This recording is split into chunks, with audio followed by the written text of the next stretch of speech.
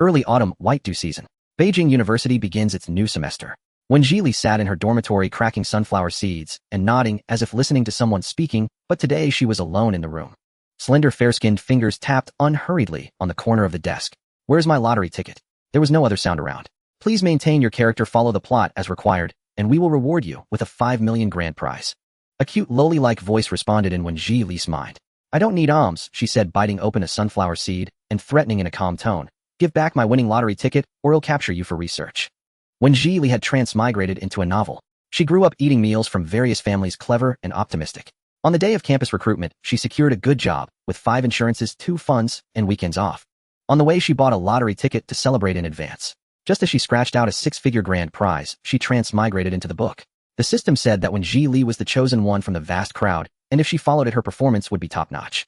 In the original novel, when Zhili had a secret crush on the male lead Shin Su from her freshman year. To catch his attention, she stayed in the library every night, rivaling Harvard at 3 in the morning. Her outstanding grades and relentless efforts caught the male lead's attention, and he agreed to date her. 6 months later, the female lead appeared, teaching the emotionally deprived male lead what true love really meant. The ex-girlfriend naturally refused to give up, repeatedly making trouble only to be cruelly tormented. The replaced when Zhili thought, what a load of nonsense. The system was somewhat broken but had already argued with this person for half a day, and all she did was eat sunflower seeds. If it weren't for the fact that you have the same name and appearance as when Zhili, I wouldn't have chosen you. Oh, stop pretending. The system took a deep breath. Please don't drag down my performance. Complete the task, and you'll get 5 million. You fail, and you'll have to endure the original ending of dropping out and degenerating until the male and female lead finish their lives. Rip-off. When Zhili got up intending to wash her hair, the original owner probably studied endlessly, turning into a greasy mess. Then she reconsidered. Wherever she hung out was fine, at least she could enjoy 2 more years of college life. You said at the beginning that I just need to maintain the character. What character am I? Seeing that she had come around, the system excitedly said, you are the male lead's overachiever ex-girlfriend. As long as studying doesn't kill you, study until you die. Sunflower seeds fell to the ground. The originally laid-back person's pupils trembled. But I'm a slacker. The system seemed to pat its chest. I'm here. Wen Zhili sighed in relief. If you can help me with exams, that's not bad. I can supervise your studying. The air stagnated slightly. Find someone else. Can you do it or not? You're really irritable. When Zhili clicked her tongue. Stop babbling. Go wash your hair and get out. Today is your first date with the male lead. Don't be late. Break up, and it's game over. Fine, you're really noisy. They'll pretend for a couple of days. After a while, when Zhili picked a striped shirt. After putting it on, she discovered the top 2 buttons were broken. She didn't mind. Where are we meeting? Library, go, go, go. Library. Are they dating or competing in studies? I beg you, ancestor, hurry up and go out, don't get dumped. Shin Su stood at the main entrance of the library. From a distance, his figure was outstanding, tall and straight. Up close, his features were calm and his expression cold. The man looked down at his watch, his stern brows slightly furrowed. Just as he was about to turn around, someone called out to him. Shin Su. The voice behind him was soft and gentle, like a cool stream soothing the final summer heat. Sorry, I walk a bit slowly. When the man turned around, when Zhili finally felt the reality of transmigrating into a book, she whistled inwardly, a modeled body and face nowhere in reality. See, you definitely won't lose out. This is the most handsome male lead among all the small worlds I've managed, devoted and responsible. When Zhili thought, he's not mine anyway. When Zhili. Shin Zu's gaze swept across her fair, clear face, finally stopping at her eyes. Long upturned outer corners, fox-like eyes. Mum, it's me. Seeing a flicker of doubt in his eyes, when Zhili murmured, I didn't wear glasses today, and I braided my hair. Is it that strange? The male lead's impression of you definitely improved. You care so much about your date with him. You're 2 seconds late. The man counted seconds like a robot, causing a brief blankness on Wen Zhili's face. 2 seconds, is that serious? Of course. Shin Su had an extraordinary desire to control rules and order. I hope there is no next time. Wen Zhili pursed her lips and quickly lowered her head. She was extremely speechless, but couldn't let him see her rolling eyes. Hold it in. The system explained awkwardly, ahem, perfect people always have small flaws. It's understandable that someone like Shin Su, who is devastatingly handsome, broad-shouldered, long-legged, with a shaped waist, rich and smart, has a little shortcoming. When Zhili, rip off, shut up. Look at his shoes. Ew, I could never tie shoelaces that evenly in my life. Shin Su lowered his eyes, noticing her smooth neck, bathed in sunlight, glowing with a soft luster. The 2 buttons at her collarbone were undone, making the collar extremely asymmetric. His brow slightly furrowed, and he said in a low voice, let's go in. Oh. When Zhili obediently followed behind him. He indeed had an imposing manner. After locking eyes, she confirmed he was a handful. Shin Su sat in a seat by the window, as if familiar with the place. He took a pack of alcohol wipes from his pocket and began wiping the table and chair. When Zhili's pupils quivered. She had definitely boarded a pirate ship.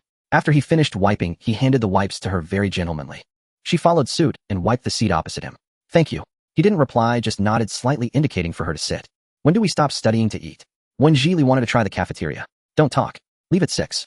Wen Zhili made a zipping her lips gesture and fell silent. Shinsu across from her had already started reading, turning pages with astonishing consistency. Wen Zhili, rip off, are you there? I have a name, Ace. Wen Zhili, whatever. Why did he agree to date the original owner? He looks completely clueless. Because he admired her studiousness. Shinsu is extremely self-disciplined and has OCD. He thought she was the same type. Most importantly, Shinzu's grandfather suggested he date in college to enrich his life experience. Wen Zhili, wow, such a flimsy logic. Stop eating melon seeds. Hurry up and take out your book to study. Let the male lead be dazzled by your studious brilliance. At this moment, Shinsu, who was reading, also cast a puzzled gaze, staring at her completely empty desk. The man's eyes were very heroic, with a sharpness when silent. Wen Zhili squeezed out an awkward smile and slowly took out items from her bag. A thermos, a charger, a shark clip, and half a bag of leftover sunflower seeds. Her expression shifted from blankness to confusion, from complexity to embarrassment. Shinzu's deep brows gradually lowered, revealing an untamed wildness, and he said calmly, "Where is your book?" Wen Zhili blushed and stammered, forgot to bring it.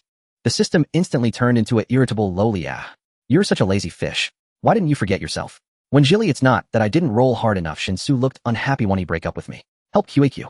You seem different today. Shinzu's sharp gaze swept across the girl's face. Maybe I should reconsider our relationship. Wen Zhili, not for real, he's serious. This is about to break up. What species is he? I'm sorry, this is my first date. I didn't think we'd talk about studying today. Wen Zhili's eyes shimmered with soft, delicate light, her voice trailing off as if in grievance. The man's movement of closing the book halted abruptly, and he lifted his gaze to look directly at Wen Zhili. As the system said, Shinsu had a strong sense of moral responsibility and strict demands on the role he played. I'm sorry, I didn't think it through. Saved. It's okay, I'm happy doing anything with you. A pair of cold, charming eyes curved into a beautiful arc, her tone light and brimming with undisguised joy. Shinsu nodded awkwardly, handed her his favorite book, and said, "Read this." When Zhili complained inwardly, what a weird habit, still reading. The protagonist always rides the wave of the unexpected. Thanks, boyfriend. Shinzu's hand holding the pen paused for a second. Such an unfamiliar address. When Zhili, he's really a man of few words, so boring. I'm an English major, why is he handing me a textbook on advanced math? The male lead has a double degree, a total boss. Is it strange that he likes math? When Zhili, what a scam. Besides chatting, what else can you do? Where's the golden finger? My name is Ace. When Zhili, oh Ace the scam. You're gonna piss me off. Use your own initiative. Ew, I can't break the minor world order. When Zhili, I can't read this. English majors don't need advanced math. No worries, I've got a huge question bank. How about 2 sets of reading comprehension? When Zhili, ruthless. The daylight gradually faded, and the afterglow fell on both their desks. Shinsu focused deeply on the problems. When he finished, he meticulously fastened the pen cap and put back the books in their original order one by one. The last book was in Wen Zhili's hand. The man lifted his indifferent eyelids. The upright book obscured her face. He hesitated whether to interrupt someone else's studying. When Zhili felt sick from the questions and forced herself, next one. Her voice echoed back to her ears, and she realized she had spoken aloud, covering up with next page.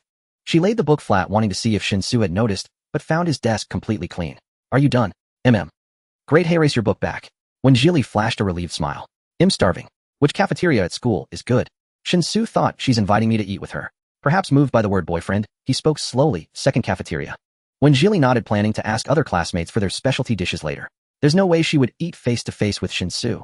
That would be like having a political and ideological textbook sitting across from her. Stop shaking your leg, steady. When Zhili, why isn't he leaving yet? Does he want me to say goodbye first? Shinsu stood up, but seeing that she hadn't moved, he just sat on the chair, obediently looking at her with eager eyes. Let's go. Bye-bye. When Zhili's eyes suddenly widened. To where? When Zhili, this guy doesn't play by the rules. He must be moved by your fake serious studying look. To the cafeteria? I actually. Shinsu interrupted her. I understand. Eating together is indeed a normal part of a relationship. No, you don't understand. Haha, you really are considerate and quick-witted. When Zhili followed him, enduring many curious glances. There was enough space between them to fit 2 Wen Zhilis. Host, you rambled so much earlier that I forgot to transmit the memory to you. System Ace is about to input the original host's memory of the minor world. When Zhili, I seriously suspect you're a rear-end turtle. Will transmitting this make me dizzy? As soon as she asked, dense memories flowed through a nerve in her brain to her entire cranial cavity, and a piercing dizziness exploded abruptly. When Zhili felt her vision go blurry. Fortunately, she grabbed a handful of black fabric at the critical moment. When Zhili, a crisp voice overlapped with the focused tall figure in the memory. Shinsu. Her hand clung tightly to the bag that slipped from his shoulder, her body went limp, and she leaned on his arm. The warm skin felt very comfortable.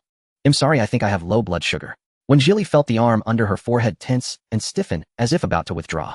She immediately intertwined both hands around his arm softly with a hint of pleading. Please, just for a moment. If I fall down, I'll die of embarrassment. Shinsu looked down.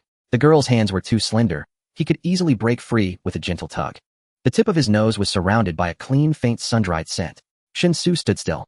Sorry, it's been too long since I last transmitted. I accidentally pressed the maximum speed. As the discomfort faded, she opened her eyes again and was startled by a flash of flesh color. She quickly let go. Thank you. Did I pinch you? No. When Jili was moved internally, so the male lead just looks cold. He's actually a decent guy. But the next second, Shinsu took out a wet wipe and began meticulously wiping from his wrist to his arm. When Jili, doesn't he worry about being beaten up on the street? Congratulations, you're the first person besides his grandfather to touch him up close. When Jili, what about his parents? Does he not have siblings? The male lead was raised by his grandfather. When he was born, his parents were in the middle of a divorce. Oh, no one chose him. Years later, his parents reconciled and even had a younger brother named Shin Kangan. When Jili, does a male lead always need such a tragic background? Although he has no love, he is rich. Shin Kangan is in poor health, so his parents never took him back, afraid they couldn't handle it. When Jili, they can't even be bothered to keep the peace. Young Shinsu must have been a little bitter gourd. Yet this person's back was so broad and firm like an unbreakable wall. Shinsu, do you eat bitter gourd? When Jili caught up and teased him, squinting like a little fox.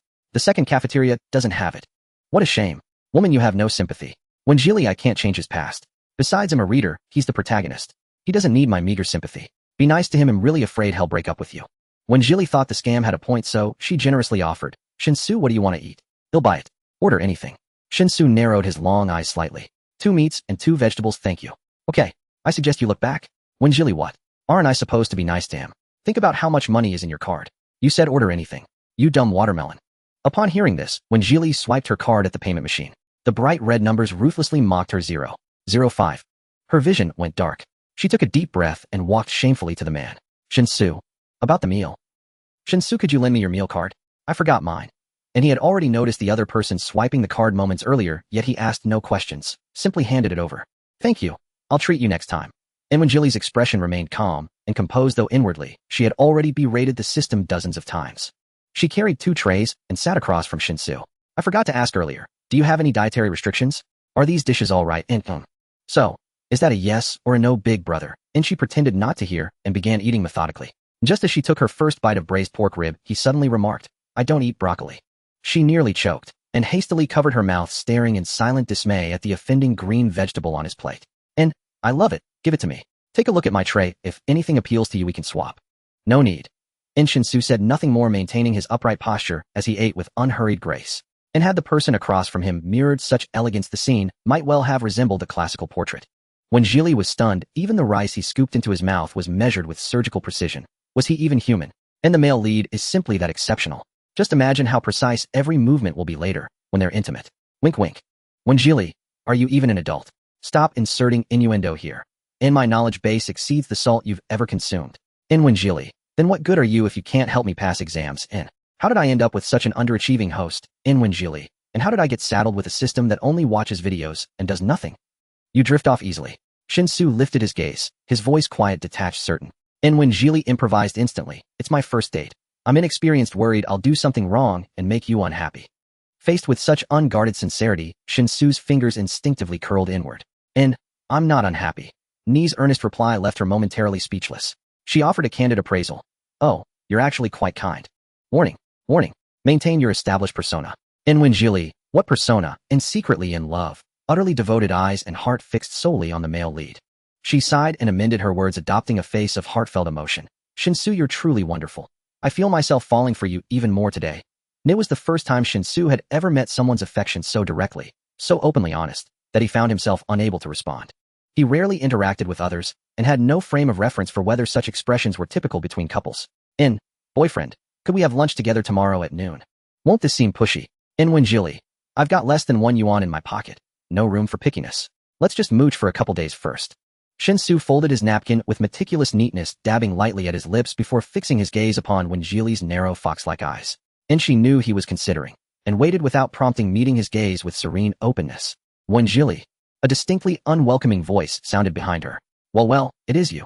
Has the sun risen in the west? You're never seen outside the library or carrying trays. Yet here you are dining at the most expensive canteen on campus. When Jili caught a flash of transferred memory, the speaker was her roommate Feng Qiqi, with whom she shared the most strained relationship. In Feng Qiqi stepped forward, and only then registered the man seated across from Wen Jili. Her eyes widened in disbelief as she stared at them both. When did you manage to snag Shun, our campus heartthrob? In, Are you envious? When Jilly let her smile fade, glancing at her coolly. You. Feng Qiqi clenched her fists, glaring with raw jealousy. Turning abruptly toward Shinsu, she adopted a cloying, insincere tone. Shin classmate, don't let her fool you. She's dressed like this only to impress you. Normally she's utterly slovenly. I'm her roommate, I know what I'm talking about.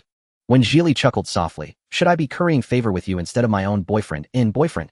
Feng Qiqi whipped her head toward Shinsu, desperate for denial, but he remained silent.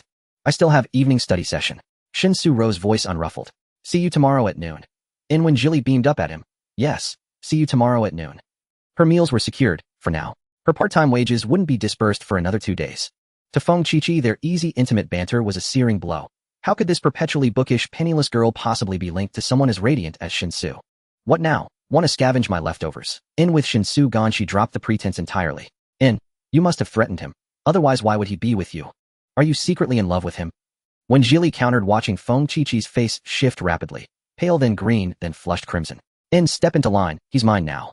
When Jilly's eyes crinkled with amusement as her laughter swept past Feng Qiqi, sharp enough to induce dizziness and ringing in her ears. Are you not afraid of her retaliation? After all, you took her poverty subsidy and kept winning scholarships, so she conspired with the other roommates to ostracize you. When Jilly, a girl from a comfortable family begging for subsidies, must have drunk too much camphor oil. Is that really the point? When Jilly, then what is scholarships? Can you actually secure one? Without money, how can you sustain a relationship? When Jilly, could you advance some reward points? No authorization granted. When Jilly, useless system. Back in her dorm, she'd intended to wash up and sleep, but the system forced her to study drilling vocabulary for 2 full hours. Her stomach churned uncomfortably. What does coax mean? When Jilly jolted awake and mimed a dry heave toward the door. At that moment, Feng Qiqi pushed open the door. Her face flushed crimson. What was that supposed to mean? When Jilly, trying to disgust me? Believe it or not, I was just practicing vomiting. It has nothing to do with you. This system bears witness. Make up a better excuse, you lunatic. Feng Qiqi stormed up to her bunk, fuming. The other 2 roommates exchanged startled glances at seeing Wen Jili still in the dorm, and immediately messaged each other in their group chat. Enju Ziqiong, why didn't she go to the library today? Yang Hanmei, exactly. She usually lives there. I nearly jumped when I saw her sitting on her bed this morning. Feng Qiqi, fake. All fake. Zhu Ziqiong, I almost walked into the wrong room. I had no idea she looked like this without her glasses. Quite striking. Yang Hanmei, like her beauty was sealed away. Her hair isn't greasy anymore either. Why don't I get this effect? Feng Qiqi, so, you 2 want to talk to her now? After freezing her out for a year, she's unlikely to bother replying. Enju Ziqiong and Yang Hanmei didn't reply, instead exchanging a silent, eye-rolling glance across the room. Only after memorizing the final word did Wen Jili finally collapse onto her bed. Nat 6 tomorrow I'll quiz you again. Wen Jili, if you wake me up I'll break up with Shun Su immediately. We'll both perish together. Fine, let's ease you in gradually. But don't sleep yet. Send the male lead a good night text now to boost affinity. When Jili donned a mask of utter suffering, half opened her eyes with monumental effort, tapped out a few characters, and collapsed back into instant slumber. Shinsu, preparing to rest, picked up his phone. The screen lit up, good night, moi. Ni's dark eyes paused, lingering on the last 3 characters, with faint, unmistakable bewilderment. He stared at the unfamiliar term, glancing at the wall clock. 1 minute left. Shinsu quickly searched, and soon the definition appeared before him. Mua signified a kiss, an onomatopoeia for the act of kissing used to express affection and fondness for someone. Shinzu's fingertip hovered over the screen for a few seconds, leaving no reply. As usual, he fell asleep at midnight. The next day, Friday, when Zili's head throbbed from the system's noise as if an alarm clock had been stuffed into her brain. Stop sleeping. You're a sophomore now, not a graduate. Get up for morning self-study. When Jili, can you possess something? What? When Jili, the kind of possession where you inhabit and object, so I can hit you a few times. Don't bully the system too much, or I have dignity too. When Jili knew you couldn't do it, useless system. She sat up, checked the schedule. Morning self-study followed by a specialized class, and she still had to serve meals at the cafeteria during lunch. When Jili, why doesn't this world's When Jili of parents either? Otherwise, why would you be chosen? Roll match at 98. I thought it'd be the most glorious chapter in my system life, but it's a Waterloo. When Jili arrived at the classroom, true to its English major reputation, nearly all were girls. Fine, the air felt fresher. When Jili, why are you just arriving today? When Jili, so you're not nearsighted after all. Well, a place with many girls did come with some enthusiasm. They'll be arriving at this time from now on. Warning, warning, please maintain your persona. Am not nearsighted, that was just for show. Warning, warning, please maintain your persona. When Jili ignored the system, which was nearly fuming with sparks answering every question like a runaway wild horse. Unexpectedly witty, the girl beside her leaned into chat. How come you seem different from last year? People always have to learn to grow up on their own. Do you remember my name? I live next door in the mixed dorm. When Jili awkwardly shook her head, the original owner's memory truly lacked this person. Sorry, No worries, you used to walk to class with your head buried in studying, and I didn't dare to talk to you. She was warm and enthusiastic, and Wenjili found her pleasant. Then let's get to know each other today. I'm Wenjili. My name is Gu Yanji, with Ji meaning branch. Your name is beautiful. Thank you. Gu Yanzi's smile revealed dimples, making Wenjili's fingers itch. Feng Chi-Chi and her group strolled in from the back door with breakfast sneering. Who knew the bookworm could make friends? Gu Yanji, I suggest you don't be foolish, or you'll bring bad luck. Gu Yanji had never liked cliques, so she had pulled some strings to get into a mixed dorm. I have my own judgment, no need for your concern. Her words felt like a slap to Zhu Ziqiong and Yang Hanmei, whose faces soured as they sat behind. Fortunately, English studies were all the same, and for Wenjili, who had already passed her certification exams, handling one specialized class was a breeze. Wenjili, you useless thing, why didn't you speak just now? I've been dead for a while. Don't worry, I'll handle whatever comes. You'll see how you handle the exams. If your grades are poor, the male lead will surely break up with you. Wenjili stopped teasing it and downloaded a job hunting app. She needed money to feel secure. Relying on that Pinethesky 5 million was pointless. She'd rather earn some money quickly. The original owner spent most of her time in the library studying, barely surviving on the cafeteria's work-study program. Scholarships and subsidies only covered tuition and dorm fees. A classic case of graduating straight into unemployment. Lucky enough, she landed a flyer distribution gig early in the morning. 1 hour just in time to catch Shinzu's lunch. Perfect. You're looking for a part-time job. Gu Yanji accidentally glimpsed her phone. Yeah, I'm about to starve. Wenjili's frank admission earned her more goodwill. Scrolling casually, I snagged one. I'm off now, bye. Wenjili waved goodbye. This was only the second person after Shun Su to show her kindness. Besides, she was quite cute. Shin Su stood at the entrance of the second cafeteria. Tall, handsome, with a cool demeanor, he stood out like a crane among chickens. Wenjili saw him glance at his watch again. Right, he was counting how many seconds she was late. She called out as she ran, interrupting his downward gaze. Shin Su, you're half a minute late today. The man looked down at her, expecting an explanation. Wenjili panted, slightly bent over, her chest heaving. Summer t-shirts had shallow necklines revealing a glimpse of fair, radiant skin. Shin Su, nearly 190 centimeters tall, darkened his gaze and quickly looked away. Sorry, I tried to get back in time, but I helped an old lady cross the street and missed a traffic light. Can you come up with something more believable? Wenjili, I didn't lie. I just helped her while handing out flyers. You have to use your materials flexibly. Stand up straight. Shinzu's voice sounded strained, still turned away. Oh, I just handed out some flyers. My lung capacity isn't great. Wenjili stepped back. Do you forgive me? She was waiting to eat, already planning what to have after all that exertion. Handing out flyers. I actually brought my card yesterday, but it had no money. Lucky you were here. Wenjili smiled at him, her eyes bright and clear. Don't be late again. I promise not to make it a third time. The two took the escalator one after another. Wenjili acted quickly. Shinsu, sit here. She hurried over, tossed her bag to save the seat, and waved at Shinsu. He'll get the food. What do you want today? Give me your card, I'll go. Wenjili obediently handed over the card. It has no money, it won't work. It seemed he was dissatisfied with the dishes Shed ordered yesterday and decided to take charge himself. Wenjili didn't care as long as she got to eat. What does astray mean? Can you let me enjoy my meal in peace?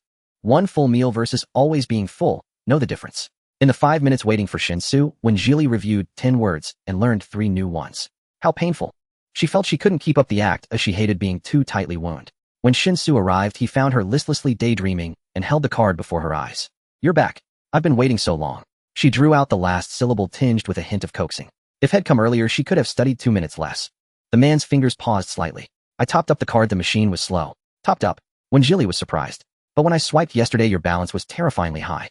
Shinsu was wiping the table and didn't answer. Wenjili noticed the dishes before her were exactly the same as yesterday's. But today she wanted to try something else. Who eats the same thing every day? Wait, so the top-up was for. You topped up my meal card. Her eyes widened slightly in surprise, her small face frozen, looking a bit silly. I can't have dinner with you tonight. No wonder he's our male lead. Such strong morals. You'd better study hard and hold on tight. Shinsu, you're so sweet. I really like you today too. Wenjili had planned to skip dinner, but this wasn't a boyfriend. It was a money god. Worship him. The person across from him declared her affection with sparkling eyes. Shinzu's Adam's apple subtly bobbed. Wenjili ate joyfully and proactively offered to buy 2 soups. You just want to see how much the male lead has topped up for you, can't you have some self-respect? Wenjili, don't you want to see? Then go quickly and come back. Wenjili thought he would at most top up a little to solve the immediate problem, but it was 4 digits, a total of 3640 yuan. Why is it such an odd amount? She didn't understand either. She placed the soup in front of Shinsu and asked, what does 3640 mean? You just asked him like that. That makes us look so petty. Wenjili, I'm just curious. 3 months, Shinsu replied calmly. Wenjili suddenly understood. He had calculated it based on today's meal cost of 20 yuan. What a stickler, and quite amusing. Thank you. When I have money, I will definitely pay you back. Shinsu only nodded faintly without refusing. Wenjili was clearly surprised by his unconventional response. Shouldn't he have said it wasn't necessary? The meal lasted nearly half an hour. Suddenly her phone rang, It was the cafeteria auntie urging her to come and collect the dishes. Shinsu, I have to go to the first canteen for my part-time job. I'm leaving now. Do you have class this afternoon? Shinsu called out to her. When Jili subconsciously shook her head. Come to the library this afternoon, the usual spot.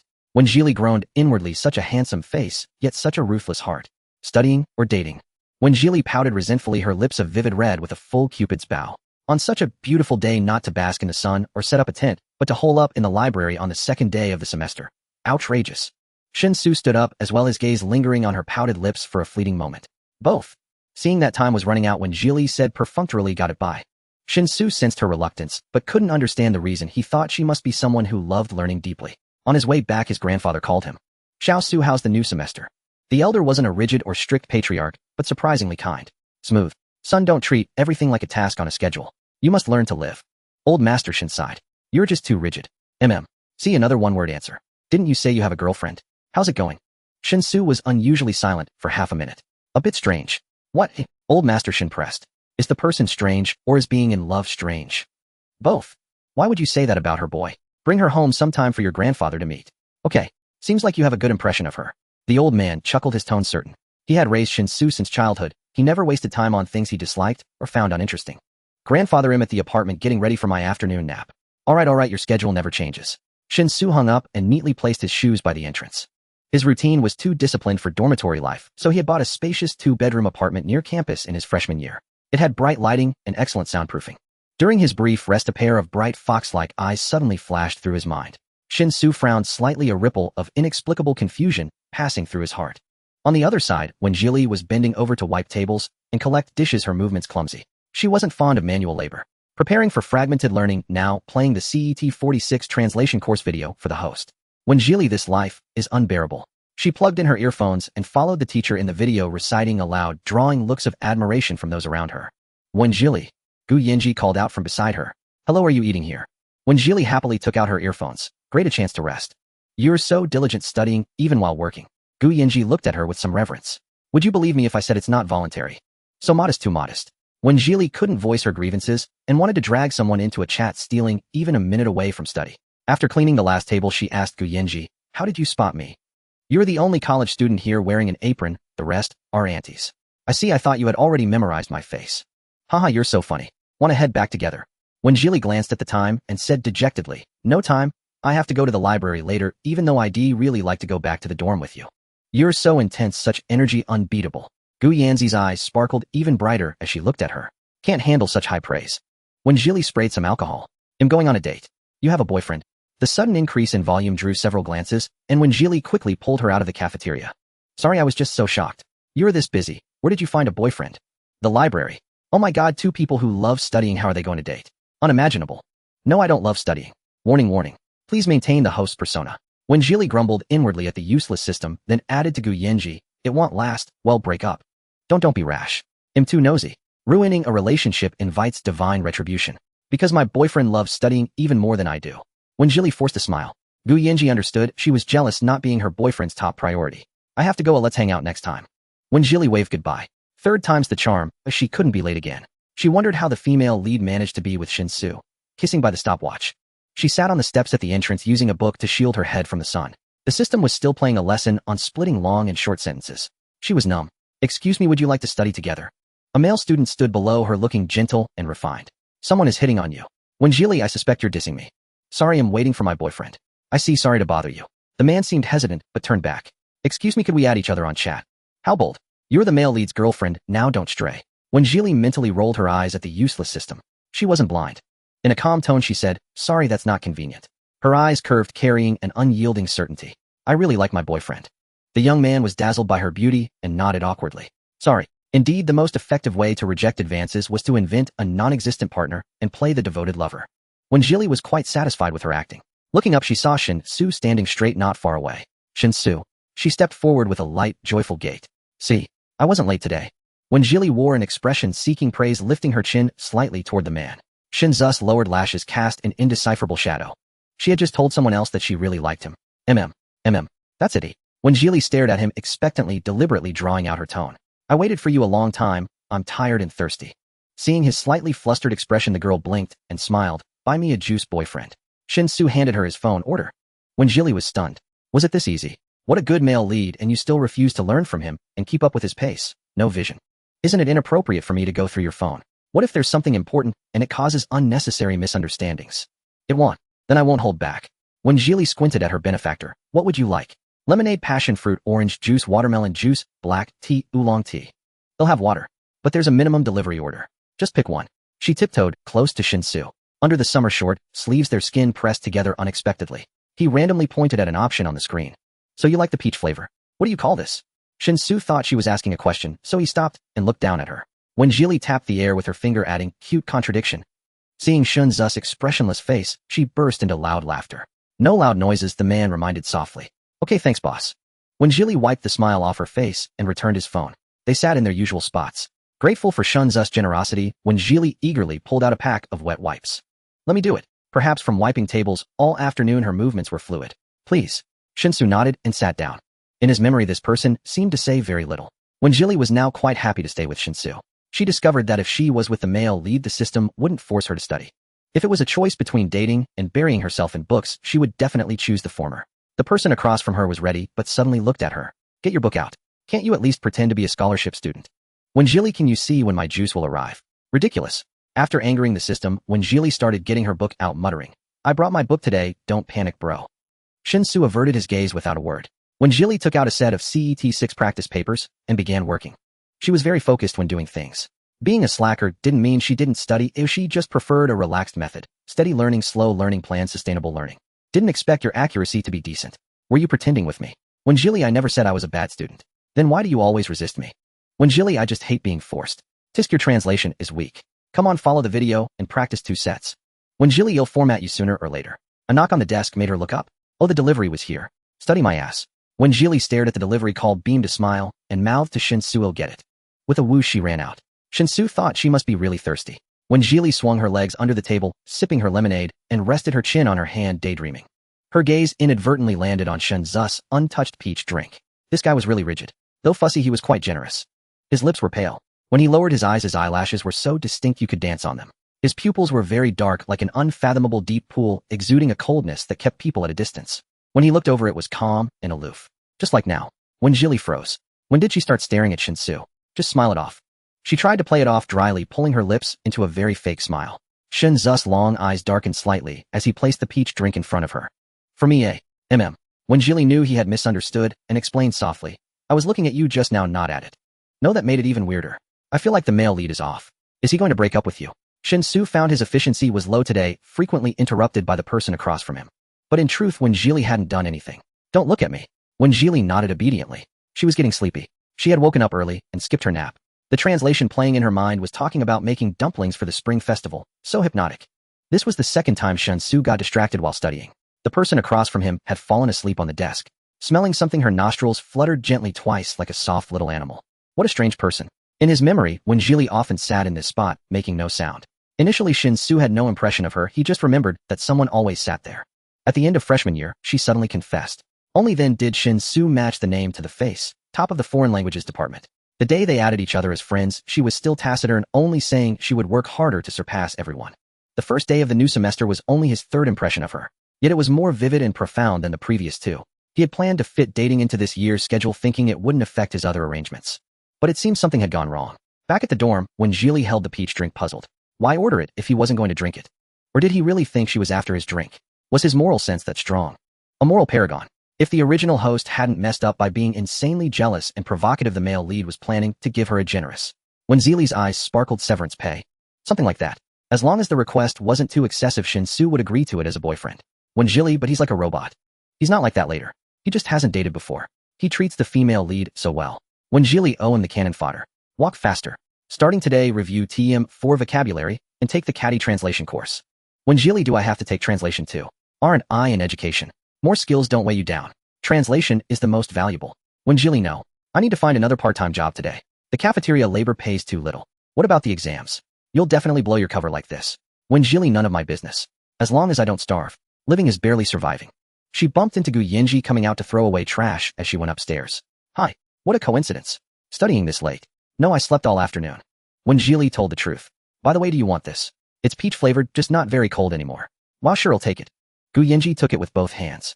This shop's drinks are really fresh and popular. Thanks, Shili. Heading up together.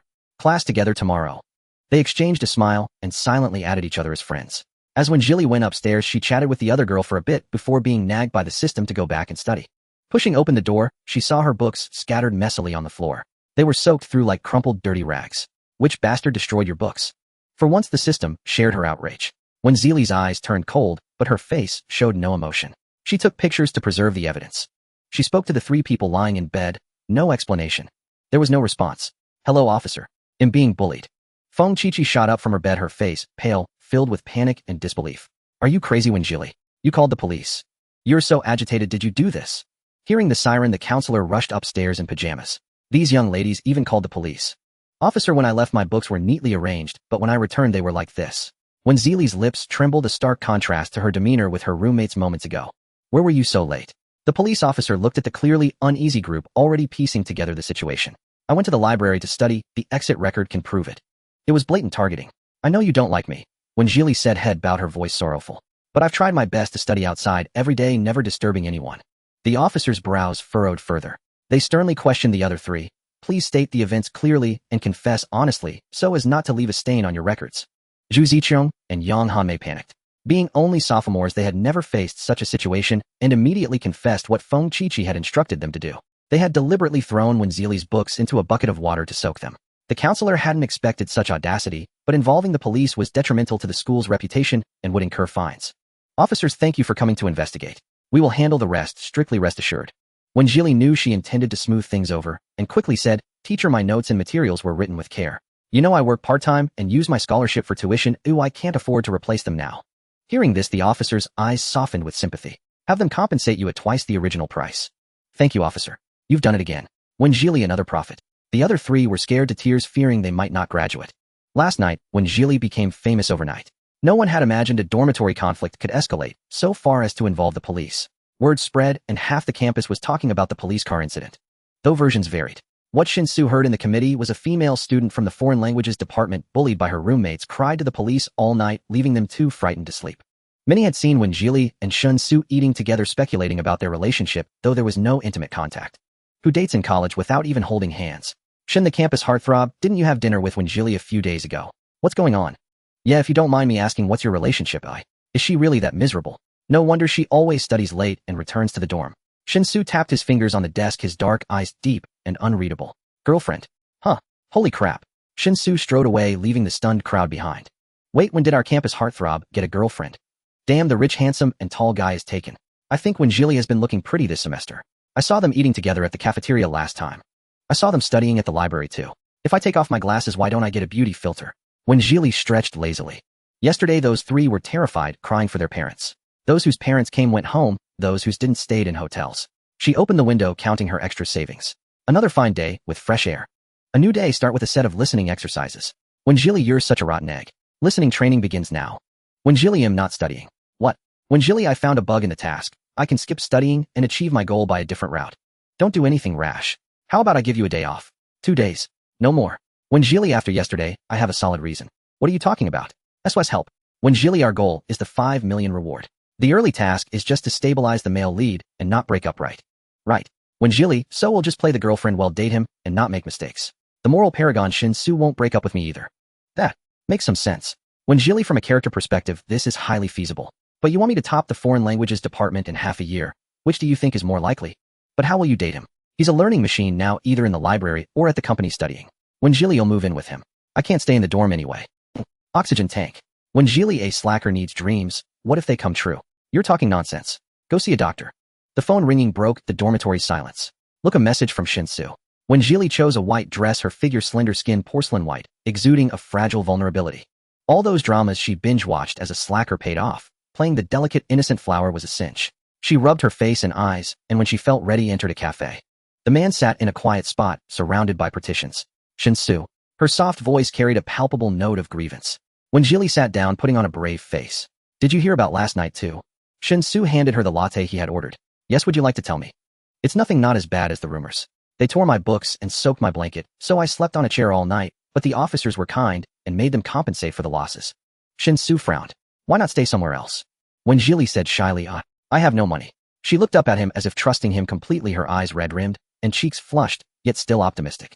but a friend recommended a tutoring job, and with the meal card you topped up, you'll manage. When Jili took a sip of the unsweetened latte, internally she groaned, damn so bitter. Thank you for caring. Her fair skin in the Gratin Cafe made her look like a white jasmine touched with morning dew, pure and fragile. Shinzu's eyes flickered his coffee untouched. As your boyfriend, what can I do for you? When Jili was almost moved to tears. Bro, finally you ask. I didn't want to trouble you. A relationship should be equal, there shouldn't be too much financial involvement between us. It's not too much trouble. What a straight guy thing to say. I was wondering, could I rent a room from you for half a year? He'll do all the cooking and cleaning. I'm a pretty good cook. Because I can only change dorms next semester. Am I making things difficult for you? When Zili's voice dropped as she spoke, as if mustering all her courage. A long silence made the usually confident when Jili anxious. Wasn't retreating to advance working. Does the male lead have such strong boundaries? Will he agree? Then I'm a fool. When Jili for that tempting bet forced herself to think of every sad thing in her life. She barely squeezed out 2 tears on the verge of falling. Shinsu, just forget I said anything. He'll go now. See you Monday. As she stood, a tear fell to the ground, catching Shinzu's eye. Okay, he agreed. Is this really Shinsu? You agreed. When Zili's eyes widened slightly in surprise like a startled fawn. But we need to establish a code of conduct. A code, eh? Yes, I've never lived with anyone before. I hope we can coexist as roommates, strictly adhering to the rules to avoid conflicts. His tone was as cool and detached as ever. When Jili blinked, how did I end up on this pirate ship? Got it, thank you Shinsu. We'll discuss the rent later. Tonight I'll send you the rules. If it's acceptable, you can move in this weekend. The man's expression was utterly indifferent, exuding an air of businesslike formality. Unable to resist, when Jili leaned forward and asked, Shinsu, do you know how to date? Though she had never been in a relationship, she had seen enough to be theoretically well-versed. Why did living together feel more like sharing an apartment to him? A faint fragrance wafted from when Zili's hair into Shinzu's nostrils. He looked up, she looked down. When Jili was drawn into his ink-black pupils, her heart skipping a beat. She had spoken too much. Curiosity really did kill the cat. I mean, it feels like our relationship is different from others. I've never dated either, so I'm asking you. Eating together, holding hands, hugging, kissing, sleeping together. Things like that. When Jili watched as he listed them off without a hint of embarrassment, as casually as deciding what to have for dinner. When Jili, the latter actions aren't suitable for us at this stage. It was the first time she heard him say her name, his voice deep and magnetic, sending a flush across her face. I wasn't thinking that at all. She stepped back in embarrassment, gulped down the expensive coffee to steady herself, and fled with a forced composure. The coffee hit her too fast, making her heart race. Shinsu was highly efficient. By evening, when Jili had received the cohabitation rules. 1. Strictly adhere to the landlord's schedule, no noise during rest hours. 2. Take out the trash daily and keep items organized. 3. No strangers or pets allowed home. When Jili found the rules straightforward and felt he was boundary conscious, if a bit obsessive. For someone like her who preferred to take it easy, this was ideal. She replied to Shinsu with a no problem and transferred half of her compensation to him. But he didn't accept it. When Jili muttered to herself, he seemed cold but had a good heart. Living with someone else might scare her, but with the male lead, what was there to fear? Shinsu should be worried about me taking advantage of him. She looked at the things to move, dreading the manual labor. Since she had a boyfriend, why not use him? Shinsu, the books are heavy, I might need several trips. When Zili's voice dragged out, sounding like a coquettish plea through the speaker. Wait downstairs. You're coming to help. To improve efficiency. My boyfriend is so wonderful, he'll treat you to ice cream tomorrow. Shinsu didn't reply but didn't hang up either. When Jili feared he might change his mind, so she ended the call first. I won't disturb you then, bye. Shinsu parked his car outside the dormitory building and had soon popped out along the corridor. The campus heartthrob Shinsu was a figure as remote as the cold moon in the sky. With both looks and intelligence, he was rumored to have a family business to inherit. Since freshman year, many senior and junior girls had confessed to him only to receive responses like, no such plans, or inquiries about library hours. No one had met both criteria last year. When Jili came down with a backpack and a bucket, noticing the crowd on every floor, she clicked her tongue at the male lead's charm. While everyone speculated who the campus heartthrob was waiting for, Shinsu got out of the car and opened the trunk. When Jili, who had gone viral the night before for reporting an incident, stood beside him, the usually aloof Shinsu took the bucket without complaint. The scene was so surreal that gasps reached when Zili's ears. She said bluntly, it seems everyone knows. Knows what? That we're a couple. Look at the heads up there like sesame balls. Shinsu glanced around and uttered flatly, quite alike. When Jili couldn't help but laugh. You can joke too? That's so cold. Shinsu looked at her seriously. I wasn't joking. She nodded. So you don't mind being publicly known as taken? Shinsu replied indifferently, let it be. When Jili gave him a thumbs up for his responsibility and calmness. She raised her face to ask, I need to go back up for the books, could you wait another 5 minutes? Without waiting for his reply, she turned and ran upstairs, her silhouette lively and eager, a stark contrast to her fragile, aggrieved look from yesterday. Thank you, Gigi. Thanks to you we got it done in one trip. Gu Yinji packed the books in a borrowed sack and the two dragged it downstairs. Don't mention it. You treated me to juice, so it's nothing. She winked at Jili, who felt a wave of human kindness. They'll treat you to dinner on Monday. Sure. By the way, I couldn't hear clearly inside. What's all the commotion outside? When Jili paused for 2 seconds. They're talking about the campus heartthrob being taken. Shinsu is taken. Did the moon god descend, or did the shark turn vegetarian? Yes. Gu Yanzi's eyes sparkled with curiosity. Who? Who? When Jili admitted generously, it's me. Gu Yanzi's hands went slack and she nearly tumbled down the stairs. The boyfriend you said you found in the library is Shinsu. When Jili gave a professional smile. Yes. How did you pull that off, sis? Then realizing the other was moving today, her eyes went wide. You're moving in with Shinsu. When Jili ignored the little system's chatter, straightened her friend and teased, it's sharing an apartment. It wasn't until Shinsu walked over, effortlessly took the sack from their hands and rearranged it, that Gu Yanji felt it was real. When Jili had made a name for herself in one battle and dominated in the next. At the apartment. To show her gratitude, when Jili bought groceries, planning to cook for Shinsu to earn some goodwill. Aside from a minor hiccup with symmetrically placing shoes at the entrance, everything went smoothly. Shinsu's home was as rigid and plain as he was, yet spacious and clean. When Jili followed him like a little accessory. Shinsu gave her a tour of the house. Her bedroom was directly opposite his, and she was to use the living room's bathroom for bathing. Shinsu's master bedroom was spacious, complete with its own ensuite. When Jili was quite satisfied. Her roommate was clean and not talkative, an ideal flatmate. There's a robot for sweeping. You can use the sofa and desk in the living room. I usually stay in the study. Wow, this sofa looks so soft. Can I put some things on it? Her love for the sofa rivaled her attachment to her phone. Shinsu's gaze was faint, devoid of emotion. You may. In a flash, when Jili's attention was captured by the treadmill on the large balcony. She had always wanted one in her previous rental, but it was beyond her budget. Shinsu, this treadmill looks amazing. Her eyes sparkled as she gently placed her hand on the display screen. Watching shows on this screen would be incredible. Out of the corner of her eye, she saw his tall figure hadn't moved. She quickly withdrew her hand. Sorry. When Jili almost forgot, he valued his boundaries immensely. Something used daily like a treadmill, he surely wouldn't let her use. She went to the coffee table, pulled out a tissue, and wiped the display screen she had just touched. The man averted his gaze, the slight furrow between his brows easing as he led her to the kitchen. Everything looks so new. Has the stove never been used? When Jili asked. Rarely. Shinsu gestured she could put things in the fridge. If you use the kitchen, you need to keep the noise down. When Jili glanced towards the study and nodded obediently. Why does Shinsu have so many rules? When Jili, you've grown a brain. Even capable of complaining about your beloved male lead. So boring. Go to a reading comprehension test. I'm about to shut down. The system possessing only supervisory rights was utterly bored. When Jili, I think it's great. A considerate flatmate like this is hard to find. I have a big sofa, a big fridge, a big kitchen. Things I never dared to dream of before. You have absolutely no ambition in life. When Jili, I wonder if I can grow some flowers or green onions on the balcony. Where would you get the money? When Jili, there's a way to live even without money. Comfort is what matters most. She stopped bantering with the system, put away her groceries, and said gratefully, thank you, Shinsu. They'll strictly follow the rules and won't cause you any trouble. If I do something wrong, you can point it out to me directly. The sky outside was darkening, and a cool evening breeze drifted in through the window. Shinsu didn't refuse her offer to cook a meal as thanks, but he stated plainly that he needed to be back in his study by 7 o'clock. Then he'll make 3 dishes, the timing should be about right. Shinsu nodded and returned to his room. When Jili suddenly realized something and called out, Shinsu, can you eat spicy food? A soft, clear voice rang out in the originally quiet and cold room, like parallel lines beginning to converge. Average. No one knew if this decision to cohabitate was correct. Not even Shinsu. Perhaps whether it was correct or not didn't truly matter. When Jili made home-style dishes, braised eggplant with minced meat, stir-fried mushrooms, with pickled cabbage, sweet and sour pork ribs, and tomato and egg soup. When she lived alone, she loved cooking at home, doing chores, tending to flowers, and basking in the sun.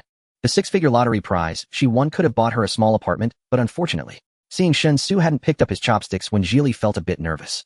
This is the first time I've cooked for someone else. In the past, she only cooked for herself. Oh, she couldn't very well just assume it was good, could she? She handed him a clean pair of chopsticks. Want to try? Shinsu didn't take them immediately. Instead, he first adjusted the plates on the table, arranging them into a perfect square. When Jili, fine, he's the male lead, he can do what he wants. When he finally picked up his chopsticks, when Jili looked at him expectantly, the corners of her eyes naturally tilted upwards, appearing alluring in the rising steam. Her slender neck leaned forward slightly as she watched the man chew slowly and deliberately. Shinsu sat upright, maintaining an elegant posture even at the dinner table at home. He swallowed, his thin lips parting slightly. It's quite good. The unhurried affirmation burst within her like fireworks. When Jili's eyes curved with a hint of pride. I knew it. Even a perfectionist like Shinsu said it was good, so it must be delicious. You could open a restaurant in the future, at least you won't starve on the streets. When Jili, me tossing a wok every day? Am I crazy?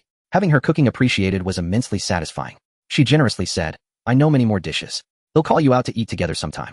Shinsu responded calmly, thank you. No problem. I have a new part-time job starting tomorrow, tutoring. It pays 200 per session. When Jili chatted while eating, She felt she was gradually gaining a sense of reality in this world. Don't underestimate that 200. For a college student like me, the hourly wage is quite high. All thanks to a new friend I made. Shinsu didn't need to reply when Jili could easily keep the conversation going with herself. By the time she finished talking, the meal was over. Only then did she realize and ask, why didn't you say anything? One doesn't speak while eating. When Zili's shoulders shook. Then why didn't you stop me from rambling on? Shinzu's eyelines were sharp, his nose bridge high, his features deep and sculpted. His title as campus heartthrob was well-deserved. It's your freedom, he said coolly. Won't it bother you? Not at all. See, what a strong man. You unleash a whole barrage, and he just automatically ignores you. His Tao heart is truly steadfast. When Zili's mouth twitched. Well, aren't you just great? This guy must have infuriated people before. Shinsu hadn't finished eating, so when Jili deliberately poured 2 glasses of water and placed them haphazardly on the table. As expected, Shinzu's dark eyes flickered. He put down his chopsticks and rearranged the 2 cups. Symmetrical aesthetics. When Jili bit her lower lip, struggling to hold back her laughter. After washing up at night, when Jili organized her bedroom, the mattress was soft and comfortable, the wardrobe spacious. She could buy a small folding table for the windowsill to use as a vanity. Since you have nothing to do, why not do some practice problems? Even if you don't aim for first place, you still need to get those certifications right. When Jili relax. I've passed those exams before, clearing them again is no problem. Can't you have a bit more ambition? The job market is terrible now, and you're still so laid back. When Jili, the environment is ruined precisely because of people like you. You're escaping reality. Watch out, fail the mission and lose everything. When Jili retorted, will you crash if I don't do the problems? When Jili, stop being so intense. Let's just enjoy the gossip and live a good life. I simply cannot. When Jili, when have I the emperor ever been at odds with you, my beloved? Scram. When Jili tch. When Jili searched online for high school English courses. She was supposed to teach grammar to the kid she was tutoring tomorrow evening. At 2250, Shin-Su came out for a glass of water before bed. The living room was dark as usual, but the light seeping from under the door across the hall marked a difference. His long eyes paused briefly, his gaze lingering on the sliver of light for a few seconds. The next day, when Jili groggily opened her door to go to the bathroom, her long hair fell loose over her chest, slightly disheveled, like a just-woken kitten, soft and fluffy. She shuffled in with her eyes closed. She vaguely heard the sound of English broadcasting outside. When Jili complained to the system, playing listening exercises so early in the morning. It wasn't me, I swear. She snapped her eyes open and pulled up her pants. Opening the door, she met the gaze of the man on the treadmill. The sound of a toilet flushing echoed in the background, accompanied by the BBC News. Morning light slanted onto the treadmill. Shin-Su wore a short sports t-shirt, his jet black hair falling across his brow. Sweat glistened on his bare, defined muscles as he moved, the smooth, powerful lines of his arms and legs, and the subtle swell of his chest striking when Zili's gaze with force. This face, this body, truly the epitome of a novel's male lead. When Jili, I'm just checking if it's as big as a thermos. When Jili, just kidding, it's too bright, can't see clearly. Wait, her pajamas had no padding. So what was he looking at? When Jili instantly flushed crimson. Covering herself with both hands, she scurried back to her room shrieking. Shin-Su calmly turned his head and continued running. The veins on his arm snaked down to the back of his hand, exuding tension. When Jili, wrapped in her blanket, glanced at her phone. 630. A freak getting up this early to run. To avoid future awkwardness, she silently got up and sewed the old cotton pads into her pajamas. Monday morning, when Jili had morning study hall and the first 2 classes. When she came out, Shin-Su had already left. Looking at her beloved large refrigerator and sofa, when Jili felt at peace. She packed up and left, mentally listing what she needed to buy on the way home. Every department had morning study hall on Mondays. From the moment when Jili stepped through the school gates, probing and envious glances never ceased. When Jili, wow, a beauty. The beauty indeed walked towards her face flushed with anger, her sexy wavy hair swaying with her high heels, exuding an imposing aura. When Jili, her voice was unexpectedly husky. What's your deal with Shin-Su? You two dating? When Jili was stunned for a few seconds, her heart churning. Good heavens, a northerner. Yes, I'm when Jili, hello. In comparison, she did seem like a small potato lacking presence. The other girl eyed when Jili, strangely waiting for her answer to the next question. Shin-Su and I are indeed dating right now. Sorry, but you can get in line. When Jili, no, I can't help but laugh just thinking about Shin-Su dating her. I can't wait to see it. Get in line. You playing with people's feelings here. When Jili was almost touched by her passion. No, I really like him. Jiang Qingtian looked at her sideways, her tone cocky. What can you possibly outdo me in besides studying? After saying this, she struck a curvaceous pose. When Jili muttered, not even studying is a sure thing now. Don't flatter yourself. He must have been fooled by your act of being sweet. I'll make him see your true colors sooner or later. Then striding in her sky-high heels, she breezed past When Jili. When Jili, did she just roll her eyes at me? There was quite a commotion in the classroom too. Many people crowded around, mostly out of gossip. When Jili could only brush them off with, yes, we're dating, it's fine, get in line. Gu Yinji was truly impressed by her calm demeanor. Even a top student stays so steady when dating. When Jili, to thank her for introducing the student, offered to cook dinner as a thank you. Gu Yinji looked forward to it all day. A jack of all trades, truly too strong. After class, when Jili immediately went to the supermarket near the apartment to shop. Cups, slippers, towels, bath towels, bed sheets. She needed to replace all these small daily items. The previous owner had been completely careless about life. Her towels were even full of holes.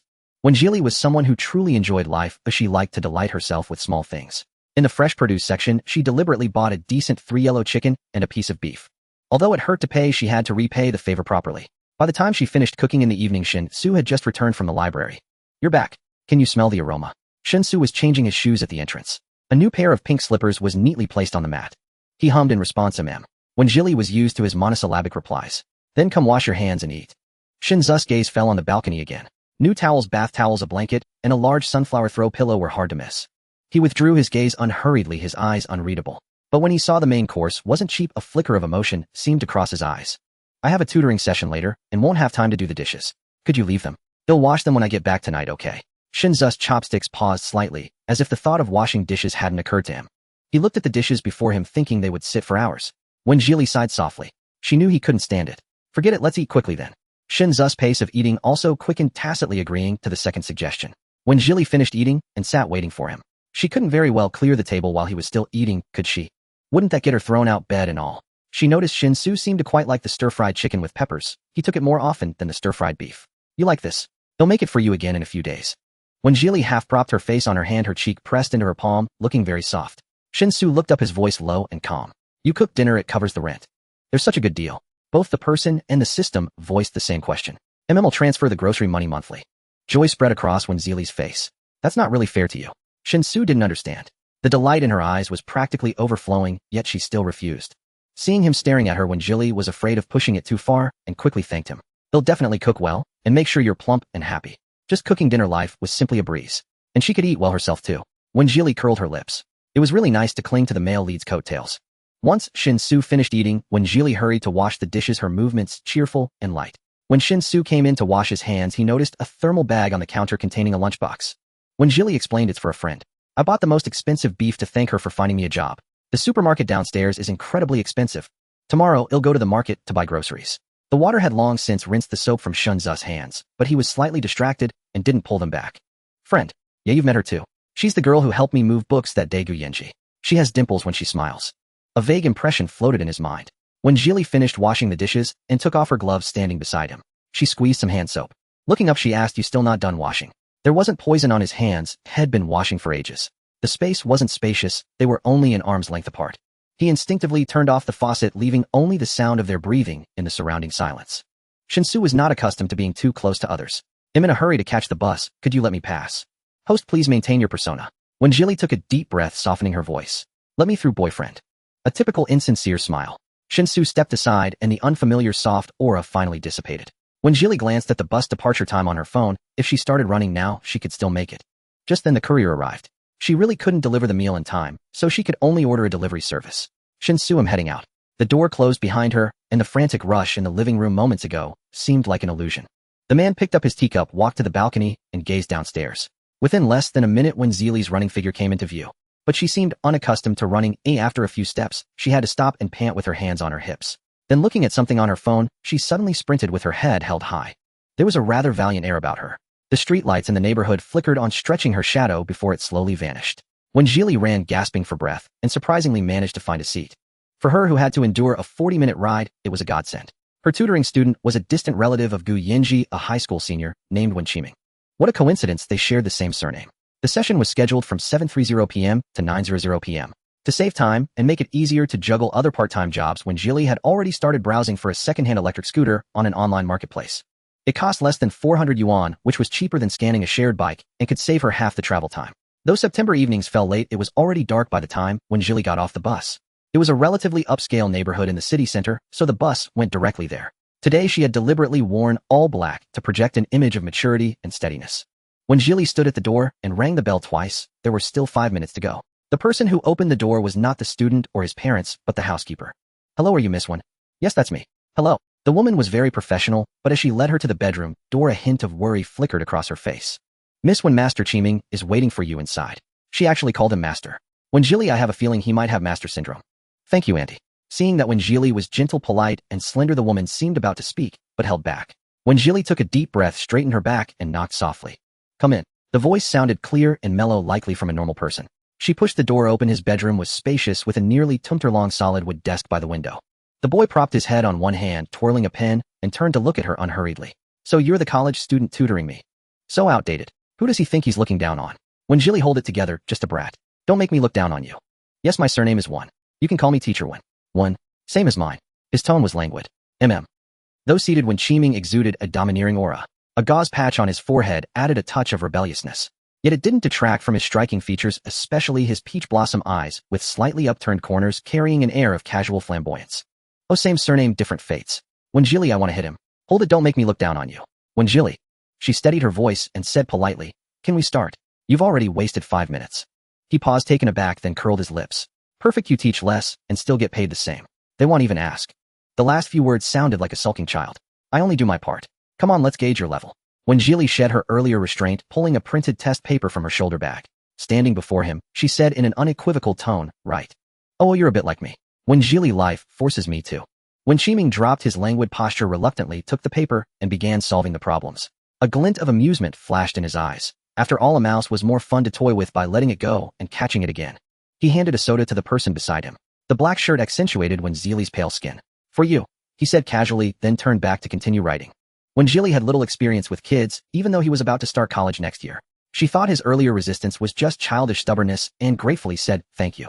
From the corner of his eye, Wen Qiming watched as she opened the bottle cap. The soda sprayed like a fountain. When Jilly shut her eyes and yelped. The soda drenched her hair, dripped down her face, and soaked into her collar. The black fabric hid the drink's color, but it clung like thick ink. Ha ha. Ha ha. When Jilly bit her lower lip, staring at him like an avenging demon, her face expressionless. When Qiming felt a chill under her gaze and stopped laughing. You have 50 minutes left. Don't make me think you're a kindergartner. When Jilly got up and left, seeing him start writing as she closed the door. The housekeeper wore an expression of I knew it and quickly led her to the bathroom to clean up, handing her a clean towel and hairdryer. Miss, when Master Qiming wasn't like this before. Please don't blame him. It's fine, I'm only responsible for teaching, not parenting. She dried her hair and shirt and returned to the room. The housekeeper had already cleaned up and thoughtfully poured her a glass of water. What are you staring at? Got the answers on my face. When Qiming snorted, looking away, muttering under his breath about her fierceness. While he worked on the problems, when Jilly casually flipped through some books and exercise materials on the desk. His grades were better than expected. Done. Are you a swan stretching your neck that long? Who are you being tsundere for? When Qiming glared, silently retracting his neck. Red pen. When Jilly raised her hand, still expressionless. He snorted, pulled a red pen from his pencil case, and placed it in her palm. Making mistakes on such basic questions. Getting the same knowledge point wrong multiple times. Haven't you memorized the subjunctive mood? Tisk, sharing the same surname as you is embarrassing. The system sparkled with admiration. Impressive, getting revenge on the spot. When Qiming's face reddened as he glared at the red crosses. Today we'll start with the subjunctive mood. Just wait, within 3 days I'll make you quit. When Jilly calmly opened the grammar book, unfazed by his threat. Stop blabbering, perk up your ears and listen. If you can't remember, you're nothing but a noob. The housekeeper, listening from behind the door, was both shocked and delighted and quickly reported to the employer. The moon hung high in the sky with sparse pedestrians on the road. When Jilly returned to the apartment, Shin Su had just finished a phone call in the living room.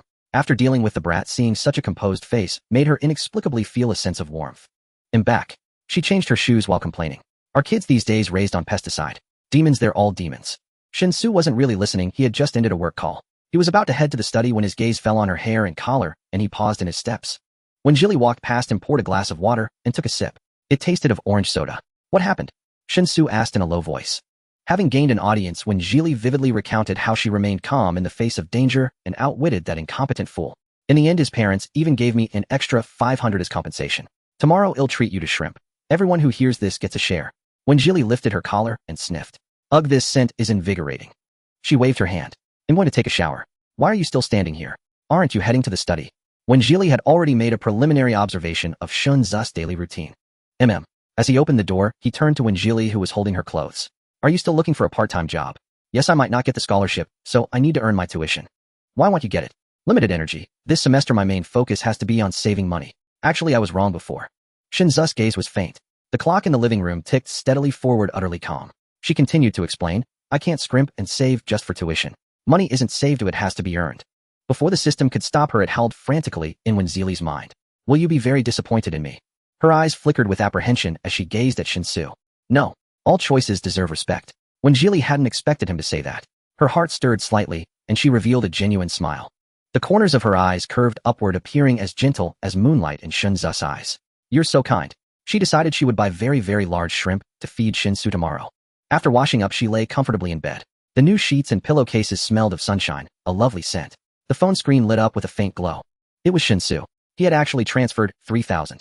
Just for making one dinner, it really wasn't worth that much. When Jilly, I didn't expect him to be. Actually quite nice. She found it hard to describe Shinsu, no fitting words seemed to capture him. She accepted the money and transferred half back. When Jilly, boss, this is too much. Half is enough. Shinsu When Jilly, then accept the transfer. He read it, but didn't reply. When Jilly, then don't transfer next month. Consider it 2 months' food expenses. When Jilly, it makes me feel pressured. Shinsu When Jilly, her first class was at 10, so she slept until 8. She got up and arranged the new throw pillows and blanket, envisioning a leisurely afternoon, sipping milk tea and eating fried chicken while binge-watching shows on the sofa. To thank her generous landlord, she bought very fresh prawns and mandarin fish and kept them in a bucket. They'll deal with you tonight. Gu Yinji had brought her breakfast and saved a seat. Thanks. When Jilly gratefully munched on a meat bun, feeling she must have gained a few ounces these past 2 days, which pleased her greatly. Jilly, I didn't know you were a master chef. That stir-fried beef with yellow peppers was amazing. The texture. Oh my god. Gu Yinji was in full fangirl mode, chattering away. Keep it down, keep it down. Even someone as thick-skinned as her blushed a little. By the way, did your tutoring go well? The meat bun suddenly lost its appeal. It was okay. It's a relative on my mom's side. I don't know them well. Heard he was an only child until last year when his parents had a second child, and now he's rebelling. When Jilly nodded. So that's how it was. No wonder they said his parents wouldn't ask. His parents do care about him. They even gave me an extra 500 in the end. Why? Did he bully you? Gu Yinji looked her over. Seeing she was eating well and healthy, she breathed a sigh of relief. A minor incident. His parents were quite satisfied with me, even raised my pay by 50 and sincerely asked me not to give up on him. Jilly, his family seems well off. Just stick with it.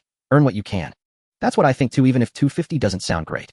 The two exchanged a glance and laughed at the 250 joke. When Jilly opened a job app and got lucky, she found an online English customer service position. 15 an hour, perfect for slacking off during class. If you put that much effort into studying, you'd have graduated by now.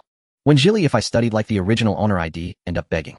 She had no classes in the early afternoon, so she returned to the apartment carrying a promotional mug Shed bought on the street. She washed it, arranged them symmetrically, and sent a photo to Shinsu. When Jilly, a gift for you. One for you, one for me. Actually, it was buy on edge one free. When Jilly, to thank our kind and handsome landlord. What she really wanted to type was generous. Shinsu When Jilly looked at the chat history. My native language is speechlessness. How can this guy reply with just one word to everything? When Jilly, please answer happy or unhappy. There was a full 2 minutes of silence. Shinsu like. A burst of laughter suddenly came from the living room. He's still better with multiple choice questions. That actually worked. When Jilly, you don't understand. An obsessive compulsive has to choose one or he might not sleep well. School of Finance. Shinsu looked at the image on the screen. 2 cartoon mugs, one with a pink bunny, the other with a blue fox. Clearly they were a couple set. A faint, almost imperceptible tingle ran through his cool fingertips. This deviated somewhat from his planned relationship trajectory. The other party seemed to be hinting that this relationship could move to the next stage. What are you thinking about? Not about your girlfriend, I hope. The man in the seat ahead turned around, his tone casual and familiar. Dressed in trendy streetwear, his brows held a hint of teasing. His rare silence made the previously nonchalant man tense up. I don't know where you found her, but she seems pretty average to me, he tested. Yang Baichuan. Catching the warning in Shunzu's voice, Yang Baichuan dropped his flippant tone. Bro, you're not falling for a pig butchering scam, are you? Yang Baichuan's grandfather and Shunzu's grandfather were old friends who often visited each other, and the two boys had grown up together. Yang Baichuan was open-minded and sociable, and he got along well with Shunzu's more reserved personality. I've dated enough girls to form a class. And you've never even touched a girl's hand, and you're questioning me. Turn around. I'm just afraid you'll suffer the pain of love. I won't. Yang Baichuan saw that he was still calm, his head lowered, and figured he hadn't lost his mind yet. Glancing at his phone, he asked in confusion, You're buying a dishwasher, but you don't cook. A return gift, Shinsu replied calmly as he placed the order. What did they give you and why are you giving a dishwasher? He asked curiously. To improve efficiency. Yang Baichuan didn't understand. Whose efficiency? How urgent could washing dishes be? When Jilly rushed home right after class at 5:30 to gut the fish and peel the shrimp, working her magic in the kitchen with effortless grace. Hearing the faint click of the keypad lock, she instinctively called out, You're back. A low, deep hum answered her. As he changed his shoes, Shinsu noted the neatly arranged pair of women's footwear and silently acknowledged she was indeed a considerate roommate. Except perhaps for being a little too talkative. Even without an audience, she could carry on a conversation with herself. Shinsu, I found a vegetable market in the alley up ahead. Guess what? As usual, the man first went to the table to pour himself a glass of warm water, only to find that the cup he had used before was now stored in the rack, replaced by a pair of couple cups. Without waiting for his reply, she continued, I knew I got ripped off on that beef last time. Ouch, it hurts just thinking about it. He glanced sideways at the kitchen where the girl wearing a new rabbit-patterned apron wielded the spatula with effortless skill. A strand of hair fell over her shoulder as gentle and vibrant as its owner, exuding a soft vitality. The pale nape of her neck tied with a ribbon bore a faint red mark against the delicate skin. Come wash your hands and try the shrimp I specially made for you. Her eyes sparkled with a smile as she lifted her chin and winked at him. Wenjili's secret dipping sauce. Her thick lashes fluttered like tiny fans, casting a playful shadow beneath her eyes. Shinsu stepped into the kitchen, and Wenjili handed him the soap, teasing "You're welcome." His hand paused mid-reach as he lifted his gaze to look at her, but she had already turned away. The sunset streamed through the window as she stood on the opposite side of the shadows, the halo of light, almost dazzling. Come on, it's ready. Oh, by the way, Shinsu, could you bring that fish over? It's in the steamer. Wenjili arranged the dishes outside, now adhering to a symmetrical aesthetic. After all, when you live under someone else's roof, you have to follow their lead. Shinsu responded with his usual faint acknowledgement. The next second, Wenjili's eyes widened in shock. Shinsu was carrying the dish with his bare hands. She stammered, "Aren't you burning? Aren't there heat-proof gloves in the drawer?" The man's expression remained unchanged as he calmly placed the fish in the center of the table. When he let go, the tips of his fingers were flushed red. Frowning, Wenjili dragged the wooden figure into the kitchen and turned on the cold water. Holding his hands under the stream to cool them down, her breathing grew heavier as she scolded, "How can you be so foolish? Doesn't it hurt? Why didn't you say something? Shinsu, are you numb to pain? Even watching it hurts me. I shouldn't have asked you to carry it. Stupid. A cloth would have been better than your hands." Her slender fingers covered his hands, and his sense of touch suddenly sharpened. Her skin was impossibly soft. Wenjili pressed close to him, their forearms touching without a barrier, her clean warm scent amplifying every sensation. The setting sun slanted into the room, casting their shadows on the wall as if they were embracing. The system was frantic. "Stop scolding him, my lady. What if he kicks you out?" Wenjili's heart skipped a beat. Oh no, how many times had she called him stupid just now? Twice. Shinsu is silent. He must be brewing anger. "You unlucky system, how did I end up with such a hapless master, boo-hoo?" Awkwardly letting go, Wenjili softened her voice. "Keep rinsing for a bit, I'll get some ice." She kept her head down as she walked to the fridge.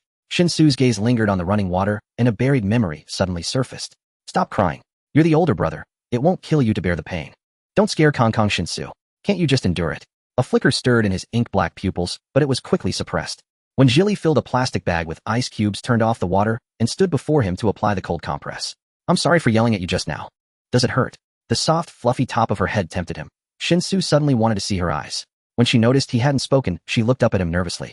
Whatever the verdict, just get it over with. Fragments of light danced in her eyes, reflecting only Shinsu. A barely perceptible tremor passed through his pupils before he quickly looked away. Much better. Wenjili, hearing his slightly uneven breath but steady voice, assumed he wasn't angry. "Have you never been in a kitchen before?" So this is the fate of a male lead. Wenjili looked at the beautifully cooked shrimp, then at the noble young master's still red hands across the table. Sigh. The incident had delayed their meal, and with less than half an hour until 7, Shinsu felt a creeping sense of unease at his disrupted schedule.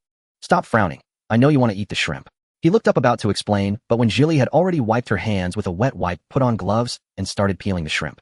Soon a plump, juicy shrimp was peeled, dipped in sauce, and placed in Shinsu's bowl. She teased, "Go ahead, young master, I'll peel them for you. Don't be shy, just say it tastes good, and that's enough." Shinsu nodded seriously. "Thank you." Seeing that he wasn't angry, Wenjili relaxed and began feeding him like a devoted pet owner. In some ways, Shinsu resembled an aloof noble cat. Though cats occasionally show affection, Shinsu definitely not. No tutoring today. Rarely did Shinsu initiate conversation, and Wenjili responded with tenfold enthusiasm. "No tutoring for 137 today. You have no idea. That kid is tall and handsome, but a total little demon." "A boy." Shinsu's tone was cool and casual. "Yeah, he's going to college next year. Gigi told me he used to be a good kid, but his parents had a second child last year. A baby sister. Maybe he's still adjusting." "I see. I'm full." Shinsu stood up, leaving an intensely solitary figure behind. "You're practically dancing on the male lead's landmine. Just out of the wolf's den and into the tiger's mouth." "Wenjili, I forgot. Better pay attention." "Wenjili, my bad. No wonder he left before the usual time." Shinsu also had a younger brother born when his parents were still in love. But his own birth had driven his parents' relationship to the freezing point. That night, Wenjili couldn't stop thinking about Shinsu's back. That tall silhouette, and his expressionless face, as if he never felt pain. Tossing and turning, she decided to offer some comfort. "Wenjili, Shinsu-shun, Su, I'll make your favorite stir-fried chicken with peppers tomorrow." Shinsu, okay. Reassured by his reply, Wenjili drifted off to sleep. The next day, Wenjili's 3rd and 4th periods were a public political class, usually mixed with students from other departments. The classroom was twice the size of a regular small lecture hall with 4 blackboards, up, down, left, right, and screens on both sides. When Wenjili walked in right on time, the room erupted. "Oh, it's really her. Wow, I never thought I'd get to witness the drama firsthand. Hey, why is she sitting anywhere? Doesn't she see her boyfriend?" Shin, the campus heartthrob, doesn't seem to notice her either, still flipping through his book. "No way, don't they know they're in the same class? Pass it on plastic, couple 1, pass it on, line up, everyone. Break up, imminent spots open for replacement." Get up and sit next to Shinsu. When Jili whipped her head around. Unexpectedly Shinsu was also there. When Jili quickly spotted him, her brow furrowing in contemplation at the peculiar seating arrangement. How was it that no one sat on either side of him? Several seats remained vacant. When Jili thought it was rather exaggerated, it wasn't as if Shinsu would devour people. No, but he could freeze them. She supposed that was true. Who could endure sitting next to a workaholic who might cast a contemptuous glance at anyone less intelligent? She decided against it, pretending not to notice, not wanting to disturb his studies. In the final 2 minutes to avoid being roused by the national anthem in the morning, when Jili stood up. Where are you going? Gu Yinji watched as she suddenly grabbed her book and rose. I'm going to perform my duty. When Jili's expression was one of calm bravery. Under Gu Yinji's puzzled gaze, she walked toward Shinsu. She silently praised while rushing toward love. Shinsu's back was straight, his features sharp, and the rhythm of his page-turning remained precise. Perhaps because of the book in his hands, his cold, sharp aura carried a hint of scholarly grace. His profile was strikingly handsome, and when Jili couldn't help but glance twice. In the periphery of Shinsu's vision, a figure gradually approached. The motion of turning a page paused slightly, but it wasn't worth his notice. Those behind held their breath, afraid to miss a moment of the scene. Afraid to startle him, when Jili tapped his desk with one finger. She whispered Shinsu. The paper suddenly loosened, and the page he had been reading was lost among the others. What a coincidence, I didn't expect our ideological and political class to be together. Her voice was so soft that only the two of them could hear. She spoke several sentences before Shinsu slowly turned his head and uttered a faint When Jili's expression cracked. Let's break up, as she didn't want to deal with this anymore. The teacher's here. She only then realized class had already started. She curved her lips into a smile again, nodded, and began to slack off on her phone. Tucking it inside her book, she started replying to bizarre foreign customers. The system saw the products she was selling and started screaming. When Jili felt awkward, she hadn't expected this shop to sell adult toys. Money is hard to earn. When Jili thought, be grateful, the hourly wage is decent. After today's tutoring, we can pick up a second-hand car. In her spare moments, she noticed that even for this theoretical class, Shinsu was taking notes. This was an exam one could pass with closed eyes. Couldn't he just pad the word count? Impressive. Glancing back at her phone at the clueless customer who couldn't even read a manual, when Jili clicked her tongue. Though her sound wasn't loud, Shinsu turned to look at her. She felt like a primary school student caught playing with a phone by the homeroom teacher, her heart suddenly tightening. His eyes were long and narrow, slightly hooked with upturned corners. When they swept over her, his lines were restrained and indifferent. When Jili thought, just smile and let it slide. Sorry, did I disturb you? His gaze fell on her book. What are you doing? Before she could speak, a sudden holy shit. He spoke. Came from the back row. Everyone turned, and the person buried their face in their book in embarrassment. Then another holy crap. Came from the row in front. Why are so many people swearing today? The professor squinted, looking at the area around Shinsu and when Jili. Yang Baichuan in the front row wasn't as thin-skinned as those behind. He cleared his throat. Sorry, teacher. Please continue. Be careful. Well, it's almost time. Let's take a break. Everyone exhaled loudly, and the atmosphere relaxed during the break. When Jili was baffled by the sudden turn of events, attacked from both sides. Shinsu was still looking at her, his perfectionism at full force. She leaned in closer, lowering her head and covering her mouth with her hand. I'm working part-time as an online customer service agent. Shinsu's upper eyelids pressed down slightly, his expression serious. Professor Zhang is the most senior teacher here. When Jili blinked dryly. So what? Nothing. Shinsu turned back as if looking for the page he had been reading. But the person in front interrupted. Shinsu, aren't you going to introduce us? Yang Baichuan sitting in front of when Jili teased. Without even lifting his head, Shinsu lightly said, Yang Baichuan. Seriously, that's how you introduce your childhood friend? When Jili thought, the second male lead who flits among flowers without a single leaf touching him. A prodigal son returning. How cliché. He doesn't believe in true love. His girlfriends are just companions for chatting and drinking. When Jili thought, a rotten cucumber. No, he's just never been sincere. Yang Baichuan struck what he thought was a suave pose. You must be Wen Jili. Usually people would be drawn to his gentlemanly and handsome appearance and respond warmly. Yes, can I help you? His confident smile froze into an awkward expression. He coughed in embarrassment. Nothing, just wanted to get to know you. Oh, Yang Baichuan was full of question marks inside. How could this person be as infuriating as Shinsu? When Jili ignored him, he looked like a mischievous troublemaker. Shinsu, want to go to the cafeteria together after class? Yang Baichuan taunted, if you go eat with him you'll starve. He'll review for another 15 minutes before leaving. When Jili had only asked casually, as she didn't care if he went or not. She was determined to be first in line for the braised pork hock. Seeing that Shinsu didn't answer, she assumed Yang was right. She turned around. Fine. Nothing could stop her sprint. She'd dash as soon as the bell rang. Which cafeteria? The sudden male voice made both Wen Jili and Yang Baichuan stare at him. Cafeteria 1. I want braised pork hock, she answered instinctively. But recalling Yang's words, she worried, it's hard to get. Maybe I should go first. You can come after you finish reviewing. Together. Alright then, hurry up. Don't hold me back, man. When Jili nodded in satisfaction and resumed arguing with the foreign customer. Yang Baichuan wore an expression of existential doubt, waving his hand in front of Shinsu's eyes. Bro, are you okay? You're actually going to fight for braised pork hock? Don't scare me. Yang Baichuan pursed his lips at the man who completely ignored him, then looked at Wen Jili with suspicion. He lowered his head and saw a thermos cup on her phone screen. A 3-speed electric one. Yang Baichuan was pained. Shinsu, I told you this was a scam. She came prepared. Bro, I'll make sure you see through this femme fatale's true colors. Her face was clean, but her mind was dirty. Wen Jili felt a strange gaze and looked up to see Yang Baichuan staring at her with a purplured face full of malice. Was he misunderstanding something? Yang Baichuan gritted his teeth. I'm going to cafeteria 1 with you. Wen Jili asked, are you fast? He snorted. I can have someone save a spot. Wen Jili immediately beamed. Welcome. Save 4 spots, please. Yang Baichuan. Some people had already lined up, so Wen Jili stopped rushing and began to pack up leisurely. Gigi, let's go to the first cafeteria for braised pork hock, she called out to Gu Yinji on the other side. Sounds good, but will there be any left if we go now? Wen Jili pointed to the person ahead. He has plenty of friends and connections. Yang Baichuan put on a pained smile. Yes. Shinsu held only a book and a notebook. He said in a calm voice, let's go. Wen Jili reached out her hand to him, her tone natural. Give them to me. They'll put them in my bag. It's inconvenient to carry them. Shinsu had an almost obsessive sense of territory over his belongings. When Yang Baichuan was a child, he lost a limited edition Lego piece of Shinzu's, and for a full 3 months he was shut out from Shinzu's place. In the end, it was only after his father went through great trouble to commission an identical piece that the matter was finally put to rest. Seeing that he didn't refuse, Wen Jili casually took the items and stuffed them into her bag. Hurry up, I'm starving. She turned and left first with Gu Yinji, leaving behind a terrified Yang Baichuan and a stoic Shinsu. This was it, the calm before the storm. Huh, he just followed along like that. Yang Baichuan, what a hypocrite. Shinsu, how could you? He quickly caught up with the man who had suddenly changed his ways and repeated solemnly, you never let anyone touch your stuff before. Shinsu remained composed. His black t-shirt revealed a pale nape, and he said unhurriedly, a girlfriend is an exception. Yang Baichuan's mind stalled for a moment as he sought confirmation. Just because of that status. Seeing that the other's expression remained unchanged, he breathed a sigh of relief and teased. You really are cultivating the path of detachment. Not only was his academic and career life proceeding methodically, but even his romance was planned out with precision. It wasn't because the other person was Wen Jili, it was simply because Wen Jili was his girlfriend that she was granted permission. The person Yang Baichuan found was very reliable. The 4 of them sat together to eat. Wen Jili had never been one to compromise on food. A person always needed something to be passionate about to fuel their motivation. Wen Jili stopped telling the truth. Harassed by the system's nagging, Wen Jili took the initiative to order 4 bowls of pear soup, named to cool the fire. Yang Baichuan stared at her thoughtfully, connecting it to what he had just seen on his phone, and the tips of his ears flushed. Not enough. Wen Jili met his evasive gaze and generously offered another bowl.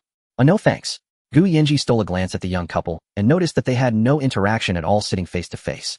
It must be that peacock across from her being too noisy. Yang Baichuan inexplicably received a sideways glare from Wen Jili's friend, as if he were a fly.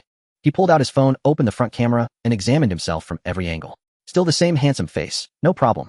He was as radiant as ever today. These 2 girls must have something wrong with their eyes. Wen Jili watched a grown man suddenly start admiring himself in the mirror, hesitating to speak. She whispered to the person opposite, has he always been this narcissistic since childhood, oi? Shinsu glanced briefly to his left and nodded. And he can still be narcissistic when he's with you. After all, Shinzu's face was evident to all. How could he remain so calm and appreciative of himself faced with such divine beauty every day? Shinsu raised his brows slightly, as if in wordless understanding. Wen Jili, how strong must his inner self be? No wonder he's the second male lead. So what's his ending? The system summarized, listlessly loving without return, guarding his true heart, silently blessing. Wen Jili cast a sympathetic glance at him, her voice softening considerably. She kindly offered him her own pear soup. Drink if you want. There's plenty. I said no. You drink it yourself. You need it more. Wen Jili thought about the tutoring session tonight. It was bound to be another tough battle. You're right. She took the soup back.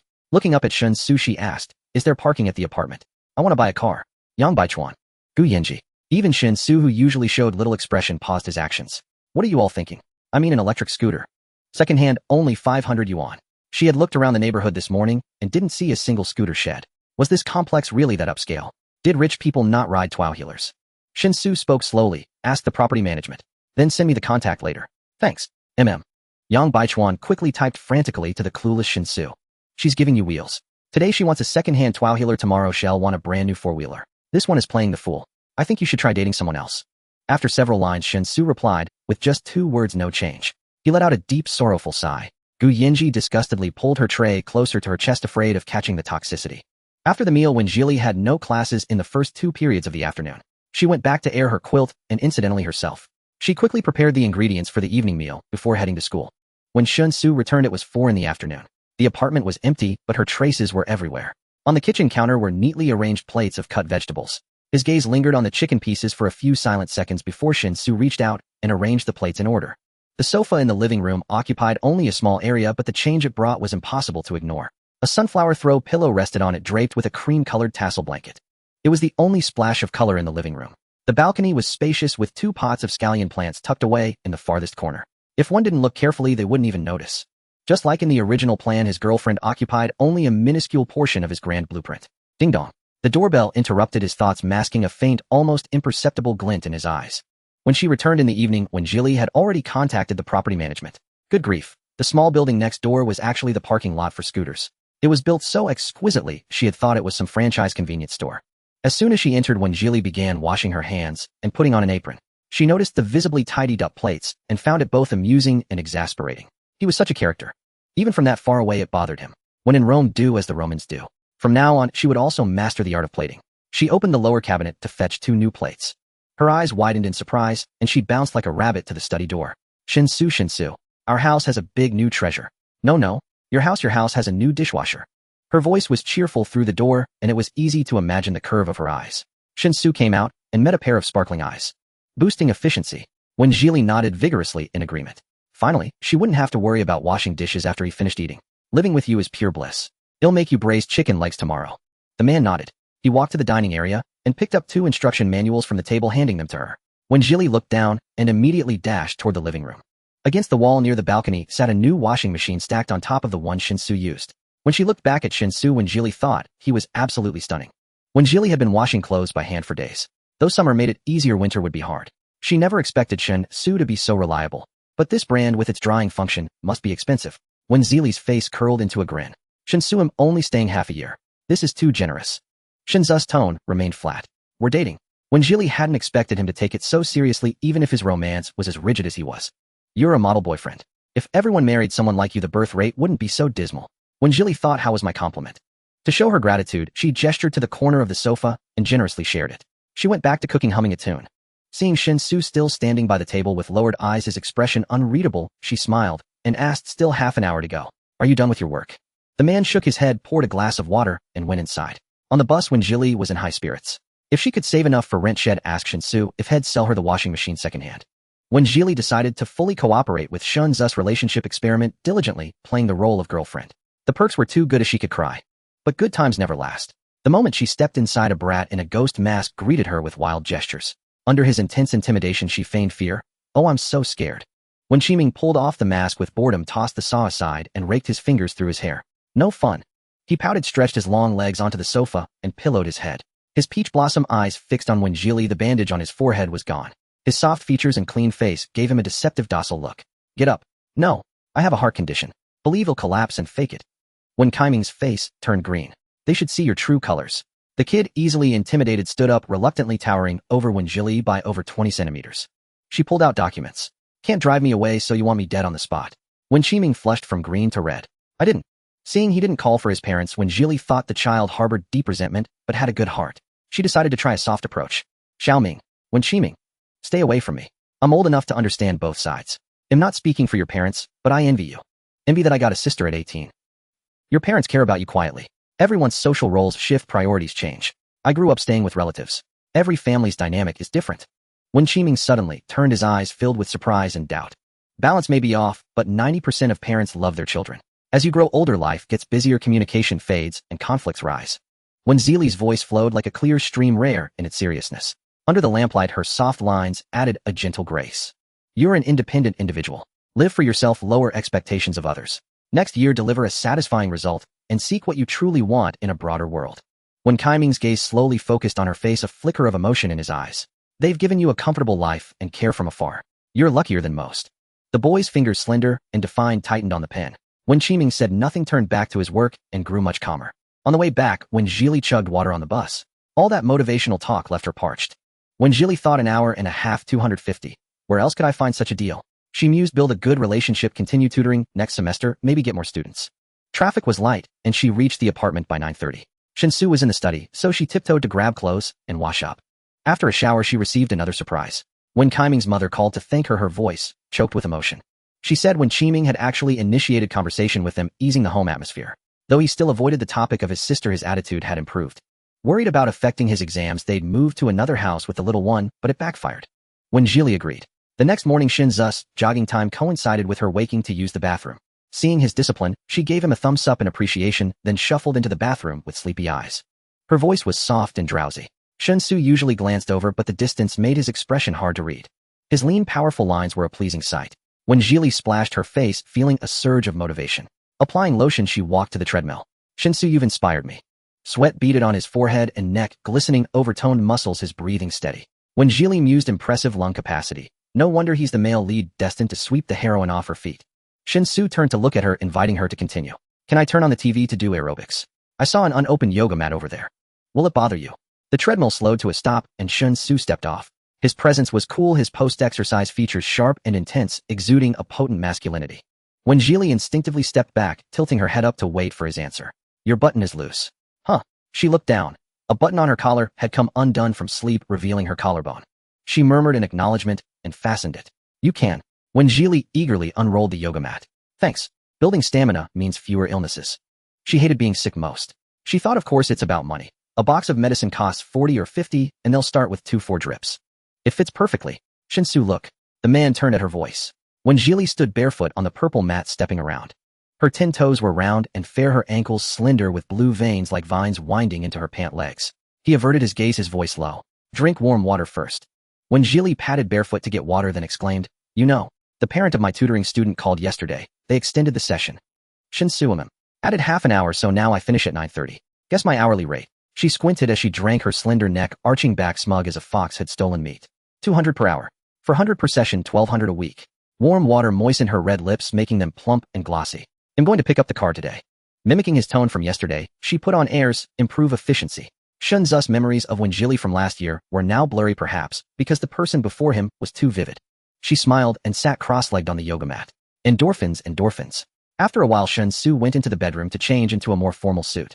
When he came out, when Jili was stretching, her pajamas were loose, and when she stretched her legs, her entire calves were exposed to the air. They were soft, glossy, fair, and smooth. Her shoulders and spine stretched backward, looking thin and delicate. Her casually tied hair was coiled into a bun with a few strands that hadn't been wrapped hanging softly against her pale, slender neck, looking very docile. When Jili joked, seeing his sudden change in attire, You have another identity, huh? Shinzu's Adam's apple rolled subtly. I have work to handle. She nodded, thinking as expected of someone with a family business to inherit. Take care, bye. Shinsu gave the yoga mat a deep look, and when Jili thought it must be his germophobia acting up. Don't worry, you'll clean it up. Shinsu lifted his eyelids to look at her. Your form is off. With no class in the morning, when Jili finished tidying up and went to pick up the car. It was a tiny electric scooter, the kind parents used to take their kids to school. The boss patted his chest, swearing it would last a few years, an obvious exaggeration. Though its appearance was a bit shabby with some accessories, it could be spruced up. As long as the battery was fine. The school was less than a kilometer from the apartment, close enough to count as exercise. The reason she bought an electric scooter was to make it easier to commute to her part-time job in the city center on weekends. She was preparing for the worst. If the system's promises fell through, she wouldn't starve on the streets. When Jili took it for a spin around the vegetable market, the experience was decent. In the afternoon, the classroom was buzzing as soon as she arrived. When Jili, lately, I feel like a celebrity. Should I work on my image? Your pockets are cleaner than your face. Where do you get the confidence? When Jili thinks I'm hurt. Why are they staring at me again? At noon, the department beauty, Jiang Qingtian, your potential love rival, openly handed Shinsu a love letter. When Jili, she pretended to be slightly sad. Are you jealous? When Jili, you actually ate the gossip without me. Can you replay it? The A system, once tasked with supervising her studies, now could only lurk online and eat gossip. A prodigy's decline. When Jili, systems can sigh too. Mind your own business, Jili, did you hear? Gu Yanji pulled her into a corner, while Feng Chi-Chi and the others sneered at her with schadenfreude. The love letter thing. When Jili shrugged at them, her nonchalant expression infuriating them. Time's limited. Shinzu's coming into the classroom. Confiscated. She said she'll confess officially after class. Seeing Gu Yanzi's worried expression, when Jili's calmness seemed unreasonable. Put on an act Oscar winner. When Jili, fine. She pursed her lips, her brows and eyes showing a hint of sadness. I trust him. Gu Yanji loyal said. He'll go with you after class. Can she really steal him in public? When Jili was stunned. Go where? Shinsu only had her as an ex-girlfriend. Jiang Qingtian definitely stood no chance. Why would she bother? To play mahjong. The School of Economics and Management. Calm down, Gigi. I don't think Shinsu is someone who judges by looks. Going would show I don't trust him. The other frowned seriously. What if he judges by figure? When Jili, I feel indirectly attacked. Thanks. I think she's right. It's because of that last ideology class. You two didn't even hold hands and barely talked. Everyone's spreading rumors that you're fake. They say you must have some leverage to force Shinsu into living with you. When Jili am innocent. Jili look. Gu Yinji suddenly grabbed her arm and shoved her phone in her face. They actually set up a 100 yuan bet on whether Shinsu will accept Jiang Qingtian. 2/3 bet on your relationship failing. Such good news. When Zili's eyes lit up, her interest peaked. The other looked at her at a loss. You're rambling. Add me to the group. Well, run as soon as the bell rings. When Jili placed her bet, a sure win. Feng Qiqi, seeing the new member in the group, sneered disdainfully, shameless betting on herself. Her voice was neither loud nor soft, but it reached them. When Jili, remembering she hadn't blocked these people, yet casually cleaned up her contacts. She shot back lazily. Your forehead is dark, your eyes are dull. You're definitely going to have some financial loss this year. Many people lowered their heads, stifling laughs. When Jili didn't understand Jiang Qingshan's need to announce her confession in advance, but as soon as the bell rang, many people rushed in one direction. Was this some kind of celebrity event? Turns out the audience arrived faster than the main act surrounding the entrance to the School of Economics and Management in layers. Shinsu and Yang Baichuan stood one behind the other facing the department beauty. When Jiang Qingtian didn't speak, she was undoubtedly a stunning beauty, red lips, long legs, and bright, bold features. When Jili guiltily hid behind others, Shinsu probably hated this kind of pointless drama. Jiang Qingtian said, I know you two are faking it. She just got lucky with timing. I've liked you since freshman year. I've chased you for so long, why can't you give me a chance? If she really has some leverage over you, don't be afraid. I can help. Seeing Shunzu's suppressed anger, Yang Baichuan stepped in to smooth things over before it got out of hand. Beautiful, he already has a girlfriend, a real one. You're so amazing, don't waste your time on him. How about we exchange WeChat? Jiang Qingtian, piss off. Yang Baichuan. When Jili and Gu Yinji couldn't help but laugh. Normally blending into the crowd would make her hard to spot, but Shinsu suddenly glanced over. His gaze instantly locked onto Wen Jili. Before she could put on a proper persona, she met his eyes with a gossipy, amused expression. She swallowed silently. You're screwed. Wen Jili, quick, fix it. My $100. Rush in and assert your dominance. She slowly edged out from the crowd and walked straight to Shunzu's side. I'm not doubting you, I'm just afraid she'll take you away. It's getting late and the chicken thighs haven't thawed yet. How about we head back now? The crowd gasped. What a clever move, feigning jealousy while subtly reminding the rival of their cozy domestic life. Shunzu's expression was much colder than before. His previously lowered brows and eyes were like an untamed beast radiating a cold, restless aura. He nodded to Wen Jili. Is this how you date? Have you held hands or kissed in all these days? Still pretending? Wen Jili's temple twitched. This woman was so stubborn. Shinsu lowered his voice. That's none of your concern. But the other refused to back down, and the standoff continued. Wen Jili thought, what's the big deal? Just hold hands. She reached out and grabbed his large hand, but Shinsu abruptly pulled it back. They stared at each other, the air freezing. Immediately the surrounding crowd erupted in teasing and laughter. When Jili turned sideways to look at him, a trace of bewilderment shimmering in her eyes. Huh, my 100 yuan. Shinzu's long lashes trembled slightly as his fingers curled together into a fist. His voice carried an unusual steadiness as he whispered, sorry. Jiang Qingtian suddenly burst into laughter, her tone brimming with smug certainty. I knew you weren't real. I won't give up. She casually tossed her long hair back, a dense fragrance of perfume spreading around. Shinsu frowned and turned to leave. When Jili followed behind him in small steps, her silhouette appearing fragile and helpless. The onlookers dispersed, their faces a mix of expressions, whispering among themselves in twos and threes. Yang Baichuan couldn't help but feel a pang of sympathy for Wen Jili. She was clearly just a tool in this romance. Could she really be developing feelings for Shinsu? Hey, what's up with Shinsu? Gu Yinji, who had stayed behind, stepped forward to ask. Yang Baichuan shook his head, equally baffled. What does he mean by this? Jili cares so much about him, and he embarrasses her in public. The man forced an awkward smile. It's the first time someone held his hand. He probably just reacted on instinct. Shinsu didn't look back, a strange unease lingering within him. Their silence persisted until they returned to the apartment. When Jili walked into the kitchen with her head lowered, her eyes drooping listlessly, Shinsu, without even washing his hands or drinking water, went straight into the bedroom. Oh no, he's not going to kick you out, is he? What will you do? You have nowhere to stay. Maybe you should apologize to him now. Who knew he was such a porcupine? When Jili, I lost 100 yuan. Embarrassment is minor, but losing money is major. You're upset about that. When Jili, what else? The back of his neck is all red. He's so innocent, so young. She took out an onion, planning to make scrambled eggs with onions. Let him digest things if she wouldn't interfere. Shinsu sat at the table, wiping his fingers one by one with a wet wipe, the sensation and warmth of a touch, not his own, refusing to fade. He hadn't planned on deeper contact with his girlfriend this year. On the way back, his peripheral vision caught the shadow behind him. She wasn't talking to herself as usual. Instead, she was utterly silent. A faint light flickered from his phone. Yang Baichuan. A look at the plastic love between Shun the heartthrob and his current girlfriend Link. Yang Baichuan, you kind of embarrassed her just now. I know your situation, but when Jili doesn't. Yang Baichuan, she probably thinks you despise her and might be secretly crying. Yang Baichuan, even if you see her as a tool, at least consider the occasion. Shinsu, I don't despise her. 10 minutes later, the hot post was deleted. Yang Baichuan instantly guessed who did it. Shinsu was a man of action, never procrastinating on problems. The ripples in his heart settled, and he went out to get a glass. The dining table was close to the kitchen, from which came faint sobs and sniffles. The sounds were deliberately restrained, yet helplessly choked. Shinsu paused, instinctively glancing inside. When Jili still had her head down, her shoulders trembling slightly, her hand quickening the knife's rhythm. Occasionally, she lifted her head, drew in a sharp breath, and wiped her wet eyes with her arm. Sensing someone behind her, when Jili turned around. Her upturned eyes were red and moist. When they focused, tears spilled over and splattered onto the floor.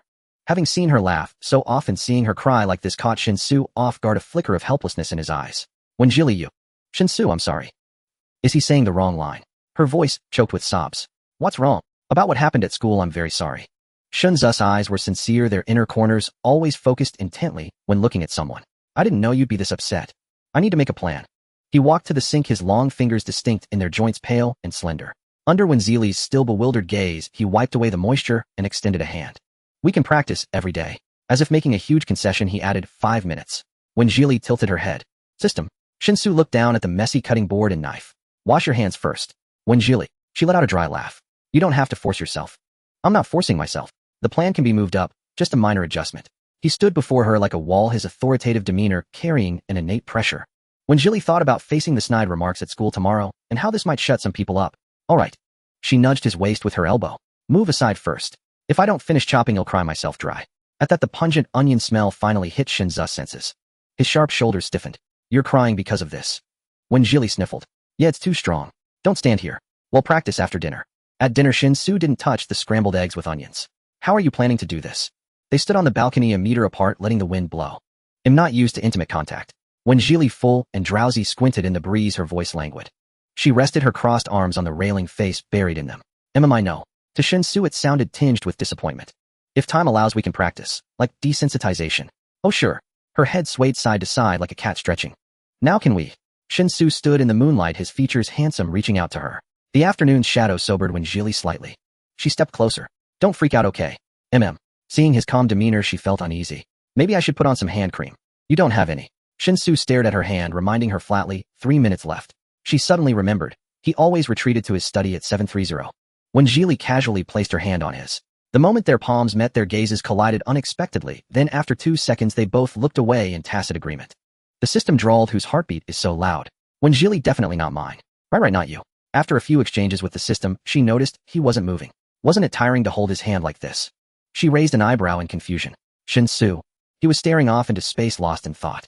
She scratched his palm twice and called again, Shinsu. The man suddenly looked up and yanked his hand back. When Jili, are you a mimosa? That's not how you hold hands. What's the difference between that and flipping a pancake? She sighed, took the initiative to grasp his palm, slipped her hand into his, and interlaced their fingers. Just in case he pulled away again. Didn't she have any dignity to protect? Shinsu's eyes darkened.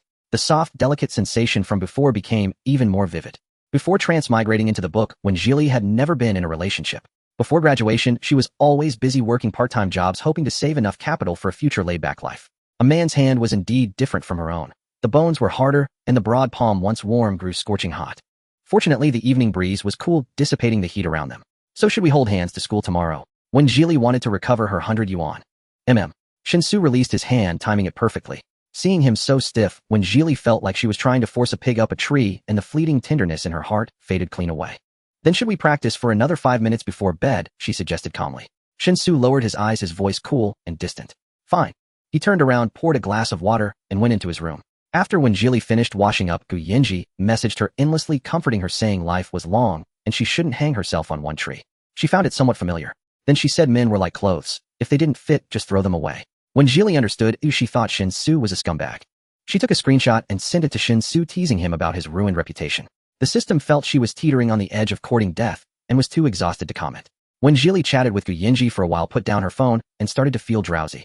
She didn't see the 2 messages Shinsu sent. Shinsu, I don't agree. Shinsu, practice. The next morning, when Jili squinted as she went to the bathroom to wash up. As usual, she first greeted Shinsu on the treadmill, then unrolled her yoga mat. She found a 10-minute stretching routine and began warming up by lifting her legs and twisting her hips. Shinsu turned his head and continued running. After a while, labored panting came from behind him. When Jili was doing jumping jacks, the simplest yet most exhausting move. She panted, her neck and collarbone covered in a thin layer of sweat. The continuous breathing was impossible to ignore. The treadmill gradually slowed to a stop, and when Jili saw Shinsu stand on the balcony for a while. When she switched to an arm-stretching exercise, Shin Su had already come in and finished his water. He strode into the bedroom to shower. She wasn't sure if it was her imagination, but she thought she saw Shin Su's ears turning red. From her angle looking diagonally, they showed a thin, translucent pink. After finishing her workout, when Jili quickly packed up and called out to Shin Su's door, "I'm done. Let the robot vacuum start mopping." The next second, the round machine began its patrol. Only after she showered did when Jili check her phone, realizing she had stood him up last night. When she opened the door, Shin Su was fully dressed and coming out too. She stood before him guiltily. "Sorry, I fell asleep early last night. Can I make up for it now?" Shin Su was very tall when Zili's head reached his chest. Looking down, he first saw her fluffy hair and a stretch of snowy white neck. Getting his agreement and knowing he wasn't upset when Jili breathed a sigh of relief. She sat on the living room sofa and patted the spot beside her. "Let's hold hands. Sitting down, standing is too tiring." Shin Su picked up a glass of warm water and sat down. This sofa bore the weight of two people for the first time. When Jili wanted to scroll through her phone, so she offered her left hand casually. "Hold it." Shin Su stared at the blank TV, lost in thought, only snapping out of it when the robot bumped into his foot. "Did you not wake up properly? Or did you stay up late last night?" When Jili curiously leaned in, the clean, sweet scent of lemon body wash lightly wrapping around her. Shin Su subtly shifted away a little and extended his right hand to hold hers. "No." Today they didn't interlace fingers. He gently grasped when Zili's hand, cradling it in his palm. The atmosphere seemed to grow subtle again. When Jili was puzzled for a second, but then turned back to browse job interviews. She actually found a decent offer. A long-term gig at a small courtyard cafe very close to her tutoring spot. In her 4 years of college, she had worked more part-time jobs than the system had ever hosted, and making coffee was actually something she enjoyed. The scent of coffee beans was lovely. She clicked into chat with the boss, claiming experience, availability, and no problems. "Shin Su, I found a weekend job I like." Since it was just the two of them in the apartment, when Jili instinctively shared with the person beside her. "Doing what?" She held up her phone to him. "Tada, a barista." Shin Su glanced at it. "Weekend shifts rotating one day, ending at 10 at night." "Too late." "It's fine, I haven't a bike." She tilted her head curiously. "There doesn't seem to be a coffee machine at home. Don't you need caffeine to study?" "No. Tisk youth is great." She remembered to grab breakfast from the pot, but the pull of her left hand yanked her abruptly. Losing her balance, she fell straight into Shin Su's arms. Instinctively, when Jili tried to grab something, reaching out and wrapping both arms around Shin Su's neck. Their eyes met and their breaths paused for several beats. "Didn't you time it? Wasn't it supposed to be 5 minutes?" When Jili looked up at him, her voice soft and light, laced with a hint of unsettled panic. But Shin Su didn't answer. His dark eyes, like deep murky pools, stared straight down at her. The cool tips of her fingers pressed against the back of his neck, sending a tingling numbness through him. His hand gripped when Zili's waist, fitting surprisingly well. The summer clothes were a thin layer, and the heat rising from her side jolted when Jili backed to reality. Damn, she was taking advantage of him. His ears were red with anger. She laughed nervously. "I didn't mean to. I lost my balance. It wasn't intentional." When Jili scrambled to let go and stand up, stumbling into the kitchen. Shin Su is so angry he can't speak. "You're done for. The chilly night, I miss you like a river, dedicated to you." When Jili, "I know. I'm so awkward too. Who knew he wouldn't let go?" "You're blushing." When Jili, "He's not a Tang monk sent by heaven to test me, is he? I advise you not to act rashly. Shin Su belongs to the female lead Xiao Yuman." When Jili, "I was just wondering why he smells so good." "What are you thinking? What kind of scandalous talk is that?" "Smells good." When Jili, fine, he smells nice." Actually, she also wanted to ask why guys' body temperatures were so high, or it felt like her waist was about to melt. Afraid the system would crash, when Jili tactfully stayed quiet. Gu Yenji happened to call, saying the bet was starting this morning. Wanted nods. When Jili immediately abandoned worldly desires. She packed a corn bun and stepped out energetically. "Shin Su, don't be mad. Time for school." He put down his empty water glass, stood up calmly, his dark eyes unreadable. "I'm not mad. Good, let's go crush some faces." She urged him out the door, changed her shoes, and pressed the elevator button first. "I bet 100 yuan yesterday that we'd be lovey-dovey today. You scare me to death yesterday. Don't mess up later." Shin Su didn't quite catch what she said. His gaze followed the source, landing on her lips, opening and closing in a soft rhythm. Her lip was full and beautifully shaped. "They'll send you a red envelope when I make money." Shin Su replied indifferently. After 2 practices, the pair finally resembled a couple in the early stages of love. They started holding hands from the school gate, drawing many glances. When Jili whispered close to his arm, without touching him, "Should I walk you to the School of Economics and Management, or will you walk me to the School of Foreign Languages?" "Economics and Management." "Okay." Shin Su was the type to execute planned tasks within his designated time, controlling his life down to the minute. He never made exceptions. Many people behind them took photos and added filters. The plot twist. The most outrageous rumor claimed that Shin Su had knelt on a keyboard after returning home and obediently apologized this morning.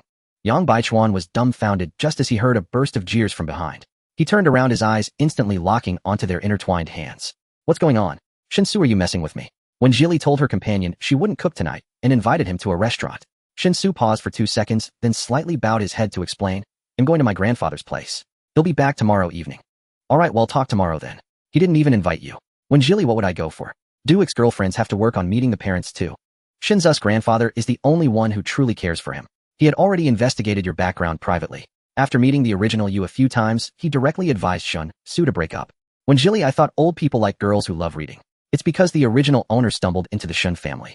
She didn't realize Shinzu's family was so wealthy. From then on, she started deliberately trying to please the old man and Shinsu.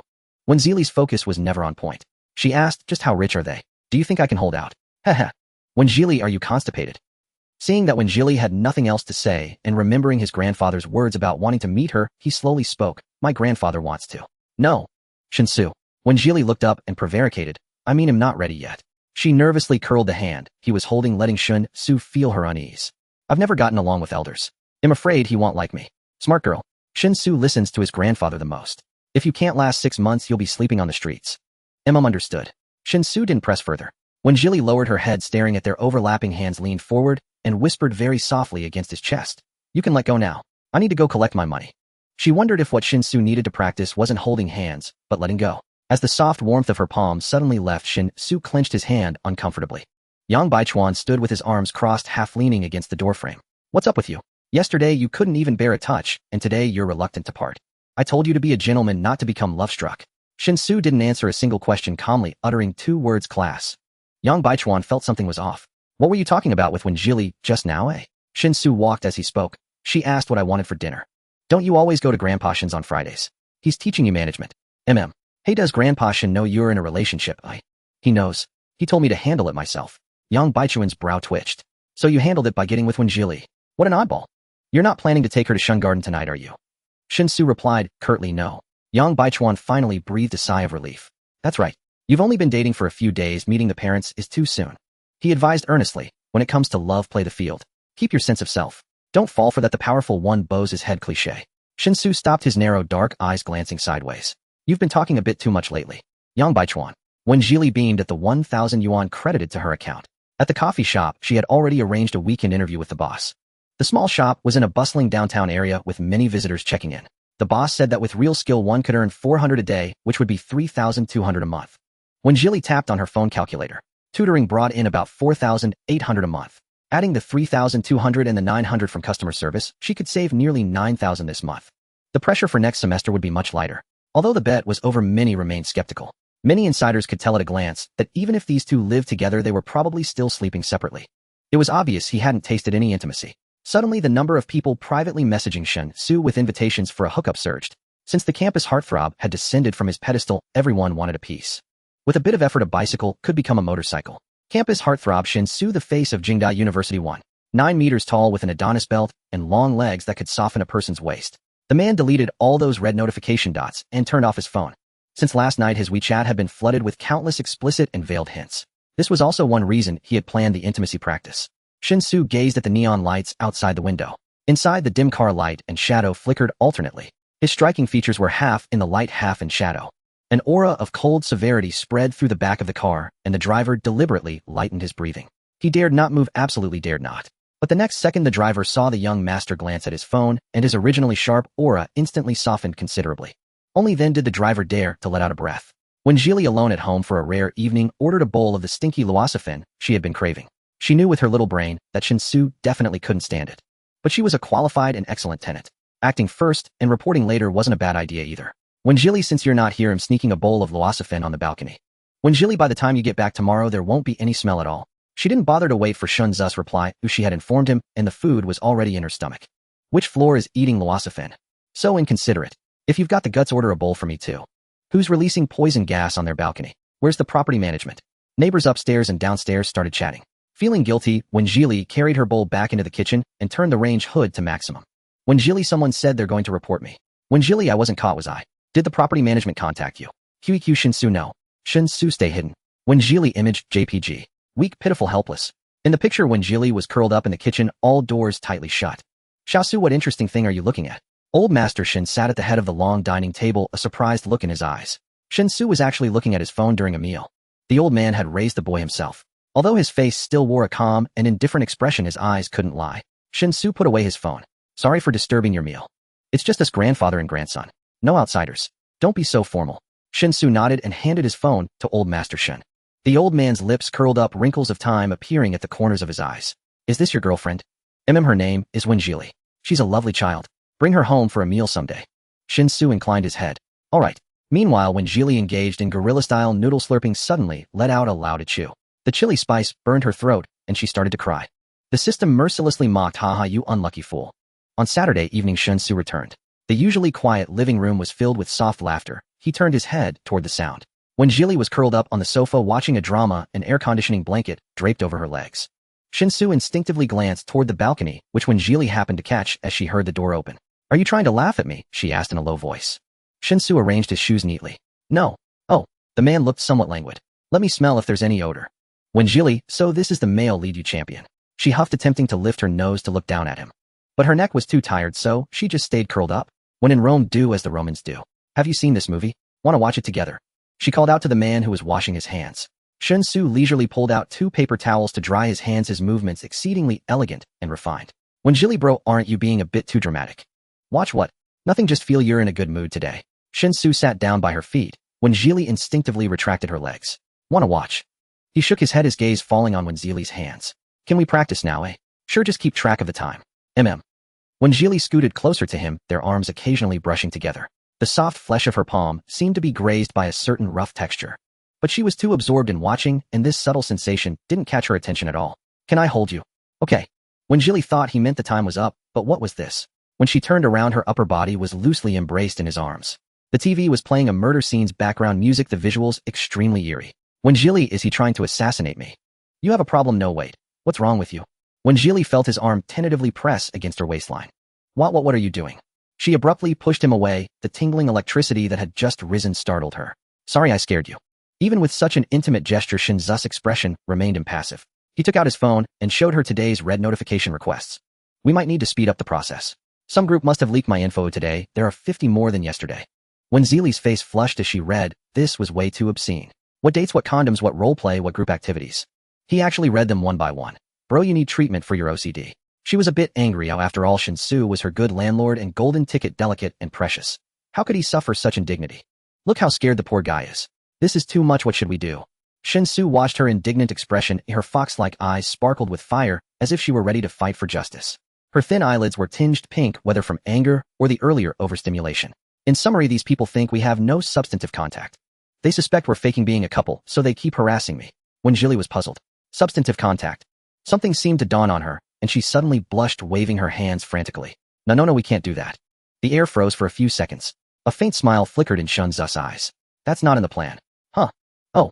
Wenjili lowered her head in embarrassment, not daring to lift it, and mumbled, "Be more precise with your words." She was utterly speechless. "I hope at school we can naturally do things like holding hands and hugging." It was rare for Shinzu to speak so much. She nodded. "I can do that as long as you don't feel uncomfortable." For some reasons I can't change my number for now. Wenjili, call me sister a couple more times and ill." Wenjili, no sense of achievement. "Got it, let's give it a try." She was about to open her arms, when suddenly on TV the killer appeared behind the victim, wearing a mask.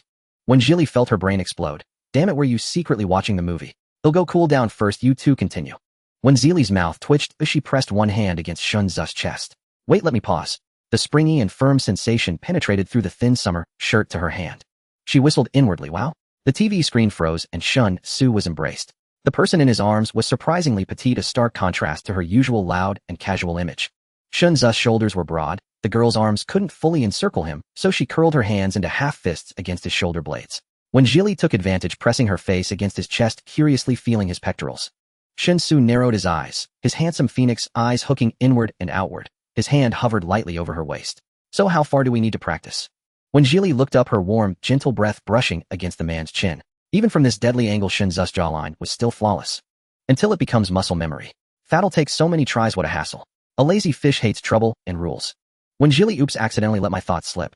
Wenjili proactively stepped back quickly, trying to salvage the situation. "Of course I'm willing, but thinking that every hug is just practice, not because you really want to. It makes me a bit resistant." Shinzu withdrew his hands. "Sorry, this did seem unfair to her. It's okay, you'll adjust. After all, I like you so much." Wenjili offered a self-comforting smile, quite touching. Outside it suddenly began to drizzle. Raindrops hit the glass, the weather changing without warning. Shinzu seemed about to say something, but she had already gotten up and headed to the balcony. In her haste, she didn't wear slippers. Her rounded toes looked fair and soft, their shape delicate and lovely. Her pale, smooth skin and slender ankles were half hidden under the hem of her pants. His throat moved slightly. Shin-Su got up to pour some water. When Jili looked at her phone, the rain would last 3 days, and came back in with a grimace. Tomorrow morning, I have a cafe interview, and in the afternoon I need to go to tutoring, but I haven't bought a raincoat yet. Why does September weather change so suddenly? She muttered as she resumed the movie. Shin-Su stood at the edge of the rug holding his water glass. Where's the interview? Julong Road. When Jili pulled her blanket tighter. I plan to grab a meal after the interview, then go straight to tutoring, a honest-stop shop. Cyclists hate rainy days. Shin-Su saw her delicate brows slightly furrowed, her expression drooping like a sulking kitten. He'll be there tomorrow. The time might. When Jili suddenly dashed over to him, hugging him excitedly. Boss, you're my lifesaver. The time's no problem, I'll work around you. On a weekend morning, when Jili, to express gratitude for Shin-Su offering her a ride, splurged on a lavish breakfast. In the end, she was so stuffed that she had to loosen a button. When Jili knew little about cars, but she could tell the black off-road vehicle before her was far from cheap. Holding her umbrella, she settled into the passenger seat. They'll send you my location.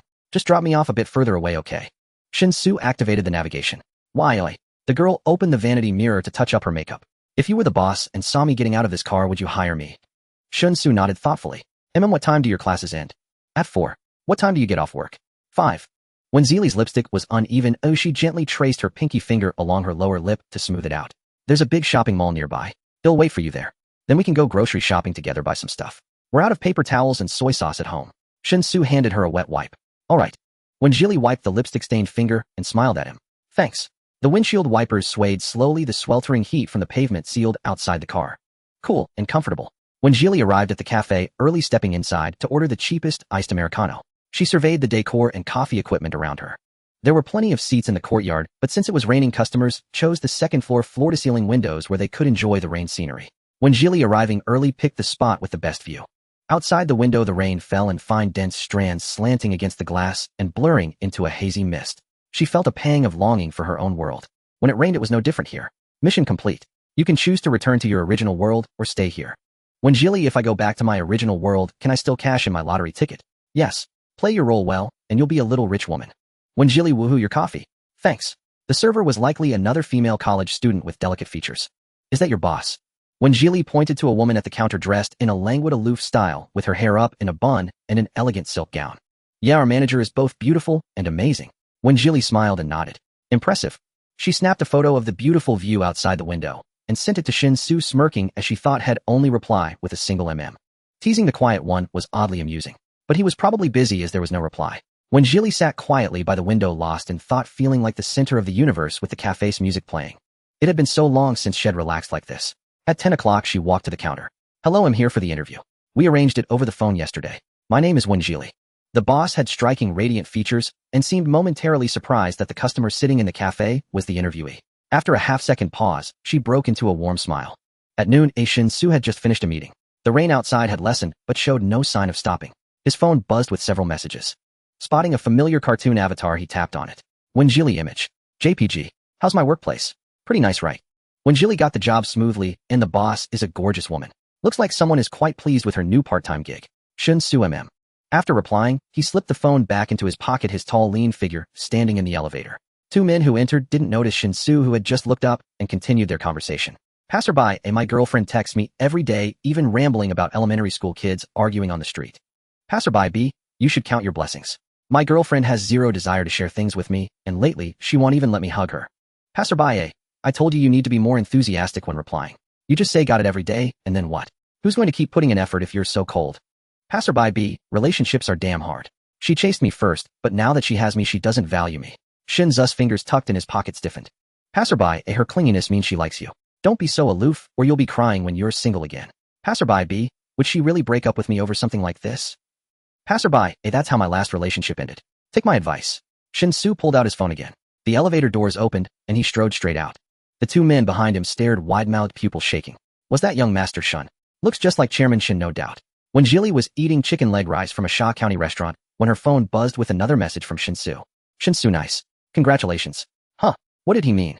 Was he trying to chat and slack off? When Jili arrived at the one residence that afternoon, she met Kaiming's parents for the first time. They were humble and polite, a stark contrast to the little demon who somehow didn't inherit a trace of their demeanor. Still, the brat was much more settled when it came to doing exercises. You're a Jingda. When Qiming asked casually. Show some respect, call me teacher. Wen Qiming shot her a sidelong glance. You're only 2 years older than me. Trying to pull rank. You can call me sister. ID like that even more. Wen Jili teased. Wen Qiming pursed his lips, his face reddening, but he couldn't force out a single word. Alright, it's no big deal. I don't care about such trivial titles. Wen Jili knew when to stop. Stop pouting. Now find the subject, predicate, object, and complements in this sentence. She placed the cookies the boss had given her that morning in front of him, her eyes curving upward. Find it, and you get a prize. Wen Qiming stared at her with childish disdain and snorted. Kid stuff. He tilted his arrogant chin. Just you wait. He was going to eat every single one without leaving a crumb. 2 hours passed quickly. Wen Jili greeted the one couple and declined their dinner invitation. Sorry, I have plans with a friend tonight. Thank you for your kindness. What a shame. Teacher, when you must stay for a simple meal next time. She waved. Sure, but. In the evening, Wen Jili wandered around the mall and found a restaurant with a coupon for pork belly chicken hot pot. She still owed Shinsu a meal. You're both generous and stingy. Wen Jili using a coupon is stingy. You're a too narrow-minded kid. The female lead always treats Shinsu to meals at private restaurants, spending at least 5 figures. Yours is too shabby. Wen Jili in other stories, the second female lead is rich and the lead is poor. You guys have it reversed. This is the first time I've seen such a poor ex-girlfriend. Wen Jili was speechless. What rotten luck. Someone walked in, causing a stir in the restaurant. Shinsu was dressed in formal wear today. A crisp white shirt paired with black trousers, perfectly blending the clean elegance of youth with the restrained poise of a young man. Wen Jili, he looks kind of like a male model. Stop rambling. Go take his hand. Can't you be more proactive? Wen Jili shoved aside her chaotic thoughts, stood up, and walked briskly to him. Shinsu, I'm over here. The next moment his hand was grasped by a fair, delicate one. The familiar touch made Shinsu follow her without hesitation. Seeing that Shinsu did not shake her off, Wen Jili praised him approvingly as she sat down. Well done, boyfriend. She handed him the bowls and chopsticks she had rinsed with hot water. I've already washed the utensils. See what dishes you'd like to add and don't stand on ceremony with me. Thank you. Wen Jili propped her cheek on her hand and watched him. How could he be so rigid even when ordering food? Shinsu made a few marks with his pen, then lifted his eyes to look at her. What would you like to drink? They provide free sour plum juice. They'll have that. You can order whatever you want. After the dishes were served, Wen Jili noticed he hadn't ordered any drink, so she poured him a glass. Have you tried this before? No. The pot base is quite spicy. They added pepper. No sooner had she spoken than Shinsu picked up the cup she had just filled and took a gulp. Composed yet with a hint of urgency. His sharp, sword-like black brows furrowed his face, a picture of resistance. Wen Jili quickly poured him another glass of boiled water. You've never had sour plum juice either. Shinsu tightened his grip on the paper cup. Wen Jili thought truly hard to please. The meal ended hastily after half an hour, and Wen Jili said she wanted to buy him some bread. Sweet and very comforting. Shinsu said, I don't eat sweets. But I noticed you barely ate anything. Pushing the shopping cart, she selected items as she spoke. If you get hungry tonight, just give me a shout, and he'll cook you some plain noodles. Shinsu shook his head and placed 2 boxes of French lamb chops into the cart. Eat this. Wen Jili's eyes widened in surprise. You can cook lamb chops. Have you descended from your noble status? Shinsu paused, looking down at her. His narrow, elongated eyes fixed on her for a dozen seconds before he uttered flatly, microwave. Wen Jili picked up a box to check the instructions. Impressive, anyone with hands could do it. This was too expensive, she never bought it, so it was a blind spot in her knowledge. So should we buy juice or beer to go with it? Alcohol impairs memory. Just once in a while. As Wen Jili selected drinks, her voice trailed off, sounding almost like coaxing. How about this, a light buzz? She suddenly leaned in, a hint of expectation in her eyes. Shinsu glanced at it briefly. The alcohol content was very low, no different from fruit wine. Take it. Having obtained his consent, Wen Jili carefully grabbed 2 bottles of orange-flavored sparkling wine as if they were treasures. Does this count as reimbursable grocery expenses? Shinsu nodded, and she took 2 more bottles of lemon flavor. Wen Jili thought 1 box of lamb chops is 259. How many feathers do you think I have to pluck for him? At the checkout, Shinsu noticed the cart of the couple ahead of them was mostly filled with snacks. Honey, I want ice cream too. Go grab a few boxes for me. Eat, eat, eat. If you get fat, you'll ask me to supervise your diet again. Though the man's tone was somewhat reluctant, he still took several boxes of ice cream in different flavors. Shinsu unconsciously shifted his gaze to his own cart. Aside from the lamb chops he had picked, Wen Jili had only grabbed shower gel, toilet paper, kitchen spices, and fruit wine. He had already told her he would reimburse the expenses. Wen Jili was on her phone replying to a foreign client, earnestly hoping he would leave a good review, and didn't notice what was happening ahead. Shinsu suddenly turned back, tapping his fingers on the cart's rail, producing a cold metallic sound. Wen Jili. The girl was startled by his voice. Shinsu rarely called her by her name. What's wrong? She saw him seemingly searching for words. His indifferent face betrayed no emotion, yet his dark, elongated eyes held a warmth under the bright lights. You can take any snacks you want. The young lady who had just paid nudged her husband. Look at that boyfriend. How thoughtful he is, how well he pampers his girlfriend. The pampered Wen Jili was confused. I don't really eat snacks. Thanks though. What about ice cream? Wen Jili was tempted. Alright, that works. Wait for me, you'll go pick some boxes. The ice cream in the freezer were all branded. Since Boss Shun was paying, she wouldn't hold back. When Jili carried a few boxes, her eyes sparkling with pure joy, and ran back smiling. I've always wanted to try this, but it was too expensive to buy. I got 2 boxes, you should try it too. Shin-Su didn't respond. He pushed the cart forward, took the items from her hands, and headed back to the freezer. His slender hand pulled open the glass door. 1 box, 2 boxes, 10 boxes. The excited expression on Wen Zili's face cracked into several seams. Many people were staring their way. My dear young master, what's wrong with you now? Wait, Shin-Su, what are you doing? She ran over and grabbed him, instinctively clutching his arm, whispering, are you planning to move the whole store home? They'll fit. Staring at the pile of ice cream filling half the cart, Wen Zili was momentarily at a loss for words. You haven't even tasted them. Taking this many back, what if they're a dud? For you to eat. What? Wen Zili was stunned. They're for you. Didn't you want to eat them? The temperature under Wen Zili's hand was icy, carrying the chill of the freezer, yet her heart inexplicably burned, a strange bubble boiling up within her. Wen Zili was abruptly jolted awake by the system's words. That's right, even if it weren't her, Shin-Su would treat any girlfriend this well. She was merely occupying a good title, reaping a favoritism that didn't belong to her. That's too many. What if I lose control and gobble them all down, then end up with a stomachache? Seeing her insistence, Shin-Su only took 10 boxes. In truth, Wen Zili was overjoyed. When she was little, she had always envied the relatives' children who went grocery shopping with their parents. She dared not take things freely, had never tasted many snacks, and was afraid to even look at the prices. Her relatives were already kind enough to give her a place to stay, as she naturally wouldn't ask them what she wanted to eat. This was the first time someone had placed something Wen Zili wanted to eat into a shopping cart. She softly uttered behind Shin-Su, thank you. It was barely audible. Shin-Su didn't catch it. He turned his head and leaned down to ask what. A practice run. Wen Zili's heart raced. She didn't know why she suddenly said that. The young cashier worked quickly, packed a large bag, and handed it to them. Watching the tall man carry a bag in his left hand and hold his girlfriend's hand with his right, she couldn't help but tease, so sweet. Shin-Su went to get the car, while Wen Zili opened a box of ice cream to wait for him to drive up. Not far away, a pair of peach blossom eyes were watching this scene. Wen Qiming wasn't mistaken. His tutor, who drove a second-hand electric scooter, had just gotten into a black modified limited edition Mercedes-Benz G-Class. He frowned slightly. Qiming, what's wrong? Nothing, Mom. By the way, I think teacher Wen is pretty good. How about we give her a raise? Wen's father said her hourly rate is already quite high. Wen Qiming grew a bit restless. He had heard from classmates long ago that many wealthy older men like to loiter near university gates. Driving luxury cars, giving gifts, tricking pretty female college students into being mistresses. Could Wen Zili be so foolish? The car was comfortably dry, isolating them from the humid heat outside. Wen Zili was still eating an ice cream bar. Vanilla flavor is truly classic. Shin-Su, do you want some? Shin-Zu's fingers rested on the matte-textured steering wheel, silent. Wait, he'll get a small spoon. For Wen Zili, his silence usually meant acquiescence. She fished a spoon out of the shopping bag, scooped a generous spoonful, and brought it to his lips during a deceleration. Wen Zili had taken care of children at relatives' houses before. A feeding was basic routine. Try it. Perhaps the ice cream was truly delicious. Her voice carried a hint of sweetness. The car was filled with a faint scent of vanilla and cream. Shin-Zu's car had never carried passengers nor been tainted by any food odors. It's melting. Shin-Su. The suddenly urgent voice interrupted Shin-Zu's hesitation and thoughts. He instinctively opened his mouth and the cool, sweet ice cream melted on his tongue. He swallowed, pushing down the sweetness. You eat it yourself. Seems you don't like it. The girl retreated to her seat, head lowered. Shin-Su. Wen Zili crossed her legs, then he'll finish it all. After finishing the ice cream, her appetite was whetted, and she remembered the cookies her boss had given her that morning. I have cookies too. These are quite tasty, not too sweet. Shin-Su was about to refuse when the food was brought to his lips again. His grip on the steering wheel tightened, and he took a bite. The texture was surprisingly good, but crumbs fell below. He frowned, slightly uncomfortable. Sorry, I forgot to hold something for you. Don't worry, you'll clean it up. Wen Zili unbuckled her seatbelt, bent down quickly, and used a napkin to pick up the crumbs from near his feet. Shin-Zu's pale, slender forearm was exposed, faint veins visible. In his peripheral vision, Wen Zili's head was bowed beneath the driver's seat.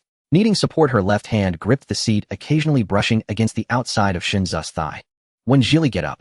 Shin-Zu's voice carried a parched rasp. Almost done, just a bit more. Wen Zili followed the trail of crumbs, her fingers finally landing on the center of his suit pants. Shin-Su slammed on the brakes, and she crashed half her body into the display screen. Well, what's wrong? Wen Zili looked up, dazed, her eyes shimmering like water under the light. Red light. Shin-Su pulled her away and cleaned the crumbs from his own pant leg. By the way, Shin-Su, what elective are you planning to take? Law. Is it hard to get into? Wen Zili checked the school forum. It's that hard to get into. What do we do then? What's wrong? Shin-Zu's voice was still somewhat low. Shouldn't we be together? That way we won't seem fake. I'm so relieved you're so self-aware. Let Shin-Su help you register. He has connections. Wen Zili, why didn't you say so earlier? She was about to speak, but Shin-Su answered first, send me your student ID. Is it in time? Registration starts tomorrow morning. It can be done. Great, I've sent you my ID and password. Doing this would indeed reduce the harassment. After a while, the car gradually quieted. Shinsu glanced sideways as she had fallen asleep. The pattering rain was most conducive to sleep. She seemed a bit cold, arms curled around herself. Asleep, she looked exceptionally docile, lips gently closed, shimmering with a soft luster. Shinsu glanced at the back seat. He remembered there was no blanket in the car. He turned up the air conditioning. They would be home soon. Wenjili dozed off and woke up as soon as the car stopped. Shinsu carried the bags, and Wenjili followed wearily behind him. Suddenly a crowd surged into the elevator, and Wenjili was pushed to the back. The space instantly became cramped. She looked in puzzlement at the tall Shinsu on the other side. Why did he look so dignified in the same crowded elevator? Overwhelmingly noble. Was there a barrier between the protagonist and ordinary people? A man with his own BGM. Wenjili, what short videos are you watching every day? How did you know I watch short videos? Wenjili, because you have too much free time. The man in front seemed to have just finished smoking and the smell was strong. She moved to a corner, finding it unpleasant. Wenjili closed her eyes, miserably counting the floors, when suddenly a large hand grabbed her wrist. Her eyes flew open and Shinzu's impeccably handsome face appeared right above her.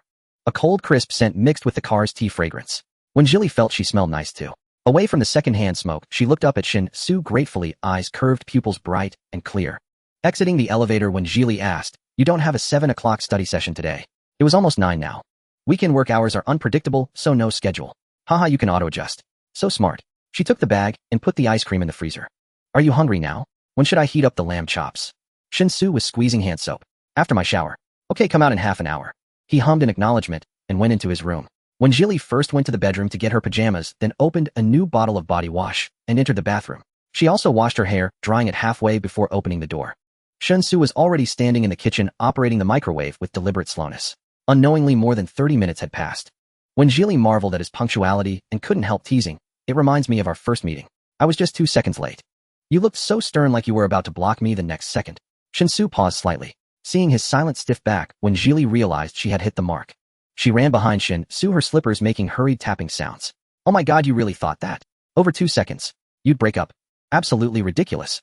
As soon as Shinsu turned around, he collided with the unsteady Wenjili, and his arms were filled with the scent of a fresh lemon. Her half-damp black hair hung over her collarbones. Having been in the steam too long, her fair skin was flushed a delicate pink. Her fox-like eyes were wide with disbelief. Completely unaware of their close proximity, her hands gripped the sides of Shinzu's pajama top. Most of her lower back was also covered by his large hand. Her gaze fell on his crooked shirt buttons. You buttoned it wrong. Hearing this, Wenjili looked down. Oh. She stepped back, naturally pulling away, and lowered her head to fix the misaligned buttons. Shinsu had also just showered, wearing loose cotton pajamas. His sharp aura had softened, and the lines of his body seemed gentler, giving off an approachable vibe. When the buttons were undone, a large expanse of skin was revealed with delicate pale collarbones forming a hollow. Shinsu merely lowered his gaze, seeing a deep valley traced beneath the snowy white flesh. His breath hitched, and he almost frantically averted his eyes. The rebut-toned clothes covered the enticing view as if the brief glimpse had been an illusion. Still without an answer, Wenjili looked up at him again. Would you really break up? His pitch-black eyes were like thick, unfathomable ink. Wenjili suddenly felt trapped by his increasingly dominant and invasive gaze, instinctively shrinking back. A crisp ding from the microwave broke the stagnant silence that had just settled. You have to ask, won't give up until you see the result. Wenjili, I think he needs to see a doctor. This OCD is pretty severe. The female lead wouldn't mind. Wenjili, ha, birds of a feather flock together. Shinsu didn't turn around, standing still. Practice. What? Wenjili's mind was slow to catch up, unsure which kind of practice, before she was pulled into an embrace. His chin rested on her shoulder, a faint friction through the fabric. Shinsu, I haven't answered yet. You startled me. She felt like a giant body pillow. This is so tiring, uncomfortable. Feeling his weight gradually lean on her, Wenjili pushed. No budge. Tisk, too tight. Wenjili patted the hand on her lower back. Let go. Itchy and hot. 3 more minutes. Aren't you tired bending like this? Stand up straight first. You're crushing me, bro. You really kill the mood, sis. Wenjili, if you're so good, you do it. Shinsu paused at her words, released his arms, and straightened his back. He obediently stood still as told. Wenjili took a deep breath. With our height difference, it's better if I hug you. Shinzu's voice was faint, as if still lost in some state. Receiving confirmation, the girl stepped forward, placing both hands on his broad back. Pressing her cheek against his firm, warm chest. Don't just put your hands anywhere, it's best to place them on my waist. Like a diligent teacher, Wenjili guided his hand around her waist. His hands were too large, and every time they covered that spot, she felt his fingers might stray to her hip line. Awkward. A thumping sound came from his chest, pounding into Wenjili's right ear. His body temperature was way too high. In comparison, she felt like a cool silk pillow. It's about time, Shinsu. Eat quickly, there's morning self-study tomorrow. The cool touch suddenly withdrew. Wenjili reached past him, put on heat-proof gloves, and took out the lamb chops. The man behind her, his long eyes turbulent, closed them as the dark tides receded. Late at night, Shinsu, who hadn't dreamed since adulthood, fell into a dream. He was in a car with a drizzling rain outside. Surrounding him were nothing but colorful neon lights and fine threads of rain empty of people. Except for when Geely sitting on his lap. She wore an unbuttoned pajama top, her slightly damp long hair, leaving a small wet patch on the fabric over her chest. She looked as if she'd been pulled from a hot spring. A soft, moist blush tinted her face, her slightly upturned eyes shimmering with moisture, yet her gaze was utterly pure. Her crimson lips parted slightly, her gentle breath softly brushing against Shun Zu's chin. His hand traced from her shoulder blade down her back's groove, stopping at the forbidden waist. The person on top immediately went limp in the waist, her neck and shoulders tensing as the hem of her pajamas slid upward. The forbidden, unguarded skin was completely covered by his large palm. When Zeely's cold, seductive fox eyes slowly glazed over, shifting uncomfortably, the muscles in his trouser-clad thighs tensed. Shinsu. His probing fingers abruptly stopped. The man's eyes suddenly cleared, the surroundings dissolving like mist in rain. Shinsu pushed aside the thin blanket. The rain outside the window was easing. His dark eyes were like the night, of vast impenetrable black. When Geely sat by the classroom window, the rain keeps falling, the atmosphere isn't so harmonious. What are you humming? Gu Yenji leaned in to ask. Sigh, it wasn't raining when I left this morning, I thought it was stopping. She sighed. My bad. Me too, but I can wait for the rain to lighten before going back to the dorm. Shinsu brought one message him to go home together, do some PR in the rain. When Geely, you're everywhere. Your boyfriend didn't bring one. Gu Yenji asked casually. He'll ask. When Geely messaged Shinsu, but didn't expect him to check his phone during class. When Geely SOS, I didn't bring an umbrella. When Geely, did you? Can you come get me? Shinsu replied with an When Geely, thanks won't disturb your class anymore. Shinsu at the entrance. When Geely, okay heart. Seeing her companion's worries dissipate, Gu Yenji grinned and nudged her twice. Are you two in the honeymoon phase? Huh, where did that illusion come from? No, just normal mutual aid, When Geely said seriously. I get it. Gu Yenji grinned and turned back to class. When Geely, I'm not so sure. As soon as the bell rang, When Geely went downstairs. She couldn't keep the person who graciously brought an umbrella waiting. If he was late, he'd keep a tab. Many people without umbrellas were looking out from under the teaching building. Among them were Feng Qiqi and her two friends. They're coming over. When Geely, my eyesight is too good, I shouldn't have made eye contact. Does she think you're provoking her? When Geely, do I look like a femme fatale? What's your problem? Feng Qiqi yelled arrogantly at her. Rolling your eyes at us. Zhu Ziqiang and Yang Hanmei didn't step forward. When Geely, if your eyesight is bad, go see a doctor. I'm not one. Don't think just because you're dressed up now, everything will go smoothly for you. Shameless, seducing the school heartthrob. Everyone knows you had barely a few bucks on your meal card before.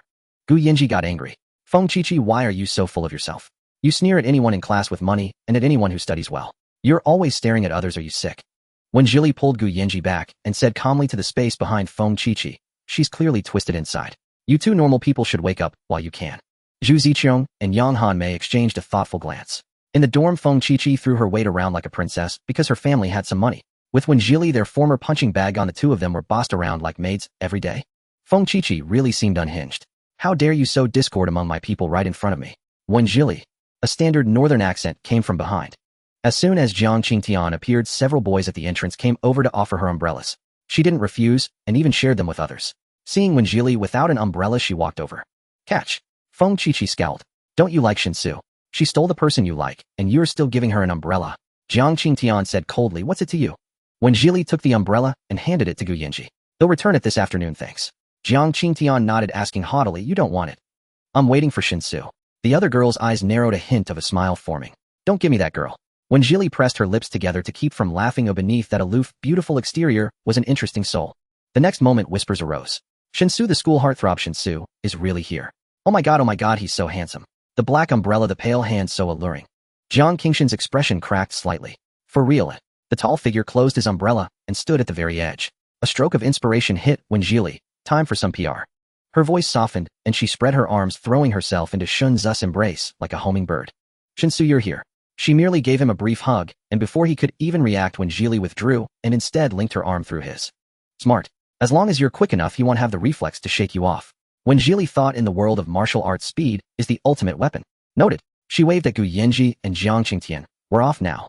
While everyone else was still in a daze, she had already pulled Shinsu down the steps under the umbrella. Behind them, a pair of cold, resentful eyes stared daggers at them. Yang Ziqiang and Yang Hanmei were both startled by Feng Qiqi's expression when Zeely's earlier words echoed in their minds, and they silently made their decision. Gu Yenji turned to thank Jiang Qingtian. He'll return the umbrella this afternoon, thank you. You're so beautiful and kind, you have plenty of choices. Jiang Qingtian was slightly stunned. She lifted her leg and quickly walked downstairs. She wanted to confirm if she had seen correctly. From the first moment she saw Shinsu in her freshman year, she couldn't tear her gaze away from him. Having been the center of attention since she was young, Jiang Qingtian never doubted her own charm. But in front of Shen Su it meant nothing. Yet she noticed that Shen Su wasn't just indifferent to her, he was the same with everyone. Aloof yet courteous, noble yet detached. He never wasted time or energy on anyone outside himself. He was excellent, and he was cold. There was an inherent refinement in his bones tinged with a hint of arrogance. If she hadn't been mistaken, Shen Su had clearly intended to reach out and catch that person. She couldn't imagine Shen Su willingly embracing anyone. No, he wouldn't. Her pace quickened as she followed. It must be an act. The rain seemed to be getting heavier, forming numerous puddles on the ground. Everyone's pants and shoes were bound to get soaked. Beneath the black umbrella, their hands remained clasped. The umbrella tilted to the left, leaving the man's right arm drenched. The girl seemed to say something while looking up, and they both stopped. She hopped onto a step on one foot, and as Jiang Qingshan's eyes widened, she jumped onto Shen Zu's back. The one holding the umbrella became Wen Jili, perched on his shoulder. She seemed to notice the state of the man's right sleeve, whispered something in Shen Zu's ear, and then handed the umbrella back to him. She wrung a fair amount of water from his sleeve. Jiang Qingshan's vision blurred, even though she was holding an umbrella. In that moment, her feigned bravery and pride shattered, washed away with the rain into the ground. She didn't move forward, letting everything stop there. Wen Jili held the umbrella in one hand and gripped Shen Zu's shoulder with the other. I'm so unlucky the sole of my shoe came unglued. Let's go buy a lottery ticket, Shen Su. I feel like I could win a 7-figure prize. You're bringing up that old history. Wen Jili, if it weren't for being dragged into this by UID, already be financially free. Where do we buy one? The system, and Wen Jili. The one person who never jokes was being the most serious. I was teasing you, just kidding. Do you think if people see us like this, the number of harassing messages on your phone will be halved by tomorrow? Perhaps. They passed by the library. Wen Jili, I'm really sorry to trouble you, to walk me back to the apartment, keeping you from your studies. They were so close that speaking felt like whispering intimately. Shen Su left the school gate, his hands gentlemanly clenched under Wen Jili's thighs. The apartment was nearby, less than a 10-minute walk. Once inside the elevator, Wen Jili got off his back and praised, "You're in such good shape." Shen Su saw the redness on the other side of his neck in the elevator mirror and instinctively covered it with his hand. By the way, Shen Su, what PE class did you choose? I only managed to grab an aerobics class. I wonder if it's easy to get credits. Shen Su replied in a low voice, basketball. With your height, you'll ace it easily. She leaned in with a look of amusement. Are you any good at playing? So confident. Wen Jili's eyes curved with a hint of excitement. Next time invite me to come watch. Okay. And call Gigi too, she likes guys who play sports. There must be some handsome guys in your team. Shen Zu's eyes narrowed slightly, his lashes casting a long, unreadable shadow. Not necessarily. That's fine, these things are all about chemistry. They chatted idly, and soon entered the apartment. Wen Jili was about to rinse her feet, when she saw Shen Su pick up the umbrella and head for the door again. She was taken aback and asked in confusion, where are you going? The library. Wen Jili didn't react for a moment, her mind full of question marks. Then why didn't you just give me the umbrella earlier? I could have returned it to you this afternoon. Why bother coming back? The door closed, leaving only 2 words behind, forgot.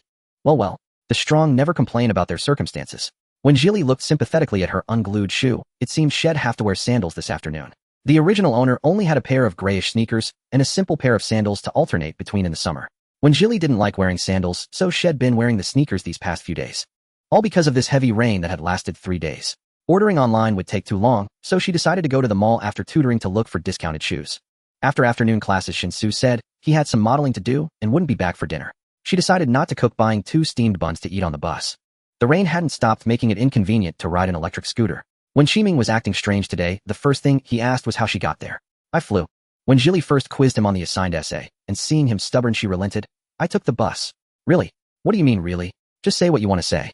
When Kaiming's eyes flickered slightly as if probing casually. Nothing, it's just that rainy days are inconvenient. Driving would be more convenient, wouldn't it? Given my financial situation, when do you think I'll be able to afford a car? When Kaiming's expression turned tense and serious, it doesn't matter if you don't have a car. What's important is to hold your ground and not lose yourself in the maelstrom of desire. When Jili was busy looking at his schoolwork and replied dismissively, you must be good at Chinese. He quieted down and began to recite. You're improving quite fast. Not bad, kid, you have potential.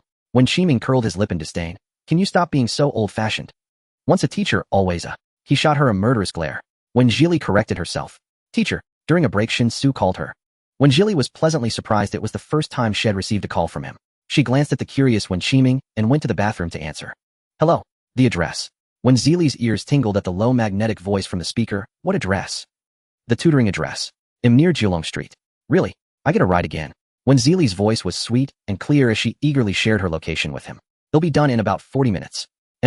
Shin Su hung up and walked out of the building. Just now in the meeting, someone had casually mentioned going to pick up my girlfriend from work. For some inexplicable reason, he had made that call to Wen Jili. When Wen Jili came down, the rain had stopped. The phone displayed that good weather would continue from tomorrow. When Ming leaned out of the window, their floor was not high, just enough to see that car. It was still that black G-Class. The person in front of the car remained seated, arrogantly waiting for Wen Li to get into the car herself. Indeed not a good person. Especially deceiving naive and financially struggling female college students. Unbeknownst to him, Wen Ming had already sketched an image of a well-dressed, insidious, greasy man in front of the car. Fuming, he muttered, "What a fool." When Li got into the car, her delicate white feet particularly noticeable on the black floor mat. Her dainty and rounded toes curled adorably, revealing a hint of soft innocence. "Could you take me to the mall first? I want to buy a pair of shoes. I know the location and it won't take long." Shin-Su returned his gaze sure. As when Li said, it was indeed quick. She walked to the Buy on Edge at 1 free discount section and picked out a few pairs to try on. In less than 20 minutes, she bought 2 pairs. She even persuaded the shop owner to give her a pair of socks. In the end, she put them on and walked out. "What's with that expression? Are you stunned by me?" Although Shin-Zu's expression was indifferent, when Li could already subtly capture his changes. Having lived under someone else's roof since childhood, she had learned to read people's expressions. Shin-Su answered honestly a bit. Such a candid and straightforward reaction unexpectedly struck Wen Li's funny bone, and she smiled wider.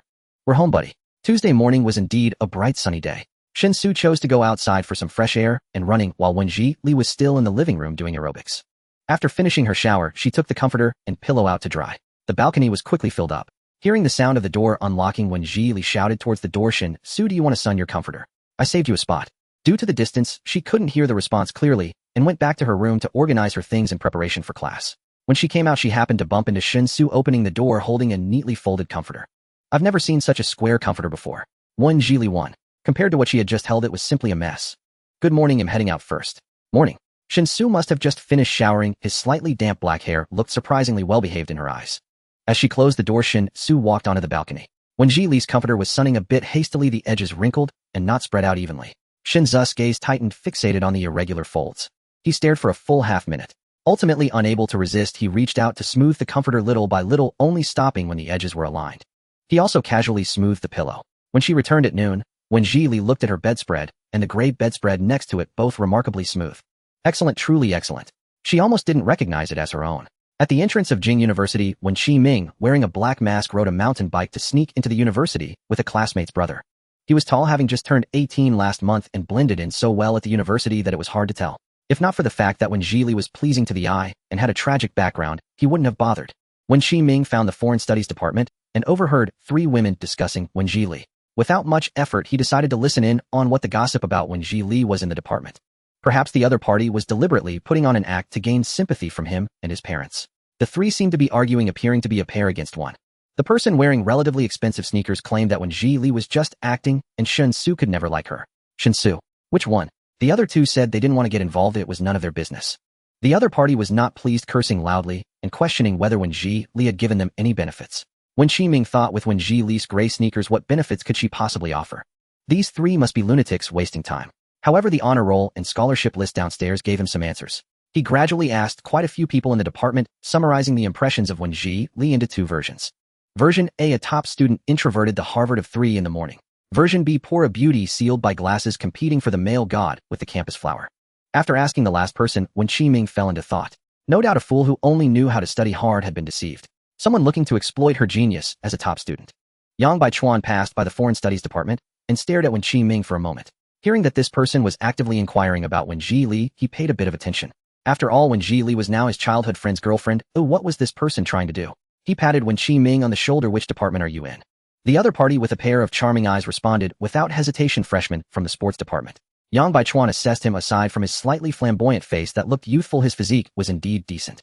"Why are you inquiring about Wen Li?" Wen Ming was startled. "You know her?" Suddenly he thought of an important figure. "You are the campus heartthrob, Shin-Su." Yang Baichuan suddenly laughed, doubting, "Is there anyone at Jing University who doesn't know Shin-Su?" Wen Ming clicked his tongue impatiently. "If not, then forget it." The next second, a book suddenly smacked onto Wen Ming's head, and he turned around sharply, only to be bombarded by the other party's barrage. "Wen Ming, is it really you? It's Tuesday, why are you at my school?" No more stalling, hurry back to class. A lot of people have come to say someone is inquiring about me, and I was wondering who it was." "You." Yang Baichuan saw that they clearly knew each other and seemed quite familiar. The once rebellious young wolf had suddenly turned into a husky. Wen Ming ruffled his hair, pulling her aside to show her his phone. Yang Baichuan's radar went off. "Oh no, good buddy is being cuckolded." He immediately snapped a photo of Shin-Su. On the other side, Wen Li looked at the picture of the black G-class in the rain, and his explanation, nearly spitting blood. "Wen Ming, are you not studying enough? What are you thinking about every day? Still an old man. Frustrated, she raised her hand and slapped the book against him. Hurry up and leave before I die from anger. I'm just worried that someone as foolish as you. He didn't say poor. Do kids today really have such wild imaginations? I almost believed it. When Geely, he actually doubts my taste. I'm a visual person, okay? Forget it, the kid means well. Even though it seems unreliable, he specifically came over to play spy for you. When Geely, not afraid of a godlike opponent, just afraid of a pig-like teammate. This is my boyfriend, it's raining, and he came to pick me up. That day at the mall we were together shopping at the supermarket. I'll call your parents right now, are you coming or not? When Chi Ming, feeling a bit awkward due to his own blunder, blushed, fiercely gripping her hand. Don't call teacher, when let me finish my meal before leaving. As soon as he finished speaking, a heavy sense of oppression suddenly descended, as if he were being firmly locked onto. He raised his eyes to search, and quickly caught sight of the other person. With deep dark brows and eyes, a tall and upright figure, a cold demeanor, and outstanding features. He seemed to know who the other party was. His appearance truly lived up to the title of campus heartthrob. When Chi Ming had been praised since childhood with no less than 100 love letters stuffed into his desk. He straightened his back, defiantly locking eyes with Shinsu. The next second, when Geely broke free from his grip and smacked him on the head. Why the sudden show-off? When Chi Ming. Shinsu, when Geely. His voice was calm and low. The one called turned around, a hint of surprise flickering across her face. Why are you here too? Yang Baichuan deliberately interjected. You're his girlfriend, isn't it normal for you to be here? He glanced at Wen Qiming meaningfully. When Geely nodded, finding it reasonable, then turned back to ask Wen Qiming, what do you want to eat? Chicken leg rice with boni and gravy soup, the 5-spice, braised one. She scoffed, pretending to care about me is fake. Your real goal is to freeload a meal. I couldn't even order such a standard combo. When Geely checked the time. Let's go. Finish eating and head back quickly. The two chatted while Shinsu stood aside, drawing many covert glances and whispers. When Geely turned and walked over to Shinsu, with Wen Qiming following closely. She introduced, this is the demon kid from the 137 tutoring session. Want to join us for lunch? Shinsu nodded, his voice light. When Qiming raised an eyebrow, thinking this guy was way too pretentious. When Geely leaned in and linked her arm with Shinzu's. Let's go. The man looked down at the hand resting on his forearm, his expression slightly subdued. She recalled the quilt she had hung out to dry in the morning and murmured in admiration. Did you follow strict military standards during your training? The bedsheet was so neat, I thought it had been swapped out. Shinsu acknowledged her words, but asked, did he come specifically to find you? Maybe he ate too many spicy snacks and let his imagination run wild. He saw us at the supermarket and even saw you pick me up yesterday. Your car is quite flashy, so he actually concocted a story about me being someone's kept woman. When Geely deliberately lowered her voice, aware of the person trailing behind them. He actually pictured you as a bald old man. Is he under too much academic pressure? Shinsu, he cares about you a lot. I thank him for that. Today I almost thought I was in debt. Who sends people out so brazenly like that? When Zeely's features were lively, each sentence came with a vivid, shifting expression. Besides, looking at you every day has already set my aesthetic standards way too high. When Geely let out a small sigh, worrying it would be hard to find a partner in the future. The moment she finished speaking, her hand was suddenly gripped tightly, the warmth of his palm impossible to ignore. So hot, she muttered, trying to pull her hand free. But Shinzu's grip was strong, so she had to let him lead her along. At the cafeteria, Shin-Su managed to get the last serving of chicken leg rice. When Qiming clicked his tongue in disappointment, he was too late. Seeing his dejected look, when Geely turned to Shin-Su. Could you give me the chicken leg rice? They'll grab one for you tomorrow. Thinking she wanted it for herself, Shin-Su simply slid the tray over to her and went to queue at another window. Thanks. When Geely smiled at him, her eyes curving. She returned to their reserved seats and handed the chicken leg rice to Wen Qiming. Eat up. When Geely, no point in being stubborn with a kid. He was taken aback, not expecting her to give it to him. From the moment she appeared, she had seemed quite disdainful of him. Thanks, Wen Qiming said, scratching the back of his neck awkwardly. He slid his own clay pot rice over to her spot. Do you want this frog rice then? Sure, leave it there. When Geely pulled out a wet wipe and under his baffled gaze meticulously cleaned the opposite table and chair. Why are you so finicky? When Geely shot him a sidelong glance without a word. Yang Baichuan returned with 4 bowls of boni and gravy soup and almost laughed out loud, hearing that someone had finally voiced his thoughts. It's not her. The finicky one is someone else. Shinsu came over with his tray and said softly to the opposite side, thanks. The next second his gaze fell on the other's meal, then shifted to Wen Zeely's side. The chicken leg rice had been given to Wen Qiming. His narrow phoenix-like eyes drooped slightly. The meal was exceptionally quiet, save for Wen Qiming's incessant nosy questions. He diverted most of Wen Zeely's attention. The person who could usually quickly pick up on Shinzu's mood was completely oblivious today. Yang Baichuan noticed the man beside him looked calm, but his eating rhythm was slightly off. Normally he chewed each bite at a consistent pace. I'm leaving first. When Geely looked up abruptly. So soon? Shinsu picked up his tray with one hand and stood up swiftly. Hey, aren't you going with him? Yang Baichuan signaled her with his eyes. But I haven't finished my meal. When Qiming asked curiously, you're not love-struck, are you? I feel like your boyfriend isn't very easy to get along with, and he's too particular. His face screams keep away. Yang Baichuan was about to lecture the brat when he was surprised to hear the usually easygoing Wen Geely speak up in defense. Everyone has their own principles and temperament. He's particular, but he doesn't force others to be the same. And he's easy to get along with. When Jili said it very seriously, I'm leaving now. Finish your meal and go back to school for class. Yang Baichuan watched her retreating figure, noting how her usual flamboyance and carefree attitude had faded and fell into thought. When Jili, I was just stating the facts. She quickened her pace and finally spotted the familiar figure ahead. Shinsu. Seeing he hadn't heard, she had to run after him, calling out, Shinsu, wait for me. Let's go back together. Out of breath, when Jili grabbed the man's arm with both hands. A flicker of surprise passed through Shunzu's eyes, as if he hadn't expected her to catch up. Her full rosy lips were slightly parted, the tip of her tongue faintly visible against her lower teeth. A fine sheen of sweat glistened on the tip of her nose, sparkling translucently in the sunlight. When Jili looked up at him, her breath still soft from the run. Why didn't you wait for me? Let's go. Shinsu didn't pull his arm away, letting her lean on him. On the way, she finally sensed something off about Shinsu. Usually, even in silence, the atmosphere wouldn't be so stiff. What's wrong with you? When Jili never liked to waste energy guessing, Shinsu looked down at her puzzled, as if asking, what's wrong with me? I feel like you're a bit off today. It's nothing. The man reached out to press the elevator button, and when Jili took the opportunity to withdraw her hand. Yet his gaze involuntarily dropped to the hand that had just been gripping him tightly, noticing the slightly curled fingertips. They had no classes in the afternoon, and each took a nap. When Jili then sat in the living room eating ice cream and watching a drama. She hadn't eaten enough at lunch and was lounging lazily on the carpet. When Shinsu came out of the study to get water, he saw 3 empty ice cream containers beside her and narrowed his eyes slightly. Shinsu, since you're up, grab me an ice cream, will you? I didn't have enough lunch. The man strode into the kitchen and put the last lamb chop into the microwave. A minute later, when Jili caught the savory aroma of cumin-marinated meat and instinctively swallowed, she sprang up nimbly, her slippers flip-flopping as she padded into the kitchen. Her eyes sparkled as she fixed her gaze on the microwave. Lamb chops. Shinsu turned, his long legs casually propped against the counter, exuding a serene domestic aura. Aren't you hungry? When Jili was startled, lifting her eyes to meet his. Heat it up for me. No more ice cream for you. Shunzu's voice was clear and soothing, sending an inexplicable tingle through Jili's ears, which flushed warmly. Thanks. She edged closer as if about to leap into his arms. So fragrant. Good thing I bought 2 boxes. How much longer? Shinsu watched her eager expression, a hint of amusement coloring his voice. We'll buy more this weekend. When Jili, everything in the fridge is yours to take. That's your right while you're here. He stepped forward, their toes brushing together, surrounded by the familiar scent of each other. Soft and intimate. When Jili nodded gratefully. How generous of you, boss Sean. Shinsu opened his arms. Practice. Oh sure. With her stomach's demands, when Jili leaned in and easily wrapped her arms around his waist. The lamb chops sizzled, their aroma intoxicating her senses. She felt as if the chest muscles pressed against her face smelled of lamb. The absurd thought made her chuckle, trembling lightly in Shunzu's embrace. What's so funny? Shunzu's right hand slid slowly down her spine, his fingertips resting in the soft hollow of her lower back. His other hand found hers, his thumb leisurely tracing circles on her back. When Jili's mind was entirely captivated by the food, her body had unknowingly grown accustomed to his touch. She joked naturally. You've taken on the scent of lamb chops. It's lovely. Her fox-like eyes lifted to his, held a hint of mischief and childishness. Shinsu followed her train of thought and allowed a faint smile. When Jili raised a finger to poke his firm, resilient chest, speaking thoughtlessly, especially here. The man's barely perceptible smile faded, his dark eyes deepening as he caught her mischievous finger. His voice dropped to a husky whisper. Time's up.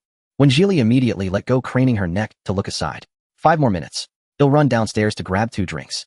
When Jili hurried out the door, her spirits lifted. Shinsu seemed to have returned to his normal self. As she paid, a sudden pang struck her stomach. But the discomfort lasted only seconds as she dismissed it, thinking she'd run too fast. At 4 in the afternoon, they shared a unique afternoon tea together. When Jili closed her eyes, savoring the moment. Should we cook dinner tonight? If you're hungry, we will. All right, well, see at 6. She recalled her weekend part-time job. The cafe schedule's out. I have the evening shift on Sunday, so I can't cook dinner. Shinsu picked up his water glass, his fingertips gently pressing against its rim. What time do you finish? Not too late, 9 o'clock, but cleaning up will take until around 9:30. Shinsu nodded, his pale lips pressing against the glass edge, his expression calm. Time to take in the sheets, the sun's gone down. When Jili said, rising and reminding him. She gazed at the perfectly smooth, unwrinkled work of art and felt a reluctant urge to disturb it. Right on point. When Jili thought, is this some kind of risque book? Nonsense, it's all below the neck, just described indirectly. When Jili's eyes flickered. When does the female lead show up? Thought you weren't curious since you never asked. Shall transfer here next semester, and instantly recognized Shinsu as the big brother who protected her as a child. Does Shinsu really like her? Obviously, she's the female lead, childhood sweethearts. She's the only one who can truly reach his heart. When Jili didn't press further, she reached out and roughly bundled the sheets she'd been reluctant to fold, cramming them messily with a pillow into her arms. A corner of the fabric trailed by her leg. Shinsu approached, meeting her heat in. When Zhili instinctively avoided his gaze, her steps faltering. In a careless moment, she tripped over the dangling cloth, her body lurching forward. Shinzu's long arm shot out, pulling her into his embrace. They lost their balance together, tumbling onto the cool floor. When Zhili found herself straddling Shinzu's abdomen, her face flushing crimson. The sheet lay over his legs, the pillow lost somewhere. The taut sensation beneath her made when Zhili's eyes widened, flustered and embarrassed, as she looked down at Shinsu on the floor. Sorry. She struggled to rise, but the large hand on her waist suddenly grew hot, and the skin there was sensitive. At the stimulus, when Zhili's pupils slightly dilated and her waist went limp. Like a startled kitten, she collapsed onto his chest, letting out a soft whimper. Shinzu's gaze remained locked on her, and when Zhili wished she could dig a hole to hide in, she closed her eyes, rolled to the side, and landed on the floor. Clumsily gathering her things, she scurried into the room, leaving Shinsu still half-laying on the ground. When Zhili silently cursed, "This is all your fault for indulging in daytime debauchery. How was I supposed to know you'd react so badly? Haven't you even watched a movie? So how were Shinzu's abs just now?" When Zhili sneered, "I'm going to break up with him right now. Sis, I'm sorry. When Zhili recite the heart-cleansing mantra, "He'll quiz you tonight." Tough crowd. A cool breeze drifted in from the balcony, brushing against Shinzu's stoic, indifferent face. His eyes seemed to hold a dense dark fog, heavy and unshakable. The faint tickle of her hair still lingered on his neck. Though he had just drunk water, his throat inexplicably felt parched and tight. His abdomen tensed, and he took slow breaths to steady himself. After a long moment, he gathered the gray sheets and entered the bedroom. They tacitly avoided discussing dinner. When Zhili had no heart for it now, she had clearly overestimated herself. The pain she had felt while buying drinks was no accident. She hadn't expected the original owner's period to fall today, and she had eaten 3 boxes of ice cream.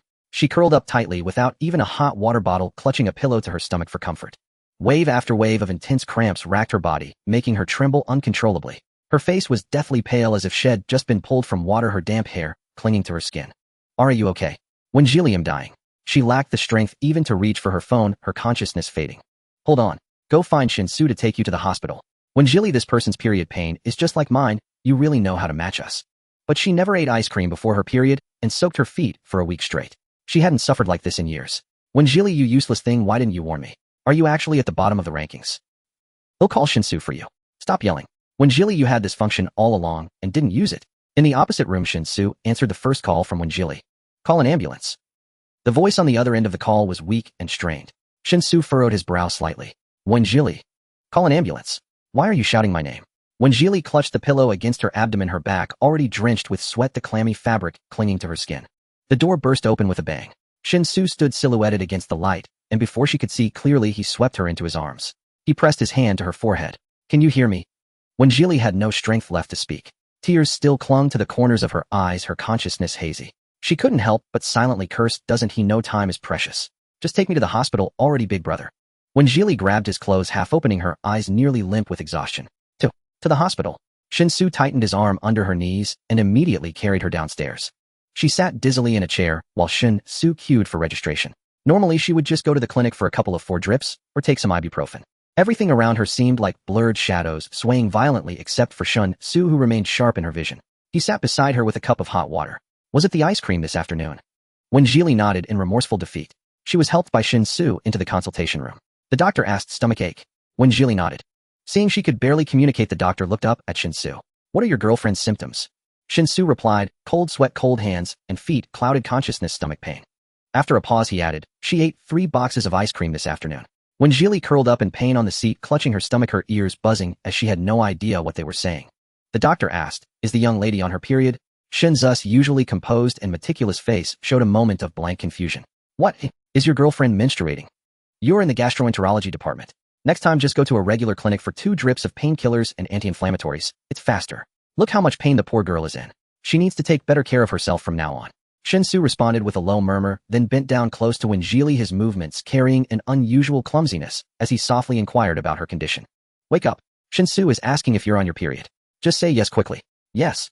When Zhili's tears fell again from the pain, waves of cramps churning violently, something that humbles anyone who has ever suffered through it. Shinsu wiped the tears from under her eyes and carried her out for the 4 drip. As the pain slowly subsided, when Zhili, exhausted, leaned against Shinzu's shoulder and fell into a deep sleep. The man still held the tissue he had used to dry her tears. The usually vibrant person looked like a rain-drenched flower, wilted and pitiful. Shinzu's sleeve was soaked by her sweat, leaving a patch of dark dampness. A wave of unease washed over him. His fingers tightened around the tissue, his chest rising and falling more heavily than before. He lifted his hand, intending to sit her upright so she could rest against the wall behind. The dampened sleeve grew cold under the air conditioning. But who would give up a good pillow when sound asleep? Sensing the pillow resisting, she groggily reached out, firmly wrapping her arms around his forearm to hold him in place. The person before him breathed softly, her previously wrinkled features now relaxed, her small cheek pressed softly against his arm. Her fair rosy skin contrasted against his darker complexion, filling the air with an indescribable tension. At 9 in the evening, when Gili opened her eyes, her mind much clearer. The cramping in her abdomen had vanished, leaving only a slight bloated sensation. She felt as if she had just returned from the brink of death, vowing to remember this day forever. A light breath came from above her head, making her heart race. Only then did she realize whose body she was leaning against. The floor was finished, and Shin-Soo had been sitting here all along. She looked up at him, seeing him from this angle for the first time. His smooth jawline exuded a certain docility and softness. His high nose bridge was prominent, and his crow feather-like lashes cast a tired shadow like a long fan.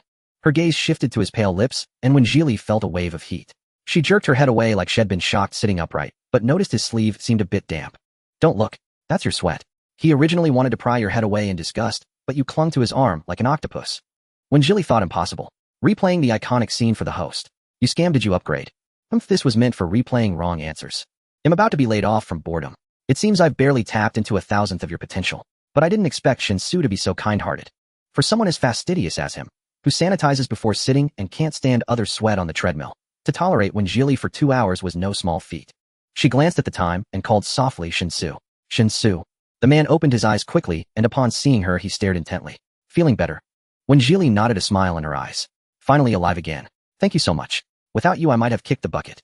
I just ordered some kanji. Let's go home and eat together. You've worked hard." She stood up, pulling out her phone. "How much were the medical bills?" "They'll transfer you." Shin-Soo fixed his gaze on her for a few seconds before saying flatly, 200. When Gili didn't think much of it, it was a bit more expensive than her usual clinic visits given the hospital's registration fee. Once in the car, Shin-Soo actually took out a thin blanket from the back seat and handed it to her. "I wanted to say it last time. Your fancy car was missing a blanket. And now here it is today." Shin-Soo turned up the air conditioning slightly. "You seem to fall asleep easily in the car." When Gili joked, "No, I can fall asleep anywhere, anytime." When they got home, Shin-Soo almost immediately went to his room to shower. When Gili felt an inexplicable pang of guilt and went to grab her own clothes for a bath. Just as Shin-Soo took off his shirt, old Master Shin called. His muscular taut lines were exposed to the air as he loosened his belt with one hand and picked up the phone with his long arm. "Grandfather. Xiao-Su, are you sick?" The old man's voice carried concern. "No. Secretary Zhang said you booked a tooth Sanyu an emergency visit gastroenterology." "It wasn't for me." The old man sighed in relief. "You scared me, grandfather. So late at night, you had Secretary Zhang contact the hospital and you weren't clear about it." "Sorry. As long as you're fine, get some rest early." Old Master Shin suddenly realized and pressed further. "Is your girlfriend sick?" Shin-Soo stepped into the bathroom. She's fine now. Bring her back to see your grandfather at the end of the month." "All right." The end of the month was old Master Shin's birthday banquet, and Shin-Soo naturally wouldn't refuse him. On Thursday, when Gili didn't get up to exercise, her period made her terribly sleepy. She opened the door in loose pajamas, pouring water while mumbling vaguely to Shin-Soo, who was eating breakfast. "I have an elective today. Remember to save me a seat. By the way, have the harassing texts decreased?" Shin-Soo nodded. "It's working. Then I'll go back to sleep. I only have the elective in the morning. It will just show up right before it starts." "No breakfast?" Shin-Soo seemed unable to comprehend the idea of going back to sleep. "No, I'm too tired." She rubbed her eyes, but didn't forget to remind him, "Don't sit in the first 3 rows. They'll have to reply to clients' messages, and it's easy to get caught." Shin-Soo watched her slender throat move as she spoke and gave a low murmur of agreement. In the law elective course, the professor was notoriously strict about attendance. When Gili slipped into the classroom just in the nick of time, true to the reputation of a distinguished teacher, the seats were packed. Her gaze immediately landed on Shin-Soo, seated in the middle with vacant seats on either side. Given the usual arrangement, wasn't he always the solitary standout? When Gili settled into the seat to his right, "Here," she announced, pulling 2 meat zongzi from her bag. "Want one?" Shin-Soo shook his head. "What should we have for dinner tonight?" "They'll buy groceries at noon." The one Gili who now chattered incessantly was a stark contrast to the tearful girl from last night. "How about barbecue?" "Shin-Soo, do we have a frying pan at home?" She devoured her zongzi in 3 bites and tugged at his sleeve. "Do we?" Shin-Soo handed her his phone without hesitation. "Buy it." "No problem." She navigated to the kitchen appliances section and selected a multifunctional pan. "What about this one? We can even use it for hot pot in winter." Shin-Soo turned his head slightly, closing the distance between them. "Fine," he agreed. When Gili beamed at him. "All set, boss. Time to pay up." Shin-Soo retrieved his phone, added something to the cart, and completed the payment. Behind them, whispers circulated about the authenticity of the campus heartthrobs romance. Some people still doubt they're a real couple. They should witness this. A true champion of pure love. With my 10 relationships of experience, when Gili is utterly smitten with Shin-Soo, haha. Elaborate. It's definitely a physical attraction. Look how she keeps talking, constantly seeking his attention. Even though he's aloof, she just keeps chattering away. Makes sense. Shin-soo barely says 2 words. I think she's bewitching him using his phone to shop. Everyone knows his family is loaded. Spread the word when Jili is head over heels for Shin-soo. Spread the word when Jili wants to cook with Shin-soo. When Jili herself was busy typing a reply to a French client frustrated with the product's performance and ready to leave a bad review. This troubled her deeply. Money was hard to earn. A single negative review would cost her 2 hours of pay. The client was complaining about size and comfort issues with the store. The platform's translation software was terrible, making communication nearly impossible. And she hadn't memorized the relevant vocabulary. Ask Shin-soo. He's fluent in 8 languages. Isn't that impressive? When Jili hesitated, this doesn't seem right. But watching the client bombard her with angry emojis, she thought, what's more important, pride or money? Shin-soo, she poked his arm during the break when most students were outside. Can you help me translate? A French customer wants to leave a bad review and ITLL cost me a lot. Shin-soo nodded generously. When Jili's toes curled in embarrassment, wishing she could disappear.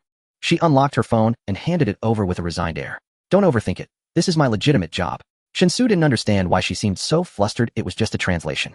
Until unspeakable terms and pixelated images appeared on the screen. Shin-soo was speechless. Seeing his frozen expression, when Jili suddenly thought maybe it was better to just take the $50 loss. Even when Yang Baichuan had caught her before, she hadn't felt this awkward. Was it because Shin-soo had such an ascetic face? It sparked a guilty feeling of desecration. She says it stutters in the middle, Shin-soo said calmly. When Jili's ears reddened as she nodded vigorously. She wants a refund or replacement. When Jili still couldn't meet his eyes. Ask her if she charged it fully, she murmured. Shin-soo typed in French and the client seemed appeased, less angry than before. She says the charging light is still red. To show the defect, she had photographed the entire product clearly. Shin-soo glanced at the girl who had turned crimson. That's normal. It needs a full charge to activate. When Jili muttered, can't foreigners read the manual? She already used it. Of course she can't exchange it. Shin-soo replied, Mom. When Jili panicked internally, what does that mean? That scares me. I think you're tempting him. When Jili, you might have a virus, go get a reset. I'm praising you.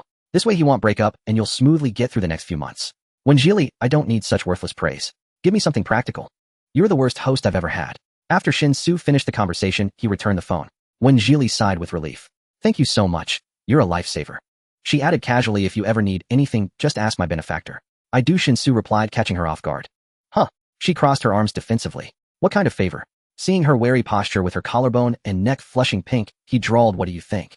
Trapped by his dark, deep eyes, when Jili swallowed hard. You don't want to buy something and get my employee discount, do you? A low chuckle escaped his throat. He leaned back, sitting upright and composed. At the end of the month, my grandfather's birthday. He wants to meet you. When Jili exhaled in relief. That's all, Mom. Final go. Have you forgotten? In the original plot, his grandfather dislikes you. What if he asked you to break up? When Jili, let me ask. Who are you asking? She interrupted Shin-soo. What if your grandfather doesn't like me and tells you to break up? He won't. Shin-soo's answer was decisive without hesitation. But what if? After a long pause, he finally spoke. He'll compensate you. When Jili bit her lower lip, her lashes lowered to hide the sparkle in her eyes. But her voice carried a hint of dejection. I understand. He'll do my best. Lower your head a bit more. Your wrinkles from smiling are showing. When Jili thought, even if we break up, compensation from Shin-soo would be generous, right? How's car savings? When Jili, if only his birthday were tomorrow. I'd settle for a cushy job with benefits, sipping tea and stamping papers. Snap out of it. In 6 months, you'll have 5 million. Live off interest and do nothing. When Jili snapped back to reality, right? And it'll feel good spending my own money. Shin-soo noticed her silence, but didn't press. Yet for the rest of the class, his attention wandered, his peripheral vision always drifting toward her. At noon, Shin-soo received a screenshot from Yang Baichuan from a forum. For the first time, he read every comment. So actively seeking someone's conversation was a sign of affection. They said when Jili was madly in love with him. A pang of regret struck Shin-soo for his earlier bluntness. After a while, old Master Shin received a rare message from his beloved grandson. Grandfather, when Jili is timid, please don't frighten her. Upon seeing the message, old Master Shin immediately called Shin-soo. Xiao-soo. Shin-soo hummed in acknowledgement, then heard the other side, let out a long sigh of relief. Your grandfather thought you had been kidnapped and were sending me a distress signal. No. Shin-soo suddenly felt that his grandfather and when Jili would have plenty to talk about. Then why did you send me a message like that? Like that, eh? Shin-soo didn't understand what like that referred to. The old man was always gentle with Shin-soo. You actually told me not to bully your girlfriend. When did our Xiao-soo become so considerate of others? Shin-soo spoke frankly. She's afraid you won't like her and will persuade me to break up. Recalling the forum post, he added, she likes me very much. Old Master Shin's eyes flickered with surprise. Then what did you say? I would break up and give her compensation. Amused by his grandson's filial piety and blunt honesty, he said, silly child, if she truly treats you well and is good character, how could your grandfather ever stop you? Grandfather feels that you seem to like her quite a bit too. You even sent me this text specifically for her. Old Master Shun was starting to look forward to his birthday banquet. Like, why are you questioning me back, child? The old man didn't press further, knowing Shin-Su had been different from other children since he was young. He perceived emotions slowly and had a strong need to control time and life to quell his inner anxiety. He would constantly seek confirmation and would not invest proactively until the outcome was certain. It was his own fault for not recognizing Xiao Zu's differences sooner. The child had been too independent and outstanding in his youth. But how could a child who had never received a hug from his parents grow up healthy? I just think she won't disrupt my life. She follows the rules well too. The old man joked. Alright, you should also be more proactive. Don't let her get cold feet and run away. After hanging up, Shin Taohua transformed back into the strategic chairman Shin. He instructed Secretary Zhang to investigate Wen Jili. Someone who could make Shin-Su change even by a fraction was not to be underestimated. This old set of bones only hoped Shin-Su would meet someone who was sincere and free from scheming. If the other party turned out to be an ambitious person, he would make them bitterly regret it. Wen Jili, carrying 2 bags of barbecue ingredients, placed them on the floor as she entered the elevator, rapidly typing a reply to a client's message. She didn't notice a man in a black suit standing behind her. The French client who wanted to leave a bad review in the morning had not only settled the matter amicably, but also proactively gave a 5-star rating. Wen Jili was in an excellent mood. When the elevator doors opened, she hurriedly picked up the bags, causing a bottle of seasoning to roll out. Just as the doors were about to close, a hand reached out from inside to hold them open. The man had a mature and gentle aura with refined and handsome features resembling a long-legged elite from a TV show. Wen Jili was startled to realize there had been someone else in the elevator and felt a bit awkward, thinking he might have seen her looking at product review screenshots earlier. He probably didn't see it. Thanks, she said softly, taking the seasoning bottle. You're welcome, the man replied calmly. I just moved and I live upstairs. There was only 1 apartment per floor in the building. Wen Jili nodded. A half-neighbor. She didn't dwell on it and had just put her things down when a courier arrived. She muttered to herself, the pot is here, the pot is here. Opening the package, she found not only the pot, but also a thick plush hot water bottle. Had she made a request to him, that day she got the 4-drip. Yesterday, if Shed had a hot water bottle, she wouldn't have been too weak to even open the door. When Jili decided she absolutely had to work hard at the end of the month, after all, an employer this generous was rare. She started preparing the food, cutting the meat, and setting the table. A sudden ringtone broke the silence. Who was calling her? When Jili wedged her phone between her ear and shoulder. No classes today, why are you calling? My family is going out of province for the weekend, let's swap shifts. When Jili had no classes this afternoon, so she could go, but what about this barbecue? You're actually hesitating over a 400 yuan tutoring fee. Eat quickly and go, it won't delay anything. When Jili, you're getting good at calculations now, not bad. Alright, take the test paper home today. Sure, what are you doing? Sounds like chopping veggies. When Jili put more force into her knife. Wanna try? Hey, it's your own bad taste having a boyfriend and still having to chop veggies and cook. I think you might be mistaken. Also mind your manners. Anyway, I've delivered the message. Be on time. When Jili raised an eyebrow. Am I the teacher, or are you? The other party hung up. She started to worry. Eating barbecue took a long time, and it tasted best when freshly grilled. Should she call Shin-Su back? But his plan for today was to stay in the library until school ended. Eat first, he can eat when he gets back himself, problem solved. When Jili, I'm sure he doesn't know how to barbecue. Alright, no, but it's perfect. When Jili decided to give it a try and send him a message. Shin-Su said he could only come back half an hour early. But since it was a weekday, it would take her a while to bike over there too. Shin-Su will take you after we eat, it's on the way. When Jili, perfect. Just as she had guessed, Shin-Su only knew how to eat. She hadn't bought long tongs, so she had to use chopsticks, getting splattered by the sizzling, oily pork belly from time to time, yelping and pulling her hand back in pain. Wearing an apron, she stood by the table grilling and serving. When Jili felt like a professional barbecue restaurant employee, her service was too good. Bring a bowl, the beef will be ready soon. Wrap the pork belly with that spicy sauce, right, roll it in lettuce. Quick, quick, take this, the stuffed mushrooms are done. I'm exhausted, Shin-Su, pour me a drink. While she bustled about frantically, Shin-Su ate with elegant composure. However, he moved the iced cola aside and poured her a glass of warm water instead. When Jili then remembered, she wasn't supposed to have cold drinks right now. Thanks, your memory is really good. Shin-Su nodded, not being modest at all. Let me do it, you sit down. When Jili was taken aback. You know how I am on my watch just now, it's not difficult. Alright, give it a try, but be careful of the pork belly oil. Being tall, he didn't need to stand to maneuver the food. His technique was passable, he was indeed gifted. For the next half hour, when Jili did most of the eating. Chef Shin, good work. He'll wash the pot. But accidents were always sudden. Her apron knot had somehow become a tight, tangled mess. She couldn't see behind her waist.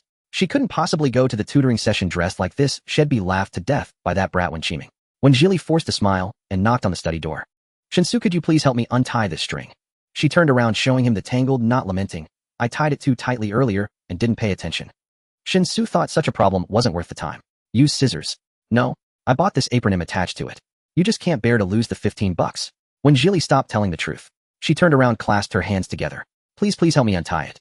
Having just finished the barbecue, her lips glistened under the light. Her soft, coaxing tones sounded like an unconscious plea. When Jili, seeing he hadn't answered, took it as a silent agreement. She turned around, two pink strings tied at her waist drooping limply against the fabric. Every time they practiced hugging, his large hand would always fall there. Shin-Soo stepped closer. The moment his fingertips touched the thin string, he sensed her instinctive flinch. He said nothing, his eyes lowered as his fingers leisurely worked to untie the stubborn knot. His knuckles inadvertently brushed the soft skin of her lower back through the thin fabric, and when Jili's whole body trembled slightly, it was so ticklish. The knot was tight, forcing him to lean in, his breath falling heavily on the nape of her neck. Come on, come on. When Jili deliberately cheered, shattering the eerie silence that had just fallen. Shin-Soo's fingers paused, a faint, fleeting glint of amusement flickering in his eyes. All done, came his low voice from behind. When Jili quickly slipped it off and praised, you really excel at everything you do. She grabbed Shin-Soo's arm and hurried with him to the entrance to change shoes. Quick, quick, let's get out the door. Just as she was about to dash out after changing shoes, when Jili remembered her bag was still in the living room. She smacked her forehead in annoyance. Shin-Soo, call the elevator first, it'll be right there. When she ran back, the elevator doors opened right on cue. The man standing in the middle stepped aside politely, and upon seeing, when Jili gave her a slight nod. We meet again, he said, gentle and courteous. When Jili noticed he was still in the same suit from noon, and smiled in return. It's you. Hello. Shin-Soo subtly shifted half a step closer to when Jili, his gaze sweeping coldly over the man without a word. When Jili, who disliked unnecessary socializing and wanted no deep ties to this world, silently averted her eyes and leaned closer to Shin-Soo.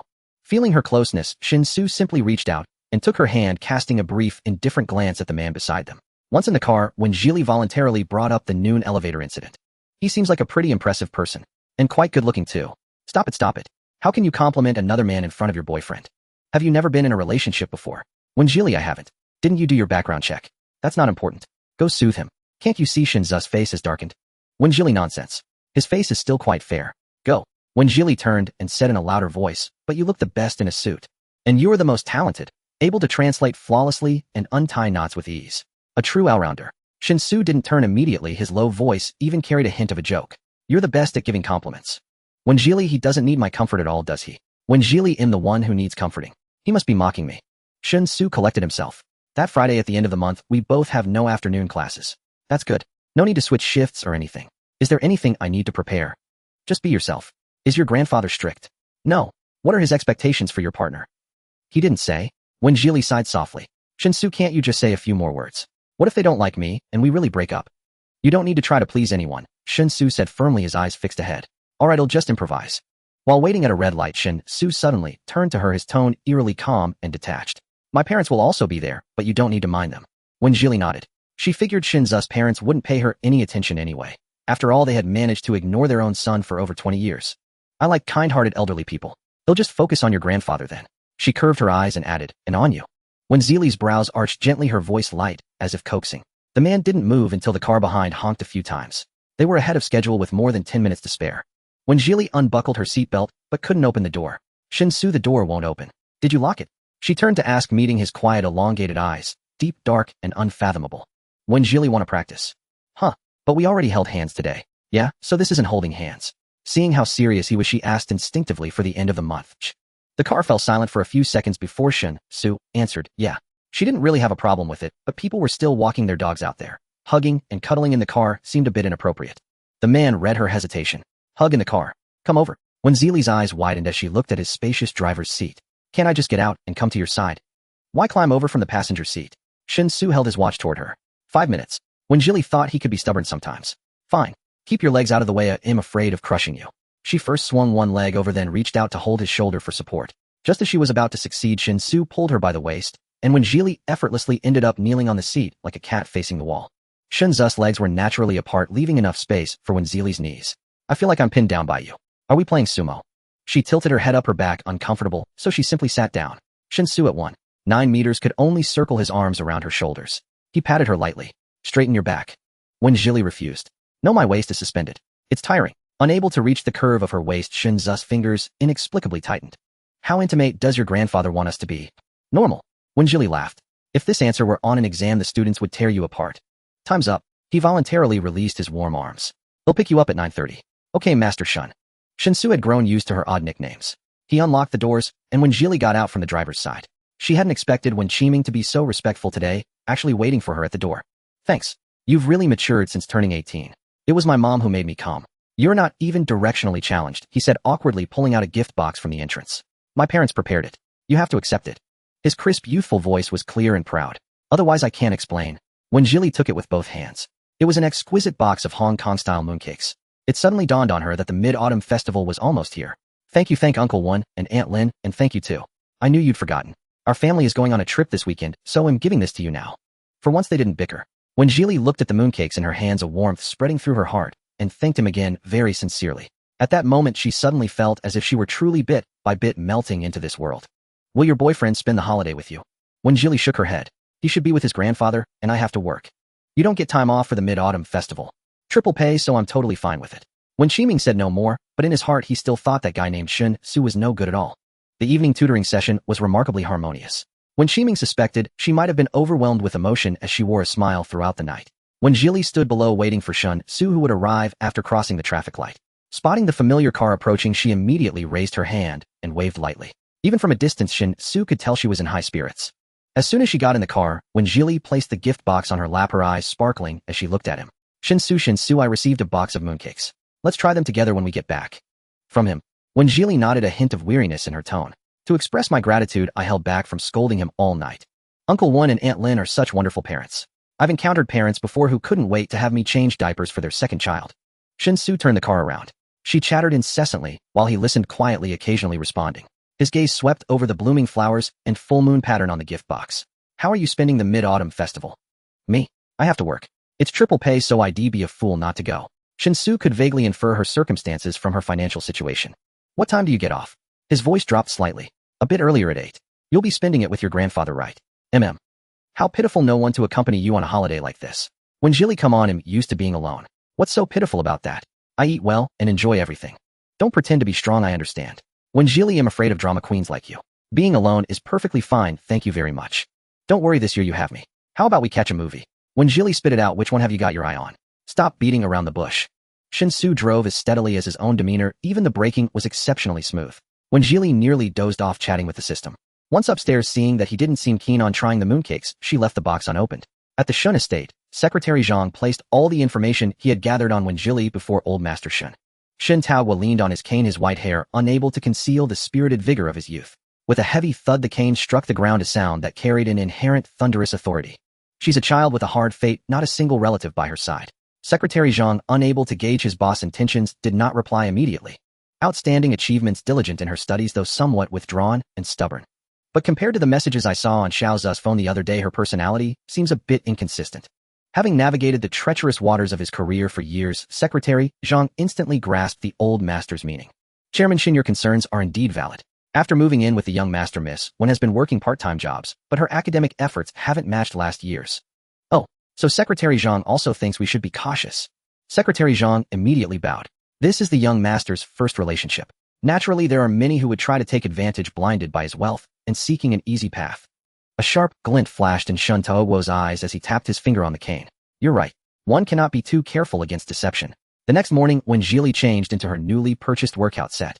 Mindful of Shin Zu's presence at home, she deliberately chose a relatively conservative style, a short t-shirt and long leggings, tight and supportive.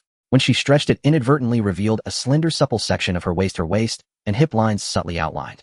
When Shin Su turned around, his gaze abruptly focused, resting silently on her. The music from the television pulsed with a strong rhythm, each beat hitting perfectly. When Jilly followed the routine with intense focus, completely unaware of the profound gaze behind her, the screen transitioned to the next move, a heart and a spicy fanning gesture. She gently lifted and swayed her waist and hips, her hands forming a heart shape, swaying in the opposite direction with the rhythm of her hip movements. The fanning motion was both playful and alluring.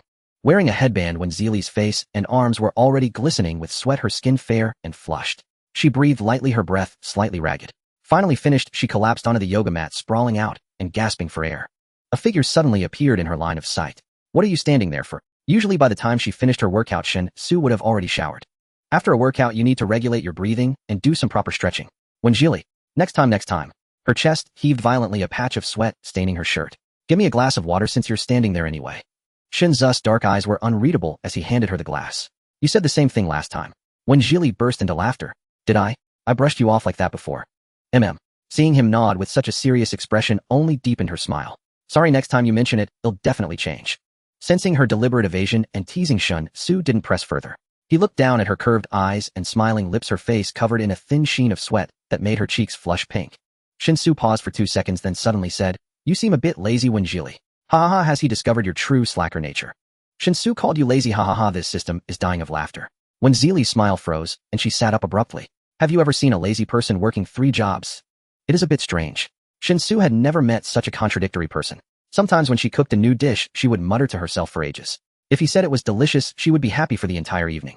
Wenjili noticed the stray strands of hair on his forehead damp and clinging to his brow, and her attention shifted. "Why don't you buy a headband?" She instinctively reached out to touch the longest strand, finding it indeed wet and sticky. "See, if I wear one it absorbs the sweat, so my hair doesn't stick to my eyes and drip." His dark eyes were also slightly moist. Having just finished his workout, her fingertips were hot as they inadvertently brushed against his brow bone. "But this one came free with the clothes. The quality seems average, it shifts around." She got up and left. Going to shower. They left the house together, and today Shin-Su took her hand from the elevator. "Wenjili, don't we usually wait until we reach the school gate?" He replied unhurriedly, to make it seem as natural as possible. Seeing no objection from her, he didn't let go. "Oh, you seem to take the end of the month quite seriously. Do I really not need to prepare anything?" she asked, tilting her face up. She inquired if she should bring a gift for the elder, as the thought counts. But he refused, saying it wasn't necessary. Wenjili figured since she was just pretending there was indeed no need to invest too much. She would just follow the client's instructions and enjoy the ease. "No need. Just follow me then." Wenjili nodded. "They'll definitely stick close to you, after all, I won't know anyone." Thinking about how even the original owner was seduced into greed and vanity, she felt a bit worried. What if she couldn't resist either? "Don't worry, he'll give you a few electric shocks to wake you up." Wenjili, "Thanks, but no thanks." There was another thing she was worried about. She rubbed her hand against his palm. "Shin-Su, remember to grab me plenty of food then. I get hungry easily. I'd be too embarrassed if there are too many people." The man lowered his gaze to their joined hands, a subtle flicker in his eyes. He answered softly, "Okay." Seeing his agreement, Wenjili joyfully pressed closer to him, their forearms occasionally brushing lightly. "Let's set a secret signal. Then watch my eyes. When I want something, you'll blink twice." Wenjili thought, "Don't slander my clever self." Shin-Su changed his grip to interlace their fingers, their forearms naturally touching without any barrier.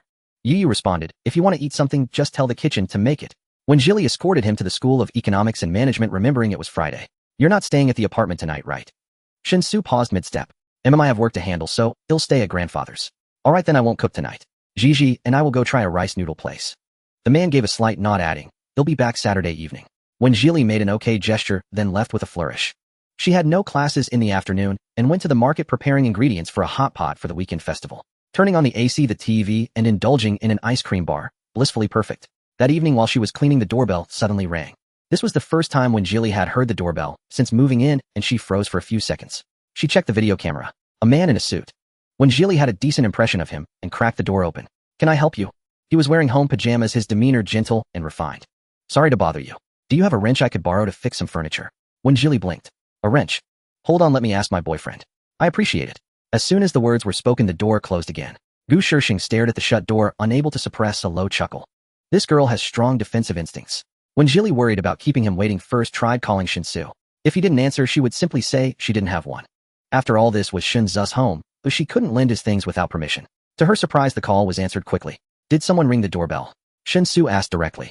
Wenjili knew his phone was connected to the smart lock and said straightforwardly, "The gentleman upstairs, the one we met in the elevator last time, wants to borrow a wrench." "Did you agree?" Shin-Su's voice cooled slightly. "No, I said I'd ask my boyfriend." His voice was as indifferent as ever. Wenjili quickly found the tool, following his instructions. Before hanging up, he inexplicably added, "Next time don't open the door for strangers." Fine, she thought, since she was living under his roof. When Wenjili opened the door again, the man was still standing there politely. "Thank you both," he said, taking the tool and introducing himself. "My surname is Gu Shishing." Wenjili offered a polite smile. "You're welcome. Just leave it at the door when you're done." As Gu Shishing was about to ask her name, the door closed once more. Recalling the warning look from her boyfriend in the elevator, Gu Shishing's smile deepened. Wenjili curled up on the sofa to catch up on variety shows. At the stroke of the hour, she instinctively glanced toward the dining area. Usually at this time, Shin-Su would come out for a glass of water. Then she would bum a cup or ask him to grab her a box of ice cream. He would glance at her coolly, his eyes seemingly asking, "Are you glued to the sofa?" At the thought, she let out a soft laugh and turned her attention back to the show. Resting a sunflower pillow behind her head, she lazily pulled out her phone. "Wenjili, what do you want for dinner tomorrow, boss?" Shin-Su, stir-fried squid with celery and cordyceps chicken soup. "Wenjili, you got it." "Shin-Su, what are you doing?" His intention was to ask why she was messaging him so late. "Wenjili, just thought of you, so I asked." Shin-Su, "Thought of me? Wenjili, are you a level 10 Chinese translator?" "It's thought of you, not thinking of you." Shin-Su, Wenjili squeezed the throw pillow hard. Had Shin-Su secretly learned some dry humor lately? On Saturday, she got up early to buy a slaughtered chicken from the market and set it to simmer at home. Then she hurriedly rode her electric scooter to report for duty at the coffee shop. There were 2 colleagues today, both girls. One was tall and slender with a short, sharp haircut, named Suji. The other had a round, cute face with a Japanese-style blunt fringe named Wang Zile. Suji was aloof, working alongside her making coffee, while Wang Zile, a social butterfly, handled front-of-house service. From day one, she had already felt the shop's popularity, how every weekend would be just as fulfilling. When Jili felt she had already been steeped in the scent of coffee beans, even distinguishing between medium and dark roasts. Suji's movements were both graceful and swift, a true, full-time barista. She couldn't help but steal a few more glances, her eyes filled with unabashed admiration. Don't know how it. Suji turned to look at her, exuding an air of cool detachment. I do, but it's my first time seeing such speed and memory. So cool. Suji was visibly taken aback. Practice makes perfect. When Jili got home at 6, the borrowed wrench was sitting on the entryway table. Had Shinsu returned? He was back early today, usually he'd have dinner with his grandfather before coming to the apartment. When Jili thought he ordered 2 dishes yesterday, if he didn't come back, would he be messing with me? I don't know how to put it, but I feel something's off about the male lead. And some people appear once, and then vanish. When Jili curious who? Jiang Qingtian. She's your early stage number 1 love rival, the first person, the original vain protagonist framed, marking the start of her descent. When Jili thought I'd have to hurt someone. I'm not doing anything illegal, don't set me up. Ever since that umbrella borrowing, she seems to have disappeared entirely. I can't sense this character's fate line anymore. When Jili thought maybe she just came to her senses and stopped loving him. She walked into the kitchen, put on an apron, propped up her phone to watch videos, and cooked while watching. Utterly relaxed. The soup had been simmering for a while, stir-frying 2 dishes took only half an hour. She knocked on the study door. Shinsu, dinner's ready. A low acknowledgement came from inside. When Jili went ahead and sat down to wait for him. Today's chicken soup was incredibly fragrant. Shinsu really knew how to order. Shinsu walked out and recalling the system's words when Jili suddenly asked, "Why aren't you having dinner with your grandfather today?" The man pulled out a chair and sat down. Tomorrow. Case solved, all right.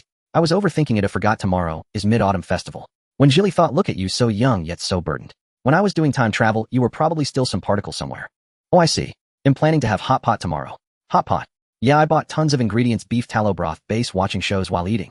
From her sparkling eyes, Shinsu could tell she was genuinely looking forward to it, with no hint of loneliness at spending the festival alone. He spoke calmly. There's red wine at home. You can open it if you want. Mr.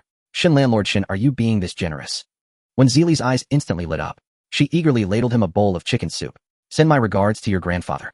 Thank him for raising you to be such a handsome and kind-hearted man.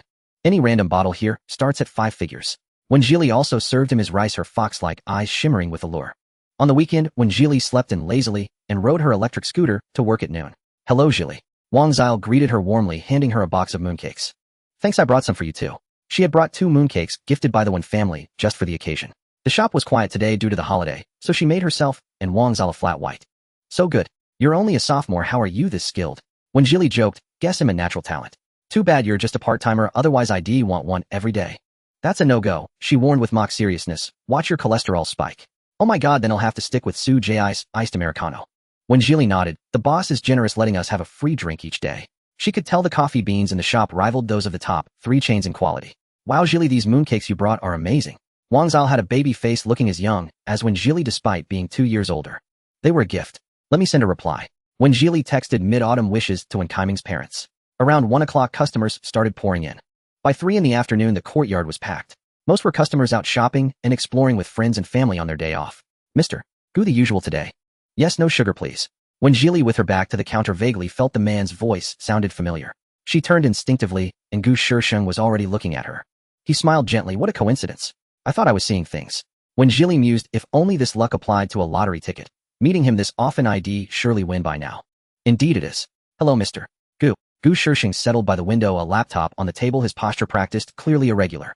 Wang Zile took the coffee, you know, Mr. Gu. When Jili replied, not well. We live in the same complex. He always orders unsweetened iced Americano in summer and unsweetened flat white in winter. Wang Zile gushed, he's still single, you know. Handsome and gentle.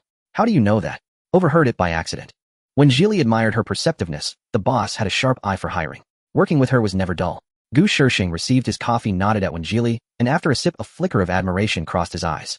He hadn't expected someone so young to be so capable. As evening fell, customers gradually left for their family reunions. When Jili noticed Gu Shisheng's laptop still on his table, but he was gone. It seemed he was spending the holiday alone too. Jili, what are you eating? Want to order takeout? When Jili shook her head, not now. I'm having hot pot at home tonight. Your family makes hot pot. When Jili didn't elaborate, smiling yes. Just as Wang Zile was about to pay, Gu Shisheng appeared at the counter with pizza and steak pasta. Happy Mid-Autumn Festival. A small token of thanks for your help the other day. Would you like to share? He looked at Wen Jili and Wang Zhao, his tone humble and warm. There's some for me too. Thank you so much. Jili, have a bite. We've still got over 2 hours. Gu Shishing murmured, Jili. Uncomfortable with the familiarity, Wen Jili corrected him. My surname is Wen. Wen Jili. Thank you, you're too kind. She handed him the mooncakes she hadn't eaten. Happy Mid-Autumn Festival. He paused for a few seconds before taking them. Wen Jili only grabbed a slice of pizza, saving room for hot pot. Miss Wen, what time do you get off? Maybe we could head back together. I just dozed off. What's happening? Some guy wants to take you home. Wen Jili replied, no need, I rode my scooter. A flicker of regret and confusion crossed Gu Shishing's face. He assumed the apartment belonged to her boyfriend.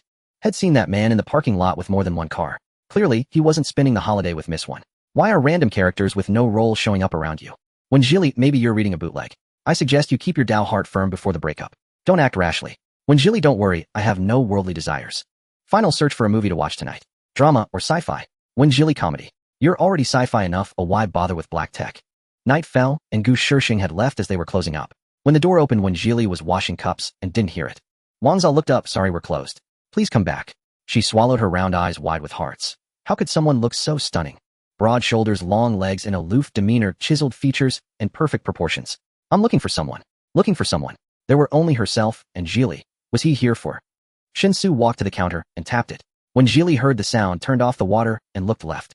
Shinsu. Her eyes lit up a flash of surprise and delight. What are you doing here? Just passing by. When Jili quickly dried her hands, took off her work apron, and came out. She looked up at him. Did you finish dinner with Grandpa? Going home now. Wang Zhao stood there, dumbfounded, questions piling up in her mind. Unlike her calm refusal to Gu Shishing, when Jili shook her head regretfully, can't. I came on my scooter, there's no place for it. Shinsu hadn't anticipated that reason and paused. Jili, you can park it in the courtyard. He'll let the boss know tomorrow. Really? Thank you so much. When Jili instinctively took Shinsu's hand and introduced him, this is my colleague Wang Zhao. Shinsu gave a slight nod, hello. He glanced sideways at Wen Jili, noting that she hadn't introduced him to her colleague. In the car, Wen Jili was oddly excited, reeling off a long list of ingredients to Shinsu. Can you still eat? How about a late hot pot? Ozal said the mooncakes were great. Let's split one when we get home. She pulled a car blanket from the back and wrapped it around herself. I'm not used to standing so long. My back and feet ache. Shinsu pulled his wandering thoughts together. Perhaps she was just shy. Grandpa sent you a box of mooncakes. They're in the trunk. When Jili turned her head, lazily smiling. How embarrassing. What flavor? Pistachio molten. I love pistachio. Did you send my mid-autumn wishes? The car's AC hummed, as when Jili dozed off with her head tilted. 2 hours earlier, Shinsu was dining with old Master Shin, checking his watch twice, which didn't escape Shintaoguo's notice. Xiaosu, do you have somewhere to be later?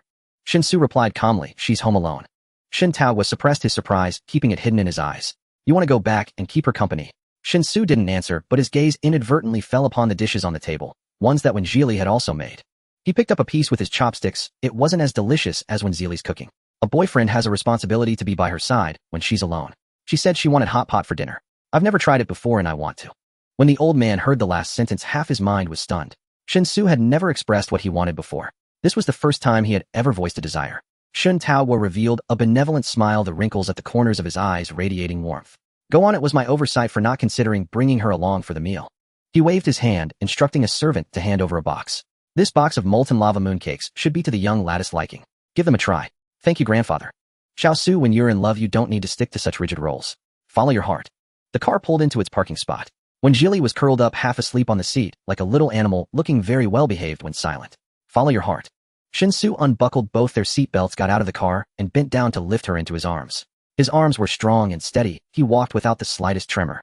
When Jili opened her eyes, she noticed that the view in the elevator seemed inexplicably higher. What's going on? Did I have a second growth spurt? Once fully awake, she realized she was nestled in Shinsu's arms. The feeling of being suspended in midair startled her, and she instinctively wrapped her arms around the man's neck. Why are you carrying me? You fell asleep again. When Jili. She raised her head defiantly, her gaze tracing from his sharp, cool jawline down to his chest, which was so close. When Jili's fingers curled unconsciously, the cool touch pressing against Shinsu's nape, sending a faint tingling sensation through him. I don't fall asleep every time. Don't talk nonsense. Put me down. Shinsu lowered his gaze, bent slightly, and set her down. Having been carried for the first time, when Jili felt a strange awkwardness and stood silently to the side. The elevator doors opened, and the air instantly became fresher, quickly dispelling the previous embarrassment. She thought of the ingredients in the fridge. Now her mind was filled only with beef tripe, and crown daisy. When Jili pushed Shinsu into the kitchen. Since you're eating too, I'm paying, so you shouldn't mind putting in some effort, right? What needs to be done? Shinsu didn't refuse. Excellent. First, please put on an apron. Seeing the pink bunny apron she handed him, Shun Su raised an eyebrow slightly. Don't worry, I washed it yesterday. It's never been worn, it's clean. Shin Su gave a low hum in response. Bend down, let me put it over your head. When Jilly patted his shoulder, this guy was just too tall for her to reach.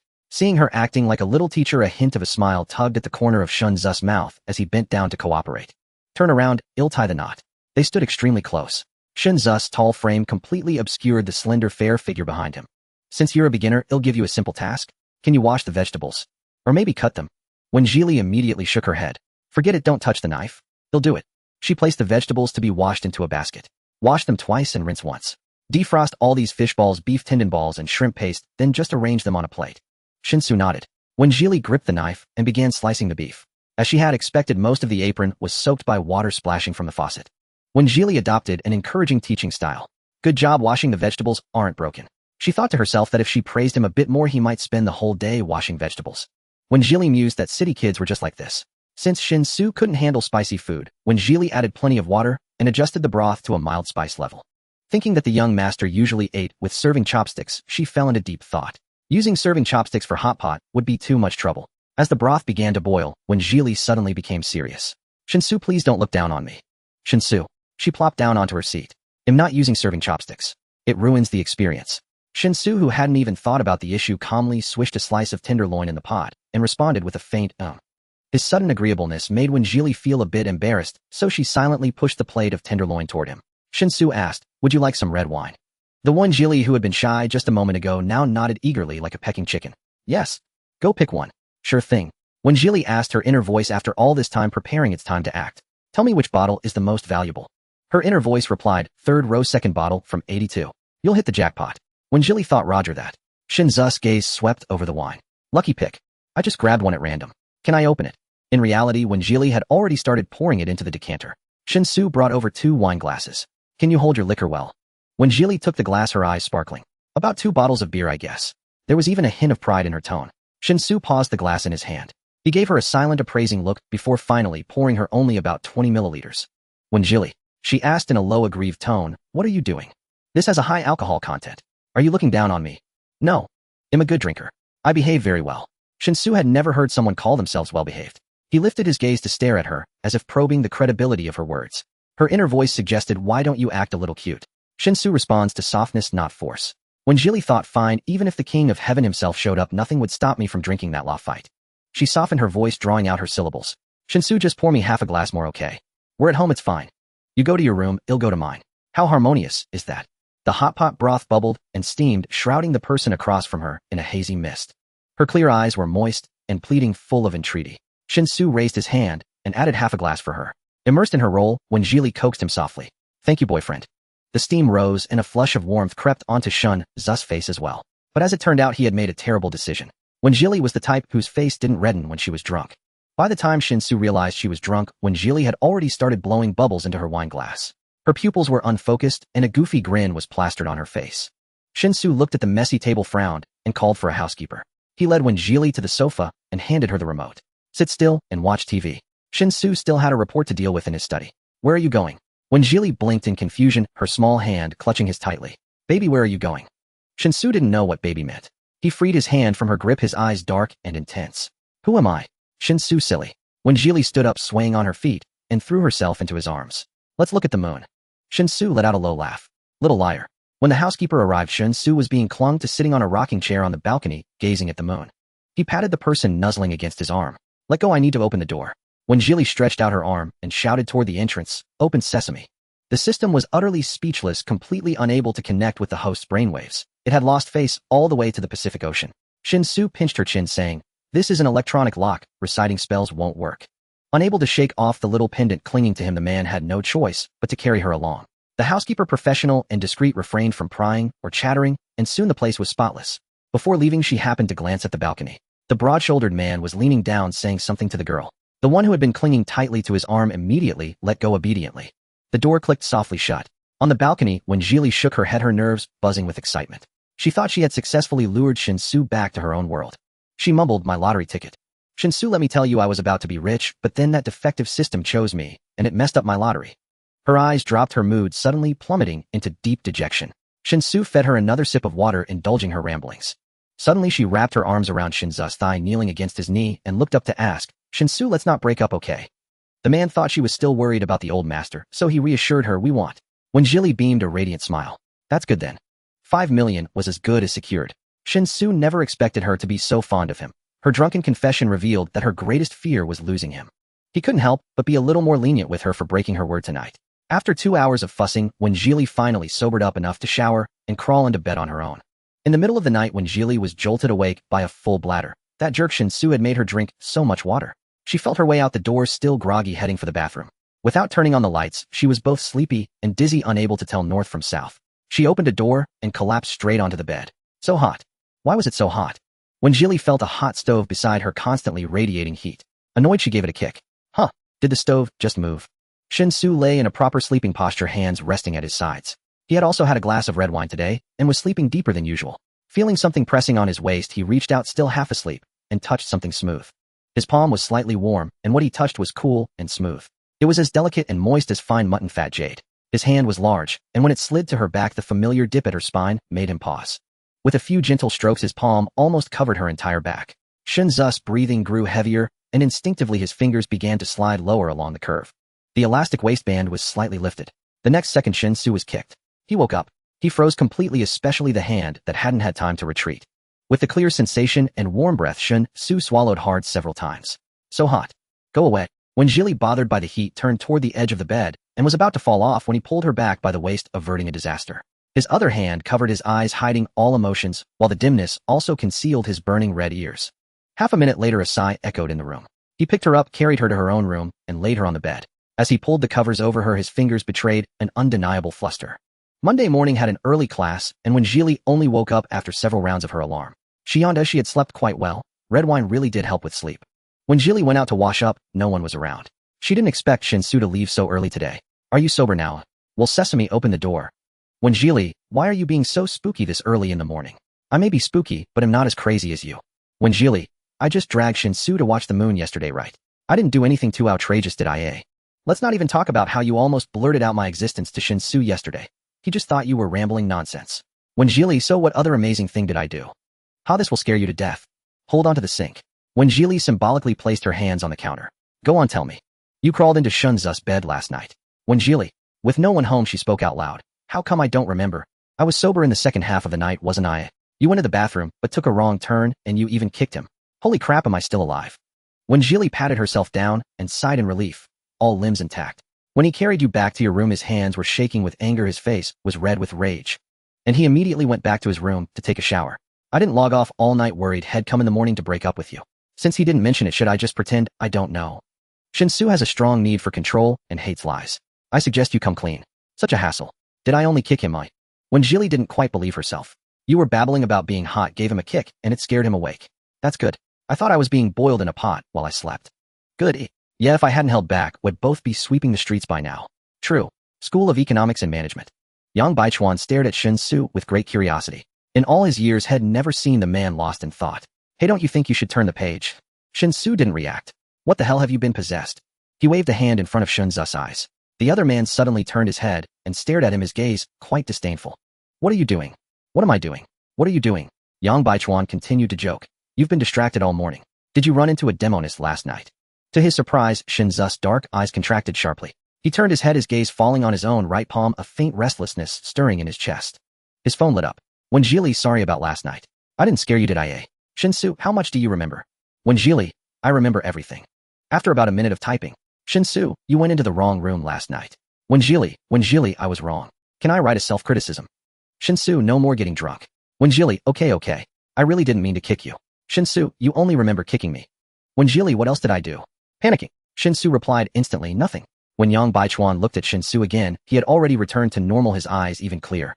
He scratched his head. Shinzu's heart was truly unfathomable. "By the way, at Grandpa Shin's birthday banquet on Friday, will when Jilly come too?" "Yes. I knew Grandpa Shin would make you bring her. His precious grandson is in a relationship for once. He'll want to size her up. What if you fall for a scam?" Grandpa Shun was a shrewd old fox, and Shinsu always listened to him. This time when Jilly would surely be exposed for what she really was. Shinsu didn't understand the term. "What do you mean?" "Nothing, just worried you'd be too green and get duped." He nudged Shinsu and whispered, "What if Grandpa Shin tells you two to break up? You do it right." Shinzu's eyes narrowed slightly. He seemed to have heard this question many times before. The once firm answer now came out as, not necessarily. Yang Baichuan scratched his ear, doubting his own hearing before he ever doubted Shin Zu's words. What did you say? Shin Su patted the elbow he had just bumped. Listen to the lecture. Friday, the Shun Garden Banquet. The late September wind carried a hint of chill as when Jili stepped out of the car arm in arm with Shin Su. Her raven hair and snow-white skin were set off by a water-blue Chong Sam exuding elegance and grace, while her slightly upturned fox eyes held a hint of allure. Her slender figure complemented the noble man beside her perfectly. Her smooth, long legs swayed in the breeze. Shin Su, my legs are cold. 3 hours ago she and Shun Su had gone for a full styling session, and the stylist insisted she go bare-legged, claiming no one wears stockings with a Chong Sam. Not showing off those legs would be the biggest failure of his career. When Jili reluctantly agreed to save a fragile artist. When Jili, those were heartfelt words, a rare kindred spirit. Shin Su looked down at the jade-like limbs, his dark eyes as calm as a deep pool. It won't be cold inside. Tall and straight, his deep gray suit with a dark pattern accentuated his broad shoulders and narrow waist, making him appear sharp and distinguished. Shin Su withdrew the arm she was holding and instead wrapped it around her waist. The warmth of his hand dispelled the chill from her soft waist. When Jili looked up at him gratefully, her sparkling eyes clear and soft like autumn water. Along the short walk, many bowed and greeted Shin Su, while covert probing glances fell on her.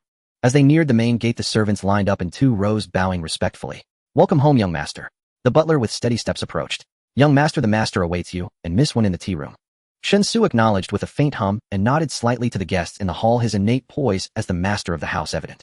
When Jili silently marveled at his coolness, thinking he might as well have on the male lead plastered on his chest.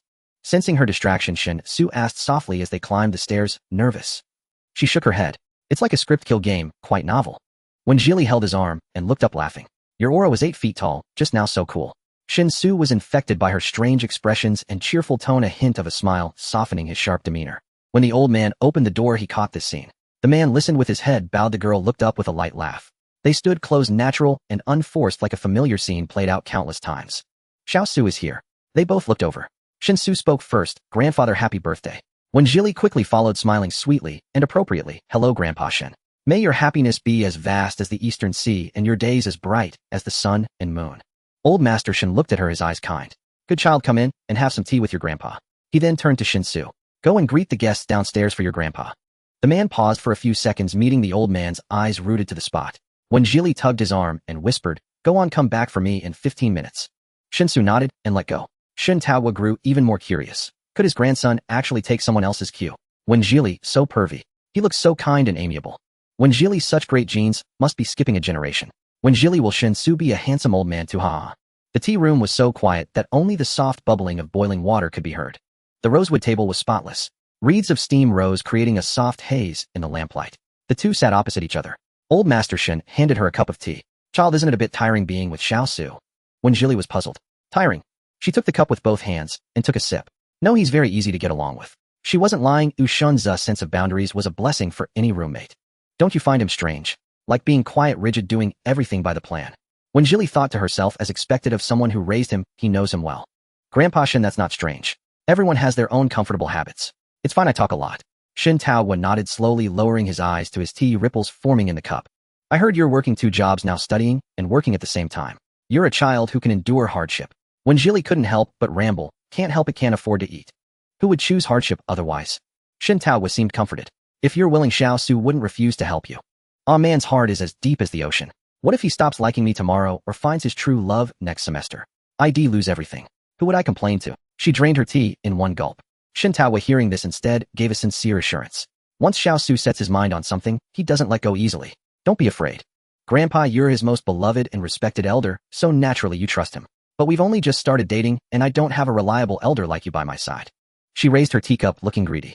Grandpa, this tea is really good. Could I have another cup? Shin Taohua was taken aback, a strange feeling rising in his heart. Xiao's girlfriend was very good at coaxing people. His phone lit up with a message from the butler. Xiao Su was coming upstairs. His expression turned serious as he produced a check. Miss Wen, if I wish for you to leave Shin Su, you may fill in any number. Are you willing? When Jili, what did he say? Fill in any number. When Jili, look how generous he is. How many zeros should I fill in? When Jili, idiot. She picked up the check, her eyes curving into a smile, but the warmth didn't reach them. Grandpa, it seems you watch short videos too. To be honest, I'm very tempted.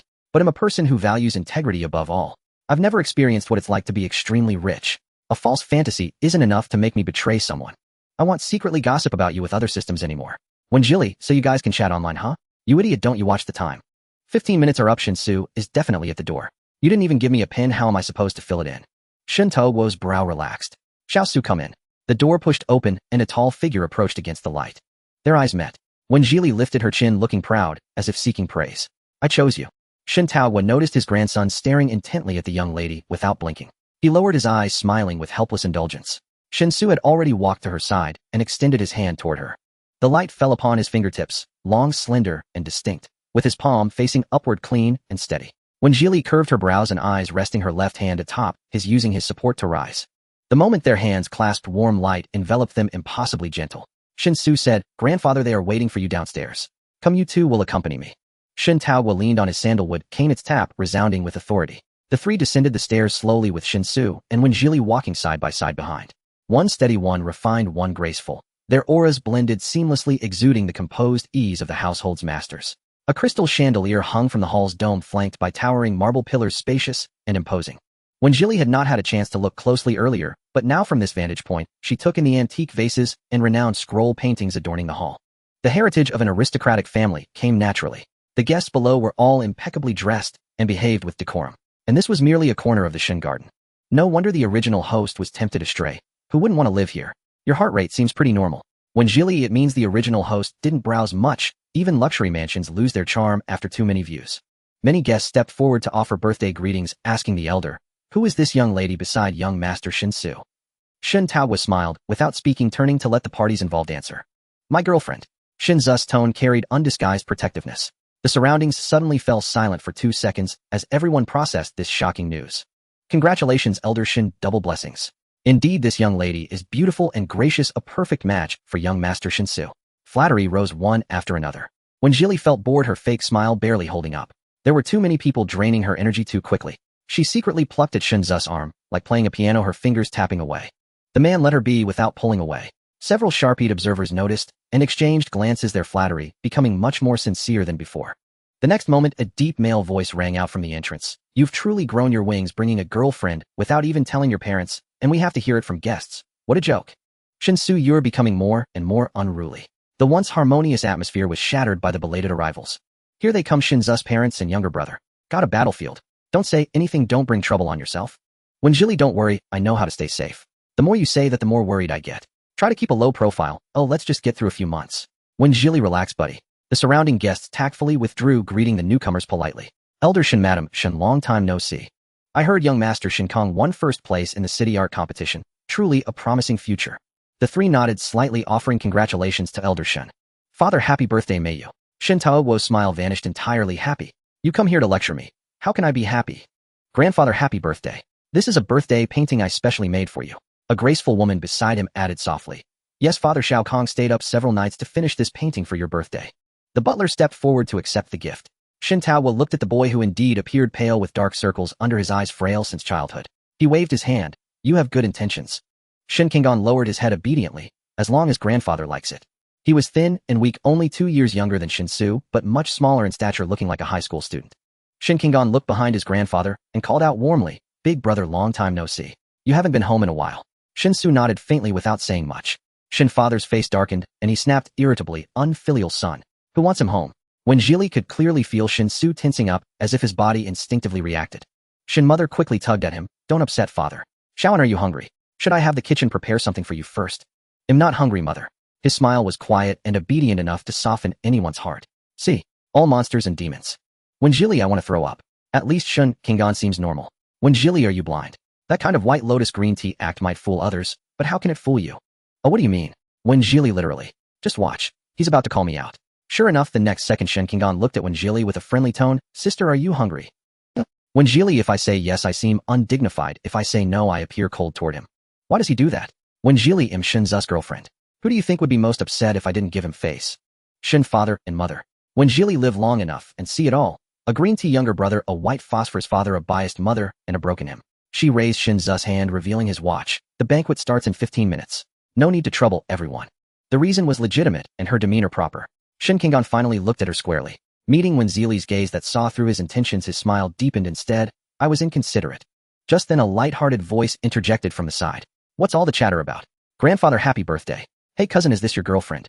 A girl in trendy clothes bounced forward, circling Wen Jili. Shin-Su warned coldly. Shin Nana. What? I'm not going to steal her from you. Father, I'm late. The man behind bore some resemblance to Shun father, greeting him and his wife lightly, big brother sister-in-law. The other scolded sternly, not watching the date and showing up late. Elder Shin tapped his cane. It's fine now that you're here. The family rarely gathers. Oh, let's all take our seats. As Shun mother passed by, she muttered discontentedly to Shin-Su. You won't even call us mom and dad.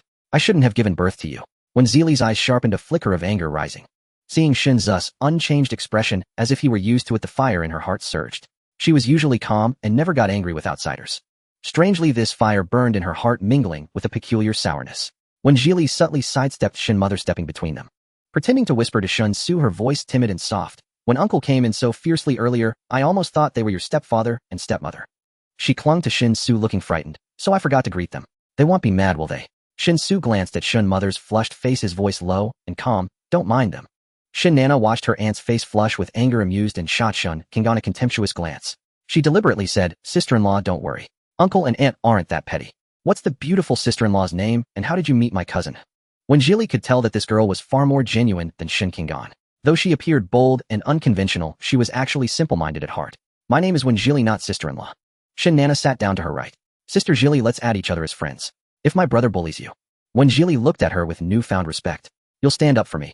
No, but I can offer you a warm hug. When Zeeli pressed her red lips together and patted her on the shoulder. Sorry, I'm straight as an arrow.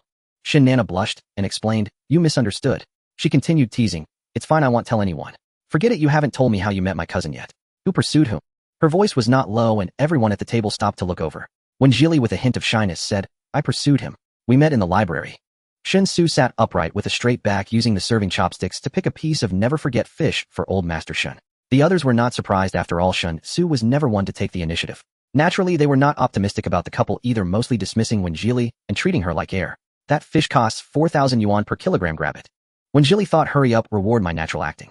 Afraid of dirtying Shin's shoes, she quietly slipped her feet out of her high heels, and her bare toes gently rested on his calf, rubbing against it.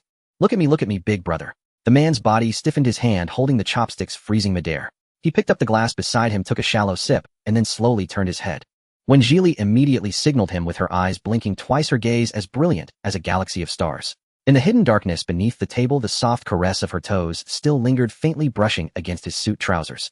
Seeing that he still hadn't caught on, when Zeeli took advantage of the other's distraction to slowly open her mouth and silently mouth, I want to eat fish. Shin's gaze fell on her parting red lips, his attention completely focused on those 2 petals of crimson, utterly missing the lip movements. When Zeeli withdrew her foot in disappointment, resigned to her unresponsive teammate, she could only obediently eat the few dishes in front of her. Shin's father raised his glass to propose a toast, leading the guests in congratulating old Master Shun on his birthday, and only then did Shin-Su retract his gaze. After finishing the wine in his glass, a burning sensation traveled down his throat to his stomach, making his body hot and his mouth dry. Xiaosu, why are you drinking so quickly? Old Master Shin, seated to his left, noticed that he had actually downed the entire glass. It's nothing, grandfather. Let Secretary Zhang drive you 2 back later. When Zeeli, showing her perceptiveness, leaned in. Grandfather, I can drive. Drive your pineapple. You want to drive without a license? When Zeeli thought, nonsense, I got my license in my junior year. Old Master Shin said. As far as I know, Xiaowen hasn't gotten her driver's license yet, has she? Shin-Su saw her instantly turn red with embarrassment, a faint smile appearing in his eyes as he responded, thank you, grandfather. Some people are just too eager to show off. Our Shin family isn't a place for just any Tom, Dick, or Harry to enter. Shin's mother finally had a chance to lecture her. People should know their place. With a sharp clatter, the crisp sound of chopsticks falling on porcelain landed in everyone's ears. Shin-Su shot a cold glare across the table, his dark eyes as deep as a frozen abyss. Madam Shin is right. Luckily, I've had my rabies shot. A few barks from a dog don't scare me. Shin-Su didn't even call her mother, so she certainly wouldn't. Everyone present was shrewd. They could easily catch the veiled praise and sarcasm. Shin Nana, looking left and right, asked Sister Zeeli, who brought a dog. Can I play with it? Shin's mother's face turned ashen, the wrinkles of age becoming more pronounced. Old Master Shun and the second young Master Shun, however, looked at Wen Zeeli with a glimmer of appreciation in their eyes. You're being so tough, what do you want to do? What if they make things difficult for you later? Wen Zeeli thought, I'll just go back to my own world. No one's going to walk all over me. She decided to let loose a bit more. Shin-Su, I want to eat fish. The man, remembering her little move from before, suddenly smiled and picked the tenderest part for her. Shun Kingan looked as if he had found some amusing new toy, his innocent smile laced with a cold, sinister interest. Damn, cousin, since when did you grow a heartstring? Shin Nana exclaimed excitedly. She secretly pulled Wen Zeeli aside. Sister Zeeli, future sister-in-law, you've got it made. Wen Zeeli smiled faintly, thinking that Shun's acting wasn't bad either. After the meal, Shin Nana dragged her around the Shun garden for a tour. It was truly vast and truly exhausting. When Jili secretly sent out an SOS. When Jili come rescue me, I can't walk another step. Shinsu, where are you? When Jili at the stone bridge, hurry, hurry. Nana Shinsu is looking for me. He asked me to wait for him here. Tisk tisk, people in love. He's so clingy. Have you two slept together? The bold and unrestrained question almost made When Jili trip. She leaned against a pillar and sat down. No. Then have you kissed? When Jili massaged her forehead. How about I ask about your studies instead? Shin Nana squinted and leaned in, sizing up her fair, delicate skin. My cousin doesn't have some physiological problem, does he? Hold on, the male lead is 1 kilometer away and closing in. When Jili thought, such a dirty mind, I'm scared. Probably not, she replied dismissively. So you did kiss. What's it like kissing him? Is my cousin so rigid and proper, the type to use tongue? When Jili got a vivid mental image from her words and couldn't help but imagine kissing Shinsu. Stop. Stop right there. The sound of a car horn rescued her from her predicament. Shinsu got out of the car and saw When Jili rushing towards him like a homing swallow, her ears completely red. She looked soft and tender. He opened his arms to catch her. What's wrong? The youth of today are too much. This place is not safe to linger. She linked her arm through Shinzu's and dragged him into the car. Let's go. The evening was quiet. The Yang Baichuan family had arrived, and the gathering ended on a superficially harmonious note. Secretary Zhang drove a Rolls-Royce with a Starlight headliner to take them home. The back seat was spacious and comfortable. When Jili thought the 2 individual seats in the back looked similar to the massage chairs in a mall, but sitting on them, she didn't want to get up. Shinsu sat with his eyes closed, leaning back in his seat. His usual aloof and stern demeanor had subsided, making him look like a beast that had temporarily sheathed its claws to rest. In his quiet state, he even carried a hint of languor. With nothing else to do, When Jili took another look at him. Remembering Shun Nana's risque talk, her gaze involuntarily drifted to his lips. She was also quite curious. When Shinsu kissed, would he really not use his tongue? He seemed to have drunk quite a bit tonight. Shinsu. Shinsu. She leaned over and called him softly. A low, slightly drawn-out hum sounded especially husky in the quiet car. He opened his eyes and turned to look at her. What's wrong? When Jili felt a tingle in her ear and said awkwardly, Nothing, I was just calling to see if you were asleep. She teased him. If you got completely wasted, I definitely couldn't carry you, so I'd have to leave you in the car. Shinsu stared straight at her, and as a look of astonishment spread across her face, he pinched her cheek. The usually steady car suddenly jolted. The man immediately shot a look at the driver, his aura turning cold and heavy. Shinzu's voice was frigid. Secretary Zhang. Apologies, young master. Focus on driving. Yes, young master. Secretary Zhang pressed the partition in trepidation, his back drenched in cold sweat from the sheer fright. Young master Shinsu was still the same as ever, but who was that childish person who had just pinched someone's face? When Jili was equally startled, she slapped away Shinzu's hand. Well, what are you doing? The confined air fermented with the scent of baijiu, making one feel dizzy. Come sit here. Shinsu patted his own leg, his face devoid of emotion. When Jili. She kept her seat firmly planted. I'm not coming over. You're drunk. When Jili, come sit. Shinzu's voice was very soft, yet he enunciated each word with deliberate slowness, every syllable falling clearly upon When Jili's ears. He continued, we didn't practice our hug today. When Jili remained unmoved. He'll take you to the cafe tomorrow. Your bike is still parked there. Fine. She really didn't want to wake up early and take the crowded bus either. But no pinching my face. How childish is that? The space between them was wide, so when Jili had to stand up and lean over. Although it wasn't their first time embracing in the car, the presence of the driver up front made her feel tense. She parted her legs, and through the slit of her cheapao, her fair skin was instantly exposed in the dim interior of the car. Above them was a blue and white starry ceiling, dazzling and romantic. When Jili took out her phone and set a timer. 5 minutes, okay.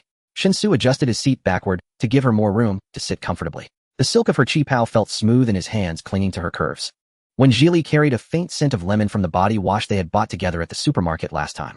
Its refreshing sweet tart fragrance soothed his restless agitation. Almost every time he saw those 3 people, he would feel an uncontrollable surge of irritability. Shinsu hated the feeling of losing control. Are you in a bad mood? Alcohol amplifies emotions and desires, and clearly Shinzu's mood was unstable. When Jili guessed it was related to his parents, but she didn't say it outright. She rested her chin on Shinzu's shoulder, gently patting his stiff back. Living your own life, well, is what matters most. It was okay today. One hand was firmly placed on When Jili's waist while the other lightly traced the delicate groove of her spine. Because you were here. Will Grandpa be upset? I wasn't very polite to Ms. Shin today. She turned her head to ask Shinsu, and their breaths mingled instantly. No, he said, you have guts. When Jili was amused, her eyes curving into crescents. Grandpa Shin is much funnier than you are. Shinsu watched her bright smile, and his hand on her back slowly moved up to rest on the nape of her neck. The skin there was smooth and soft, radiating warmth. When he wasn't speaking, his eyes were always slightly downcast, his lashes casting fine shadows. When Jili felt as if a large beast had seized her by the scruff, her breath caught, and she instinctively shrank back, like a small animal lower on the food chain. They were too close, their noses almost touching. If he just tilted her head forward slightly, their lips would meet. When Jili instinctively closed her eyes, she couldn't bear to look into Shinzus. His black pupils reflected the fragmented starlight, surrounded by a deeper inkiness that grew ever denser. Ding ding ding ding ding ding. Arise ye who refuse to be slaves. Both of them were startled. The stirring ringtone shattered the intimate atmosphere in the car. When Jili quickly scrambled back, and if Shinsu hadn't kept his hand on her waist, she might have fallen. She sat up straight and proper like a monk in meditation. Shinsu meanwhile crossed his legs and looked out the window, the light fading from his dark eyes. After a hot shower, when Jili felt exhausted, her mind warm and hazy. Time to sleep, time to sleep. As long as she wasn't embarrassed, the embarrassment was on someone else. Saturday morning. Wang Zile and Su Ji had just crossed the intersection when they saw Jili getting out of a luxury car at another corner. Who is Zili's boyfriend? Last week he drove a G-Wagon, this week it's a Cullinan. Su Ji asked. Boyfriend? Probably, or maybe not. She never really introduced him. Su Ji handed her a tea egg. Maybe it's a Didi ride. Wang Zile was shocked. So rich guys really do slum it for the experience. Su Ji said, who knows? 3 minutes to clock in. Hurry up, give me a hand. Oh, and her boyfriend is seriously hot. Being late costs 200.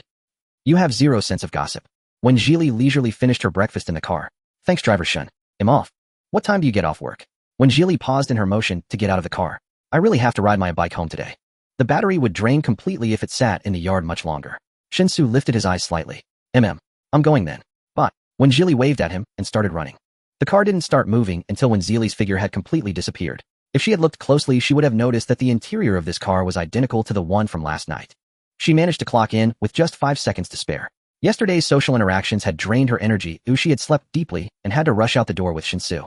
She had originally planned to skip breakfast to save time, but someone insisted on stopping to buy it. In the end, she was glad her attendance record was saved. Taking advantage of a lull in customers, Wang Zile came over to ask, Jili, was that handsome guy who dropped you off this morning your boyfriend? Knowing Wang Zile was a bit of a gossip, when Jili decided to keep things low-key. She didn't want to have to explain again if they broke up. No, he's my landlord. Wang Zile felt a pang of disappointment, like seeing her favorite ship sink. You don't live in the dorms. When Jili said, I will next semester. I'm applying for it. That's a shame. I think you two look great together, especially with the height difference. Wang Zile wore a knowing, amused smile. We're too different. Wang Zile thought she meant financially, and not wanting to hurt her pride, didn't press further. Su Ji suddenly chimed in from behind, different how? He's a tryhard and a slacker. The two of them. After work, when Jili finally got on her little bike. It was a second-hand purchase, the lightest and smallest model, much like the ones grandmothers used to take their grandchildren to elementary school. The battery was small, needing a recharge after just 2 trips. Halfway there, her worst fear came true. The bike had been sitting too long, and the battery died. When Jili had to push it to the nearest fast-charging station. After walking a few minutes, a car horn sounded behind her. A familiar head popped out of the passenger window of a BMW. Jili. Gigi. When Jili stared in surprise at Gu Yenji and the man beside her, Gu Shishing. Miss, we need a hand. The man was very gentlemanly, his tone gentle. Sitting in the back of the car, she couldn't help but marvel, what a coincidence. Gu Yenji turned around excitedly. I know. I can't believe you live in the building under my uncle's. The three of them drove to the apartment parking lot. When Jili and Gu Shishing got out of the car first. The moment her feet touched the ground, she heard someone calling her name. Shinsu. When Jili blinked twice, certain she wasn't seeing things. In moments, the man was before her, drawing her close. A forearm with its sleeve slightly rolled up rested on her shoulder, pale skin etched with prominent blue veins. Gu Shishing met his indifferent gaze. With a warm look, he extended his hand in self-introduction. Hello, Gu Shishing. Shinsu returned the handshake, their palms meeting for less than 2 seconds. Shinsu. When Jili felt the atmosphere stiffen, a peculiar sensation, as if caught in an affair. After all, she had refused Shinzu's offer to pick her up that morning, only to arrive home in another man's car that evening. Yes, I think so too. When Jili thought, it's fine, Shinsu probably won't mind. Still, she tried to mend the situation, joking to Shinsu. Haha, guess what? He's actually my classmate's uncle. Gu Shishing couldn't help but curl his lips at her humorous explanation. Just then Gu Yenji came down as well. Seeing a third person in the car, even Shinsu himself didn't notice the slight relaxation of his furrowed brows. When Jili pointed at her, remember the classmate who helped us move? We're good friends now. Her name is Gu Yenji. Shinsu murmured in acknowledgement. When Jili quickly turned to the other two, let me formally introduce you. This is Shinsu, my boyfriend. As the words fell, the hand on her shoulder tightened. Thank you for your timely help. It's quite late now, everyone should head back and rest. Gu Shishing smiled at her, glad to have helped. Good night. When Jili gave a dry laugh, her shoulder aching. Once upstairs, she recounted the entire incident from start to finish, every coincidence, and her innocence. Shinsu replied, Mem. Seeing his usual expressionless face, he drank water and went into the room, as always, so when Jili didn't think much of it. The male lead really doesn't misunderstand. Indeed, only the female lead Xiao Yumian can stir his jealousy. When Jili, unusually silent toward the system, grabbed her clothes and went to shower. Water streamed down from the top of her head. Whenever she closed her eyes, Shinzu's low-pressed brows flashed before her. Having grown up relying on others' kindness reading people was second nature, Shun Su was clearly unhappy. But when Jili didn't want to, and couldn't, delve into the reason. Peering into desire would only lead to being consumed by it. Her subconscious warned her that she couldn't bear the consequences of confronting her own greed. After her shower, her hair still slightly damp, she sat on the sofa, watching a horror movie. Say goodbye to all worries. What to choose? She murmured to herself, scrolling to the top 10 classic Hong Kong horror films. Village XX, the name sounds average. When Jili thought, then let's watch this one, the first part. To immerse herself fully, she turned off the lights, maximizing the atmosphere. Half an hour later, both she and the system were trembling. I'm scared to death. When Jili curled up, closing her eyes. Hurry and turn off the sound. I need to pee. Desperately. Do you think I'm a remote control? Go get it yourself. Oh, it's possessing someone again. My legs are weak. Suddenly a character on screen was looking into a mirror surrounded by profound silence. When Jili held her breath, hands hovering before her eyes ready to cover them at any moment. Having watched countless films, she knew something foul would leap out of the mirror. Just then the door creaked softly. From the darkness came a low call, When Jili. Oh. Before When Jili could react, a more terrifying image burst onto the screen. A figure in a bloodied robe with black hair and long purple nails appeared silently behind the unfortunate victim. Still startled, she hadn't managed to cover her eyes, and the entire scene struck her vision directly. When Jili rushed toward the tall man at the door, leaping up to cling to him, her voice trembling. Save me. Rescue. A few damp strands of hair stuck to Shun Zu's neck, stirring a faint tingling sensation. The body against his chest was too soft, as she was so frightened she wished she could meld into him. One hand held her firmly to prevent a fall. With the other he picked up the remote and pressed pause.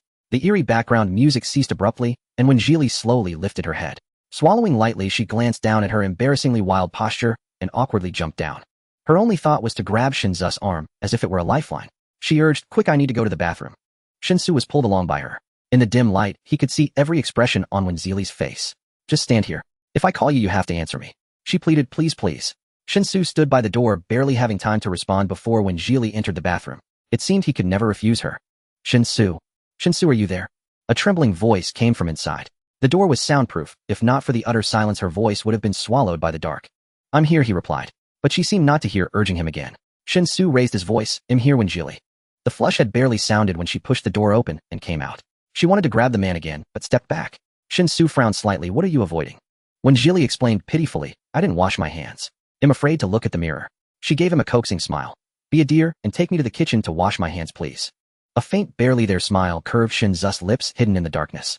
He took When Jili's hand, and without turning on the light, they walked one after the other into the kitchen. As she washed her hands, she felt genuinely moved. Good buddy, you don't even mind.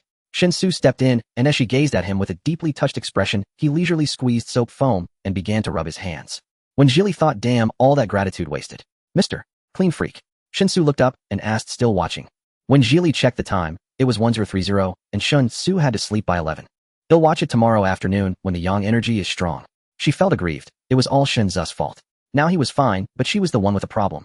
She pushed Shun Su to turn off the TV, then dawdled behind him, hesitating to speak. Scared? When Jili nodded frantically. Shun Su leaned in, his eyes so bright they were almost dazzling. He said slowly, play the March of the Volunteers. Handsome, ruthless, and evil Maine Coon. He must be mocking the alarm clock in the car from last night. I'm scared too, we'll go offline and die first. When Jili thought, you're heartless, you're shameless. Cue me when you come online tomorrow. Ooh, I faint at horror movies.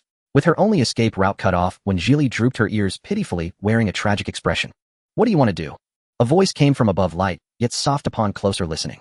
She immediately pulled out her phone. Let's stay connected. Put it by the pillow. She promised obediently, don't worry, I won't disturb you after 11. Fearing he might change his mind, When Jili quickly dialed a voice call. She blinked her big moist eyes, looking at him beseechingly. A slight pause caught in Shun Zu's throat, his tongue unconsciously grazed his palate. Shun Su retrieved his phone from the room and answered it in front of When Jili, reassuring her. Go back. When Jili said, all right, you don't need to speak, just hum a couple of times. After turning around, she awkwardly muttered, thanks. Without waiting for a response, she dashed back to her room and curled up under the covers. Thank goodness she had come up with this brilliant idea, otherwise all she would see with her eyes closed were ghosts. Thinking about why she chose to watch a horror movie, she couldn't help but feel a pang of self-pity. It would be better to close my eyes and think of Shun Su than to have The Shining in my mind. Unconsciously, she had blurted out her inner thoughts. Why think of me? When Jili stammered, you seem a bit unhappy. Shun Su replied, am not. When Jili mused to herself, the most remarkable thing about people is that they are often unaware of their own emotional shifts. Yes, you're not unhappy, I was just guessing blindly. It's almost 11, I should sleep. You go ahead and sleep, I can hear your breathing. 5 minutes later, Shun Su listened to When Jili's steady, even breaths and fell into a brief contemplation. So her claim of being able to fall asleep instantly was indeed no exaggeration. The next morning, Shin-Soo drove her to the Win family home for tutoring because her little beat-up car had been brought back last night and forgotten to charge. When Shiming had even ordered 2 cups of milk tea, insisting there was no prank this time. Tisk, was this how kids apologize nowadays with such a smooth transition? When Jili was initially delighted, planning to praise him later as part of encouraging education. But when she saw the appalling dictation notebook, she wished she could slap herself twice. Did these unit words take a trip with you and forget to come back? Even if I used my toes to memorize them, I wouldn't make such ridiculous mistakes. She snatched the milk tea from the boy's hand. Drink, drink, drink. No more drinking. Start memorizing. When Shiming lowered his peach blossom eyes looking like a defeated rooster. Why are you so fierce? You'll get ugly. When Jili tapped the back of his head with the notebook. Better that than being hopelessly stupid. No wonder he had offered her milk tea. It was a clever ploy of giving a sweet date before a slap. I'm not stupid and my brain works fine. I'm top in math, physics, and chemistry. When Jili said calmly, right, your brain isn't stupid, it's just full of water. She made him memorize words for another half an hour, not leaving until he had passed every single one. As she was leaving, the housekeeper pressed a bag of fruit into her hand. Xiao, when running late again today? Hard work. The boss said not to go out of your way to be lenient. Thanks, Auntie. It's fine, I'm not in a hurry. She came down from upstairs, the late September breeze carrying a chill. The National Day holiday was almost here. After clocking in, she cheerfully went to switch shifts with Suji. Coordinating 3 tutoring sessions with her part-time job here, she could cobble together 4 days off. Are you going on a trip? Suji asked. No, I'm just going to lie flat. The other girl looked at Wenjili with a hint of rare envy. Can't you do that? Suji pursed her lips. I'm the designated babysitter. Wenjili looked at her in surprise. You can take care of kids, eh? Suji only seemed aloof. In reality, she was quite endearing, answering every question, though the quality of her answers was another matter. Because I'm cool. Kids love to chase after me. Wenjili nodded in agreement. No wonder you're so fast on your feet, always clocking in at the last minute. She gave a sincere thumbs up. Awesome. After work, the 3 of them were cleaning up. Wang Zile and Wenjili were tasked with taking out the trash to the alley. Both were exhausted and remained silent. Suddenly, Wenjili vaguely heard a very short sob. But when she stopped to listen again, there was only the rustle of fallen leaves and an orange cat with its tail held high hissing at them. Jili, what's wrong? I thought I heard crying. There's nothing. Let's finish dumping this and get back. It's creepy. Lele, why is there only one streetlight here? A chill ran down Wenjili's spine as she thought of last night's horror movie. It broke a while ago and hasn't been fixed. There aren't even any cameras here, no one cares. She rubbed her arms. Let's go, let's go. I must have misheard. But just as the 2 were about to leave the alley, the system suddenly chimed in. Wenjili, you didn't mishear. If you go to stop it won't count as me disrupting the small world's order. Wenjili's heart tightened. Why are you suddenly being so serious? Stop what? At the corner just now, a drunk man dragged a little girl into it. Wenjili exploded. Why are you only telling me this now? But the system fell silent. She didn't have time to question it further. Grabbing Wang Zile, she said, there's a trafficker. Call the police immediately. She spoke rapidly. If I'm not out in 3 minutes, play a police siren sound. Wang Zile stood frozen. Huh. But Wenjili's usually carefree face was now taut with cold determination as she grabbed 2 trash bins and charged towards the corner. Wang Zile snapped back to reality and immediately called the police. Her heart pounded wildly, but her feet, frozen by the fear of danger, were rooted to the spot, unable to move. From inside came a clattering sound, seemingly the collision of 2 metal trash bins from the shop, followed by a gruff male voice. Wang Zile's heart pounded, thump, thump, thump, thump. Summoning courage, she didn't know she picked up a brick from the roadside and set her phone's timer to ring. Jili, I'm coming. Damn trafficker, you can't escape. The police are on their way. Just as she was about to rush, and she saw Wenjili like a female warrior sprinting out with a little girl cradled in her arms. What are you staring at? Run. Only then did she see the man lurking in the shadows behind, stumbling around with a trash bin covering his head. Furious, she hurled the brick hard against the bin. Go to hell, you scumbag.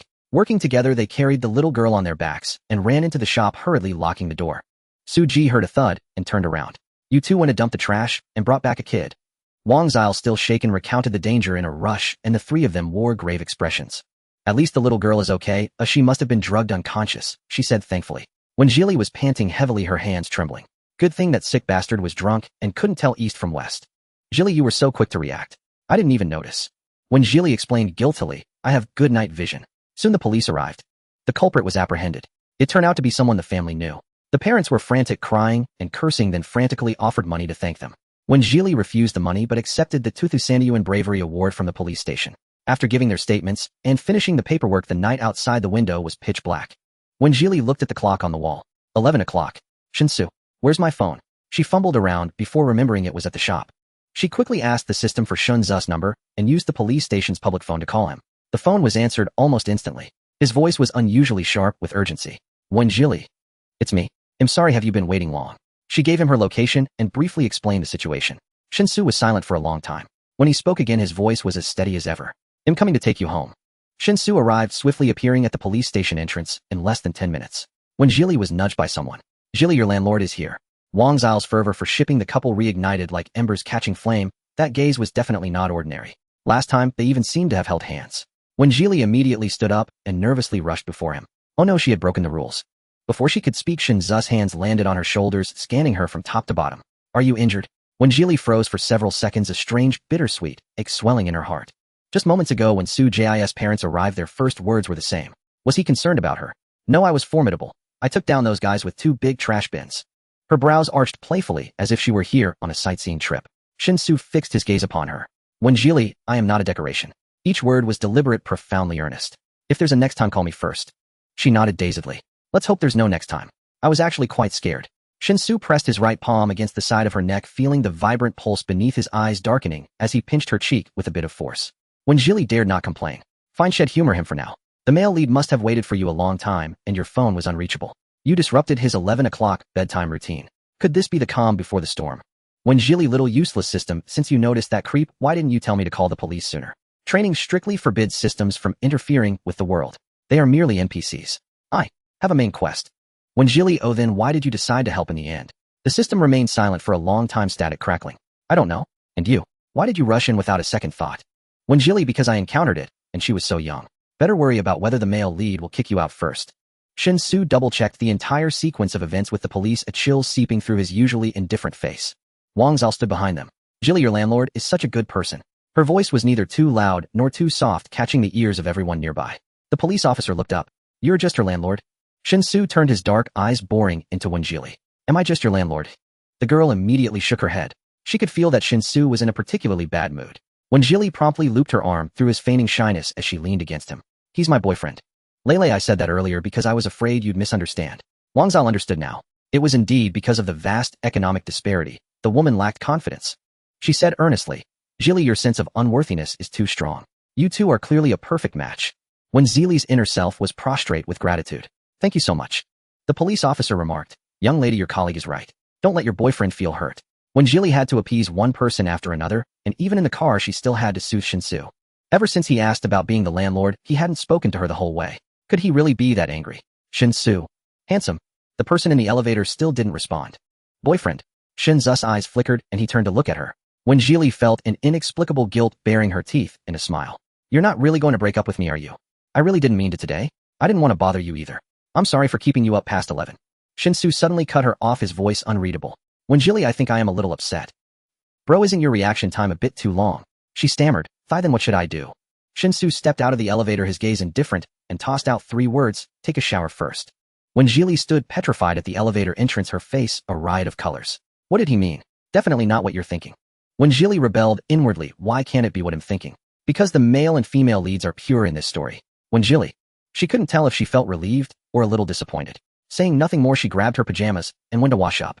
But it was too late, her mind was hazy, and she even forgot to bring a towel. Her phone would have to wait until tomorrow when Lele mailed it from the store. If she kept standing there naked, she'd freeze to death before the water even dried. When Jili walked to the door and knocked from inside, hoping Shinsu would hear when he came out. As it turned out, her luck wasn't great. She could only crack the door open and shout out, Shinsu, Shinsu, Shinsu, Shinsu. The sound of the man's footsteps grew closer. When Jili quickly spoke, her voice full of gratitude. I forgot to grab a towel. Can you get one for me from the balcony? Shinsu stood at the doorway, catching a glimpse of her half-exposed face, flushed and moist from the steam, soft and rosy. A tiny glistening bead of water slid down her fair neck to a place he couldn't see. What color? Pink. The longest one. Thanks. The man walked to the balcony, raised his fingers slightly, and hooked the towel. It was soft against the skin and smelled pleasant with a faint lemon fragrance. To him, a towel was an extremely private item used to wipe every part of the body. His upbringing told him he shouldn't touch it with his hands. Did you get it? I'm really cold. Shinsu clutched the towel in his hand as he walked back, the dense night behind him concealing all human desire. When Jili saw him, she immediately stretched out an arm. Her skin was lustrous as snow, her arms slender and elegant, her fingertips delicate and soft pink, inadvertently captivating the eye. His throat tightened. He averted his gaze and handed the towel to her. The living room was lit only by an ambient light, casting a soft, dim glow. When Jili thought he had already gone back to his room.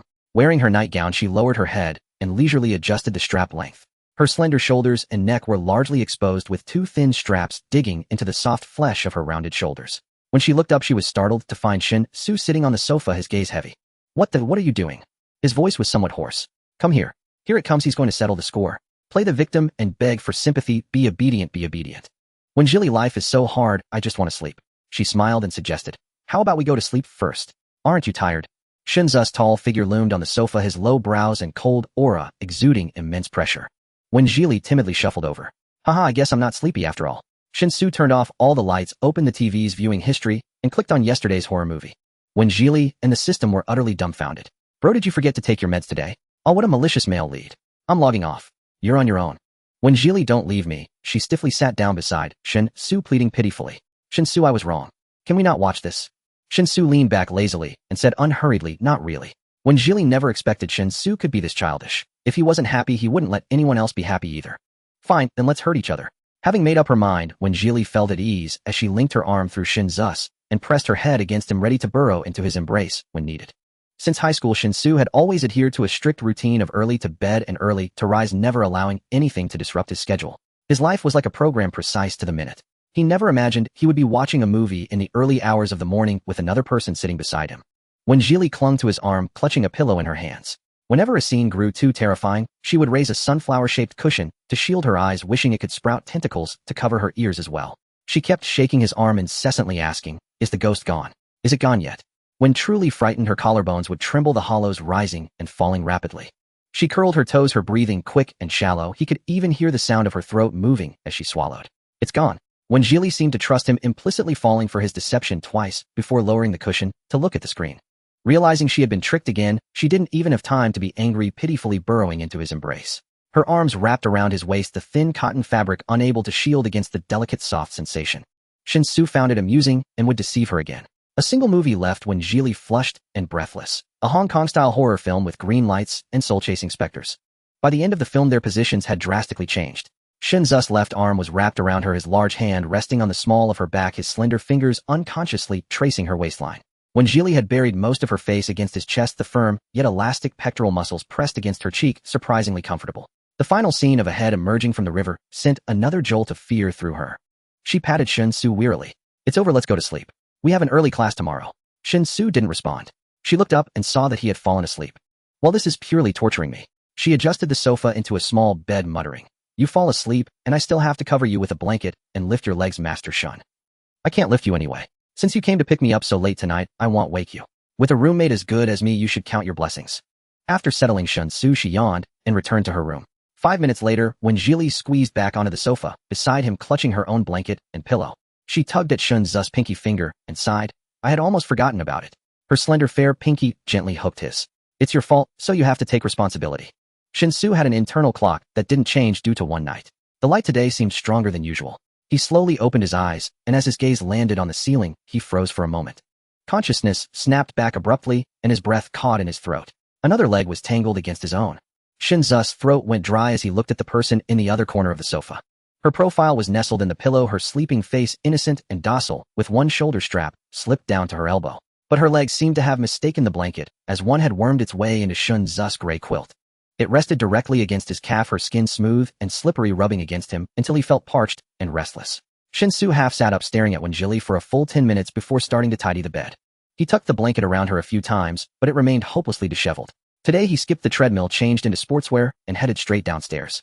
The air on the track was fresh, and his mood was no longer as cold and restless as the previous day. The gentle breeze seemed to carry a hint of lemon fragrance, soothing every nerve in Shinzu's body. Shin-Su, Wenjili's boyfriend. Shin-Su turned around and immediately recognized the man who had brought Wenjili home 2 days ago. He responded indifferently, The two ran side by side. Gu Shishing was 27, and though he appeared refined and handsome, he was the type who looked lean in clothes, but had a muscular build underneath. Ms. When isn't with you? Shin-Su glanced sideways at him, his breathing still steady despite having run several laps. She's still asleep. Gu Shishing paused mid-stride, not expecting the seemingly reserved and courteous man to give such an ambiguous answer. It was hard not to misinterpret, or perhaps the other intended to create that impression. When Shin-Su returned, the person on the sofa was still asleep, one leg kicked out from under the blanket, lying on her side with the thin quilt clutched between her legs. When Jilly was wearing a nightgown, her long legs were as lustrous as creamy jade, with the hem rolled up to her pale thigh, exposing half of a rounded curve to Shinzu's view. The tucked-in corners of the blanket he had fixed before leaving were now a complete mess. He set down breakfast, drank a glass of cold water, and went into the bathroom to shower. The aroma of soup dumplings filled the air, stirring when Zeely's stomach awake. She struggled to sit up and saw that she had made a mess of the sofa. Afraid Shinsu would notice, she scrambled to make the bed and tidy up. By the time Shinsu emerged when Zeely was fully dressed and sitting with perfect posture, she looked up at him with a sweet smile and asked, "Good morning. With so many soup dumplings, can I have one?" Her fox-like eyes tilted up slightly, exuding a playful charm. Shinsu wiped his slightly damp hair, his voice cool and clear. "There for you." When Zeely responded enthusiastically, "Having such a good boyfriend makes me so happy." The man looked up, his brows and eyes damp and heavy, his narrow eyes narrowing slightly. "Buttering me up. Ha ha, Shinsu, you're making jokes now." She stopped teasing him, and they both tacitly avoided mentioning the previous night. In the afternoon, when Zeely's elective aerobics class began, as fate would have it, Feng Chichi was also there. The teacher said that for the first class they would find the beat. Everyone formed a circle and took turns clapping when they heard the drum beat. When Zeely was tone deaf, the original owner was, and so was she. After more than 20 years, she only knew one routine. When it was her turn, she couldn't discern the beat or rhythm at all. But she had thick skin. Relying on her dance background, Feng Chichi was inexplicably confident. "You can't even hear that. Your cerebellum must be underdeveloped." Many people's expressions soured, but she didn't notice and kept provoking, "I'm talking to you." When Zeely waved her hand dismissively. "Classmate Feng, don't act recklessly just because your own brain isn't fully developed, and don't undermine everyone's confidence to improve." Gu Yanji was fed up with the stupidity. Psycho. Feng Chichi single-handedly managed to offend everyone normal, and no one wanted to stand in the same row as her. After class, she went to complain to the teacher, claiming when Zeely was leading a campaign to isolate her. A review of the surveillance footage showed Feng Chichi had started the conflict, leaving the teacher to placate both sides. She blocked when Zeely's path and said menacingly, "I know your secret." When Zeely's eyes widened in alarm. "Does she know I transmigrated into a book?" "Impossible, there's only one system per small world." When Zeely, you're resurrected again. "I'm back. How did it go with Shinsu last night? Seeing that you didn't end up sleeping on the street, I'm relieved." When Zeely's mind flashed with fragments of the previous night. If it knew she had secretly touched Shinzu's chest, would it jump in surprise? If it knew she had shared a bed with Shinsu last night, would it unleash a thunderbolt? Seeing her unresponsive, Feng Chichi raised her voice. "You used to study so hard, but after dating Shinsu you stopped. You deliberately took a job to find a legitimate excuse to gain sympathy. Even switching dorms was all premeditated, wasn't it? You're just after Shinzu's money. Damn, she's almost convincing me." When Zeely, too bad, her reasoning is all correct, but the conclusion is completely wrong. She let out a light laugh, her tone calm, but piercing. "Since you're so sure, why are you secretly recording?" When Zeely's fox-like eyes turned serious, as if she could read the thoughts of the person before her. "Feng Chichi, who did you want to record that for?" The other girl's face paled, her clenched hands trembling as she turned and fled in shame and anger. "How did you know?" "I didn't even know. When Zeely, I was once cheated by a shady boss who withheld my wages. Following an online method, I asked a question, recited the person's name, and recorded it. It worked for my rights. A true role model. When Zeely, but something feels off. Feng Chichi shouldn't have grown a brain yet." "You mean someone put her up to it?" When Zeely, forget it, I don't want to think about it. This love affair is really hard to navigate." Gu Yanji, who had caught up, overheard her sigh and quickly stepped forward to ask, "What's wrong? Are you having a relationship crisis with Shun, the campus heartthrob?" When Zeely, no, not at all. It's just a bit taxing on willpower. I get it. With a husband that handsome, it's normal to feel insecure." "Husband?" Gu Yanzi's brows danced with mischief, her small dimples showing. "You know what I mean." When Zeely, recalling the pure and chaste nature of the protagonist, declared righteously, "You can eat whatever you want, but you can't say whatever you want.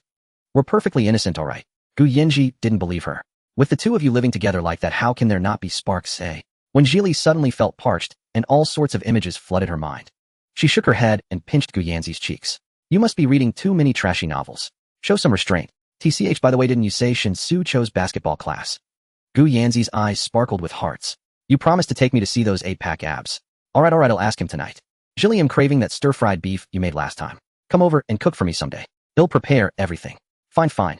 Gu Yanji laughed at her flustered look and teased, "Zeely, you're so easy to embarrass. Shinsu is really lucky. In bed he must be. Why are you running?" When Zeely covered her ears and dashed forward. Let the world burn. On her way home, she stopped by the supermarket to buy groceries, as she hadn't had time for the morning market. After a month of living together, she had figured out Shinzu's tastes. But the man himself was a puzzle, sometimes aloof and courteous, sometimes gentle and reliable, sometimes overwhelmingly intense, and other times childish and easy to please. When Shinsu returned home, it was exactly 6 o'clock. The house was filled with the fragrant aroma of soup. "You're back. Wash your hands, and try my new creation, yam and barley spare rib soup." Shinsu responded, dried his hands, put on heat-resistant gloves, and carried the pot from the counter to the table. When Zeely gave him a thumbs up. A man who knows how to work is the most handsome. When Zeely served the dishes while Shinsu arranged them, she had grown accustomed to his meticulous grid-like plating. She asked him, "Does arranging it like this make the food taste better?" Shinsu adjusted the final angle before answering, "It looks nice." "Alright, as long as you're happy."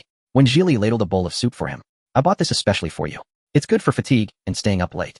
Shinsu took it and said sincerely, "Thank you." "Wasn't it because the supermarket had a promotion today?" When Jili, "Sometimes I'm really speechless with you. Can't you just enjoy the free ride?" Shinsu, "When are you playing basketball?" Gigi wants to watch. Guys over 1.8 meters fighting it out. She had to preserve a bit of dignity for herself and Gu Yenji. "There's a game after class on Thursday. Can you save us 2 good seats?" "Sure. Message me when you arrive." She eagerly picked up a piece of braised pork for Shinsu. "When the time comes, I'll only cheer for you." The man ate the food she had offered with her own chopsticks and asked, "What are your plans for National Day?" "He'll work the first 3 days and lays around at home for the last 4. If possible, I'd like you to spare 2 days for me." When Jili, thinking along his lines, asked a date. "My uncle opened a resort and invited a few of us younger folks to come and support it." "A resort?" She perked up with interest. "Yet 2 days and 1 night. We can set up tents, go fishing, and there are plenty of other activities." "Free?" Shinsu nodded. "The invitation tickets come with a chance to win gifts." "Alright, you can draw for me then." When Jili agreed without hesitation. Come on, with the male lead's luck, she was bound to win first prize. On Thursday morning, when Jili and Gu Yenji rushed to the gym right after their first class. True to the school's reputation, the atmosphere was as electric as an NBA game. They even had custom uniforms. It turned out to be an intercollegiate league. Yang Baichuan, at his friend's request, led the 2 of them inside and seated them in the 3rd row of the inner court. "This seat is amazing. If they lift their shirts, we'll get an eyeful." When Jili pulled her down and whispered, "Keep your drool in check." Gu Yanzi's sweet demure appearance was truly deceptive. "Alright." She barely settled down before grabbing Wen Zili's arm and squealing. "Holy crap, is that Shun Zu's team? They're insanely hot." When Jili looked over, Shinsu stood at the back, tall and striking, the most eye-catching of them all. Dressed in a red jersey, his arm muscles were firm with clean defined lines. Not overly bulky, yet every inch radiated explosive power. Shin Zu's brow bone was sharp, his eyes dark and cold, exuding an air of detachment. Suddenly he lifted his head to look at the stands, his gaze deep and still like a lurking beast eyeing its prey. "Jili, he's looking at you. His charisma is off the charts." When Jili thought the performance had begun, she stood up, formed a big heart with her hands above her head, and sent it to Shinsu. The crowd around them erupted. "Whoa, that's so sweet. Are they a couple?" The sexual tension is unreal. Boring, showing off their love on the court. Someone's just sour because they can't get a date. Look. I think Shinsu smiled. No way. Are you looking through a microscope?" Yang Baichuan, sitting right behind them, saw the whole interaction. Hearing the whispers around him, he thought, "Damn, is this guy falling in love?" He tapped Wen Jili on the shoulder. "Do you and Shinsu have plans for National Day?" The girl turned around. "Yet he said he's taking me to a resort." Yang Baichuan's heart dropped to the ground with a loud crack. He had been in plenty of relationships, but had never been this clingy, like a little accessory that went everywhere with him. The game began. Shinsu struck first with no preamble. He leaped into the air, twisted his body for a layup, and the ball swished through the net with astonishing speed. As he landed, he lowered his gaze slightly, his hair stirred by the wind. When he looked up, his eyes briefly met Wen Zili's. In the first half, Shinsu dominated like a cheetah, utterly terrifying. Why is Shin, the campus heartthrob, playing so fiercely today? He's showing off pure and simple seduction. With those pecs and that waist, I'd gladly die beneath the peony flowers. At halftime, when Jili was a true professional, the water she had deliberately bought came in handy. She walked down the steps slowly, every step a selfless dedication to her role as ex-girlfriend. But as she got close, a few adrenaline-fueled players joked, "Kiss, kiss." The crowd, eager for drama, immediately joined in creating a raucous din. When Zili's smile froze instantly. She hadn't signed up for this level of sacrifice.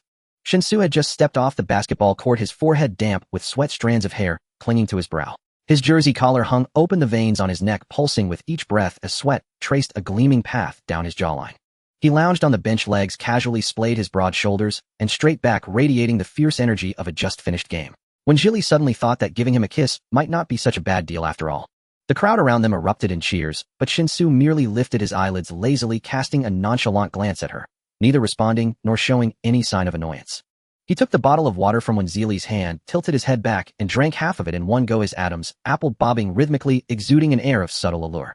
When Jili nervously asked the system, should I kiss him or not? Kiss him. With so many people watching, it's the perfect chance to make a name for yourselves and cement your status as a real couple. When Jili, alright, I'll kiss him. Don't regret it. It's not like you're kissing me, so why would I regret it? What does Shinsu have a thing about first kisses? Can't we just get married after one kiss? Under the gaze of the crowd, when Jili walked up to Shinsu and, catching a flicker of surprise in his eyes, bent down. She rested her hands on his shoulders and pressed a kiss to his left cheek. He looked hard and cold, but his cheek was unexpectedly soft. It was a touch as light as a dragonfly skimming the water, yet it made both their hearts skip a beat. Their gazes tangled in the air, sticky and shy, their breaths growing shallow. Neither Wen Jili nor Shinsu seemed to hear the teasing and noise around them. She was the first to look away, straightening up. Keep it up. I'm heading back. The moment she turned, Shin-Soo pulled her back, nearly making her lose her balance. She looked up at him, now standing. What's wrong? I'm not playing the second half. Oh, when Jilly stammered after a few seconds. So going home? Yeah. With that, he took her hand and led her toward the locker room right in front of everyone. I need to change first. When Jilly followed, thinking that's strange. You need to change, but I don't. When they reached the changing room, she was stunned. I don't think it's appropriate for me to be here. Hey, why are you locking the door? Shin-Soo said nothing. With one hand, he pulled off his shirt, revealing his powerful, well-defined back. The clean lines of his muscles covered in a thin sheen of sweat were impossible to ignore. The confined space of the locker room instantly grew humid and hot. His voice was low and husky. Wait for me here. I'm going to take a quick shower inside. Okay. When Zeely's mind went blank. She couldn't understand why Shin-Soo was so comfortable undressing in front of her. Wait a minute. Had she been locked in by Shin-Soo? When Shin-Soo came out, when Jilly was sitting obediently in front of his locker replying to a client's message. He leaned against the doorframe, his expression relaxed, his long eyes fixed on her. His fingers lightly brushed the spot on his cheek where she had kissed him. The pads of his fingers were nowhere near as soft and cool as her lips had been. He couldn't answer when Zeely's question. He didn't understand why he had pulled her along, placing her somewhere only he could see. The harassing messages on his phone had decreased significantly since the umbrella incident. When Jilly no longer needed to pretend to be intimate. That was a good thing. It would save him from unnecessary planning. It was a good thing indeed, just a little too late. When Jilly want to practice? She looked up. The heat had made the skin under her eyes a delicate pink, and her gaze was pure and innocent. So sudden. Too lazy to think, she stood up and walked in front of him, looking like she was ready to be hugged. Hurry up. I still need to buy groceries. Shin-Soo bent down, his cool large hand cupping her chin, his fingers sinking into the softness of her cheek. So obedient. His usually dark and cold eyes grew warmer, as black as ink. You kiss when I say kiss and you hug when I say hug. When Jilly was confused. What's wrong with you now, my dear young master? Shin-Soo, you're being unreasonable. Because he was pinching her jaw, her words came out muffled, almost like she was pouting. When Jilly glared at him in dissatisfaction and swatted his hand away. Where would you find a girlfriend as good as me? I'm following your timeline for this relationship. To make those harassers back off, I swallowed my pride and kissed you in front of all those people. And now you're calling me easy. Her eyes sparkled with fire. Shin-Soo hadn't expected her to get angry. He apologized instinctively. I'm sorry. That's not what I meant. Or do you think I'd just kiss any random stranger? A sharp chill instantly returned to the man's dark eyes. Even he didn't notice the frown that creased his brow at this baseless assumption. When Jilly was getting into her act. That was my first kiss, and this is how you react. She was being heartless and unreasonable, snorting coldly. Fine. No more hugging or kissing from now on. Shin-Soo stood rigid, a rare look of bewilderment on his face, like a schoolboy being punished. When Jilly walked to the electronic door. Open it. I'm going home.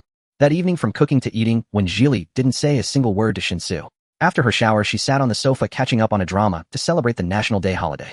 You're being too harsh. He already apologized to you.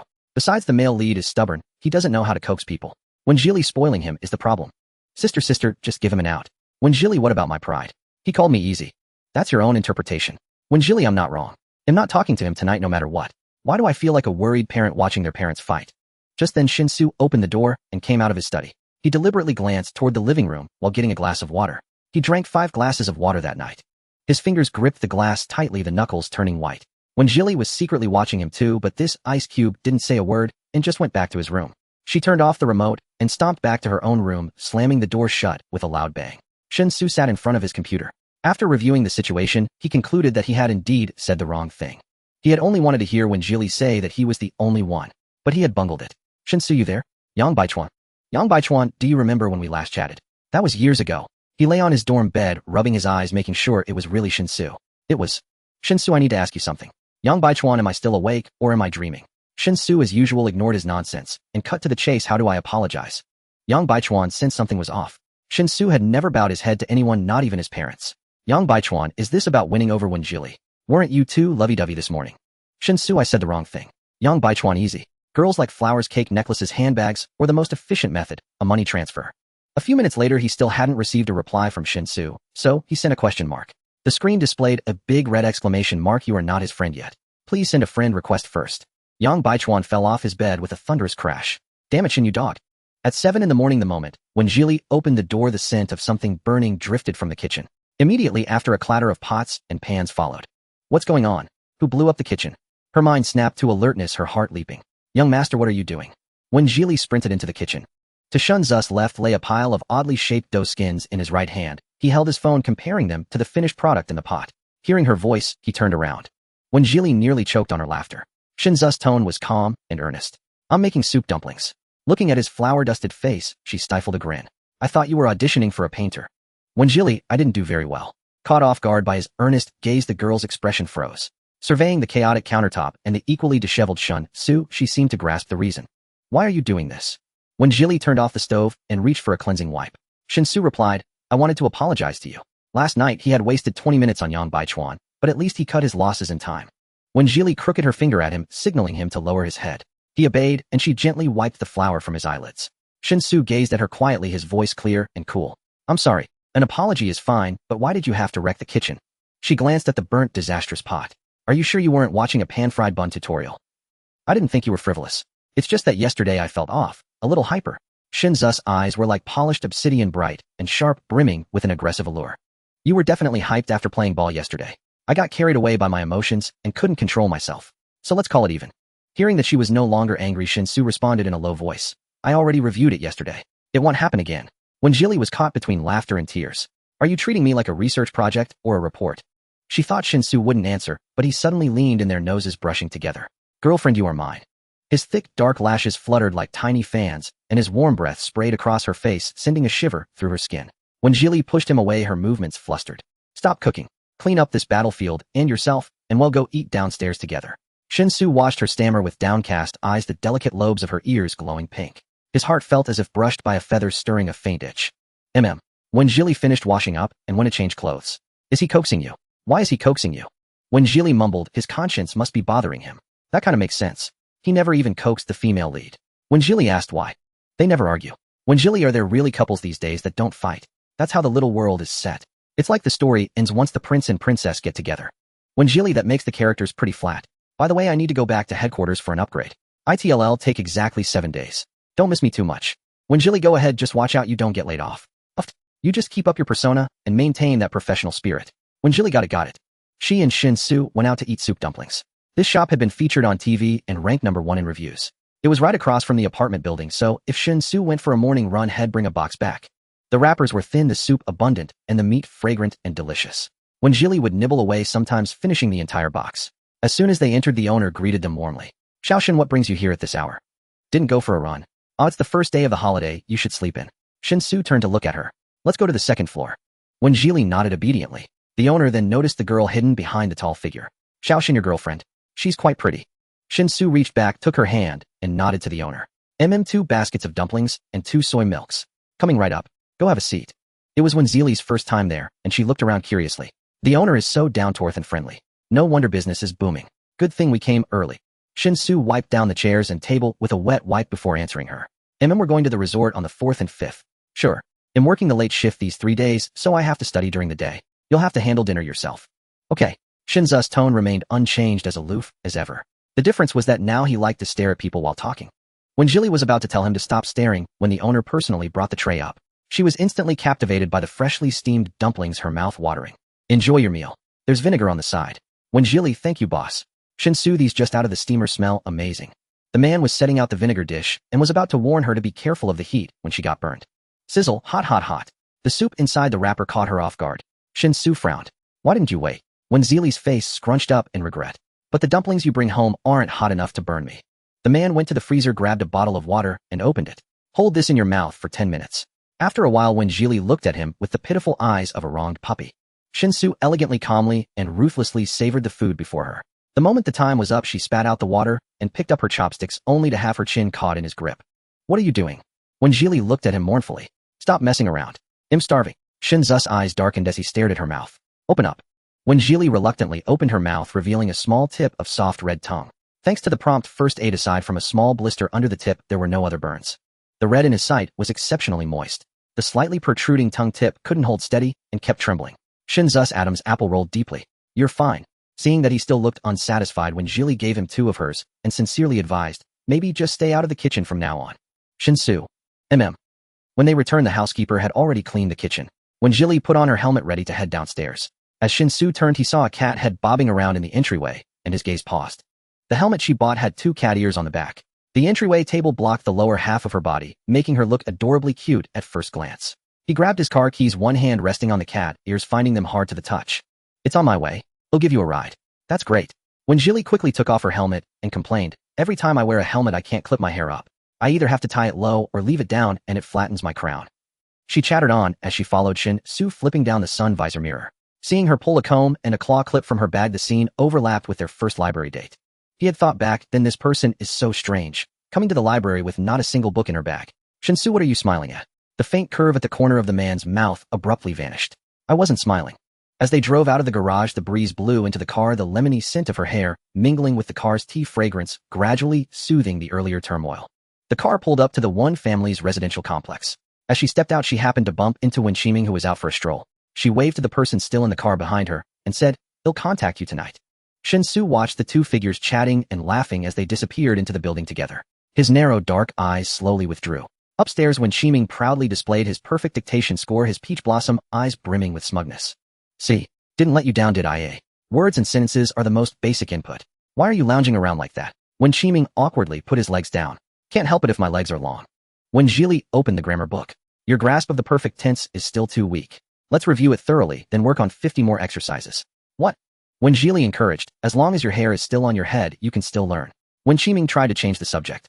"You seem to get along pretty well with your boyfriend. Does he drive you every day now?" "It's just on the way. Tisk, you don't understand, man." Wen Zhili looked around the room, filled with anime and manga merchandise. "You're a boy, thank you very much. I'm an adult now? Maybe next year, I'll even be your junior at university. When you get all 50 questions right, then we'll acknowledge each other. I'm just asking what it feels like to be in love." Wen Qiming propped his head up with one hand looking cocky, but in reality, he was all brawn and no brains. Wen Zhili thought for a moment. She wasn't actually dating Shin-Su, so how would she know what it felt like? She made something up. Just partners getting by. Hearing this, Wen Qiming stared at her thoughtfully, concluding that their passion had already fizzled out. He tried to console her. "It's okay, the next one will be better." Wen Zhili. That afternoon, Wen Zhili finally met her elusive boss Qin Chaosong. She had strikingly beautiful features and the aura of a mature, sophisticated woman. Most importantly, she was generous. She gave Wen Zhili and Wang Zhao 600 yuan each as a bonus. Ever since the incident where they bravely intervened a few days ago, the coffee shop's brand image had improved considerably. Wen Zhili was deeply moved. Who wouldn't like a boss who was good-looking, didn't make empty promises, and only rewarded with money? She couldn't resist gossiping and asked Wang Zhao, "Is our boss single or married?" "You've asked the right person." "What do you mean?" "Our boss is a staunch nonconformist to marriage and only dates younger guys." Wen Zhili let out a wow. "Awesome. Last year I ran into her here several times. They were all college guys and rich young masters with great bodies." Wang Zhao wiggled her eyebrows. "But none of them were as good-looking as your boyfriend." Wen Zhili let out a dry, hollow laugh. He was the male lead after all. How could he not be handsome? She went along with it. "Quite a few people say that. Zhili, when you look at that face every day, doesn't your heart just race? If he makes you angry, do you calm down just by looking at him?" "I don't think so." Wang Zhao was incredulous. "Do you have face blindness?"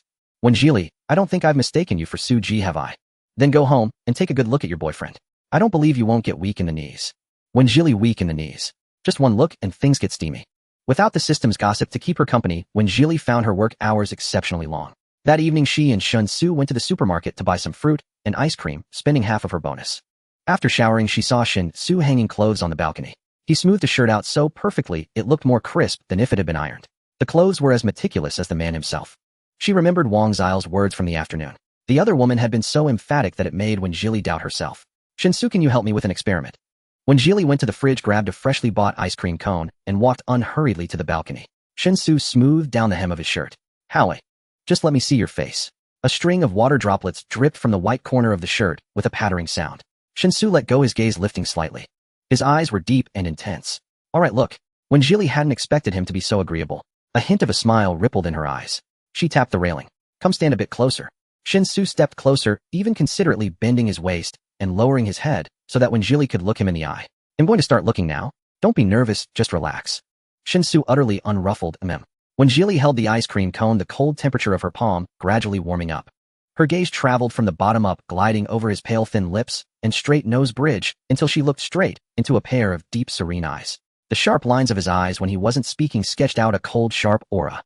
But when he looked back at her with focused attention, those dark, bright eyes reflected blurred light and shadows along with her own image. The intensity softened like the deep sea at night, where only a profound stillness remains after a violent storm has abruptly ceased.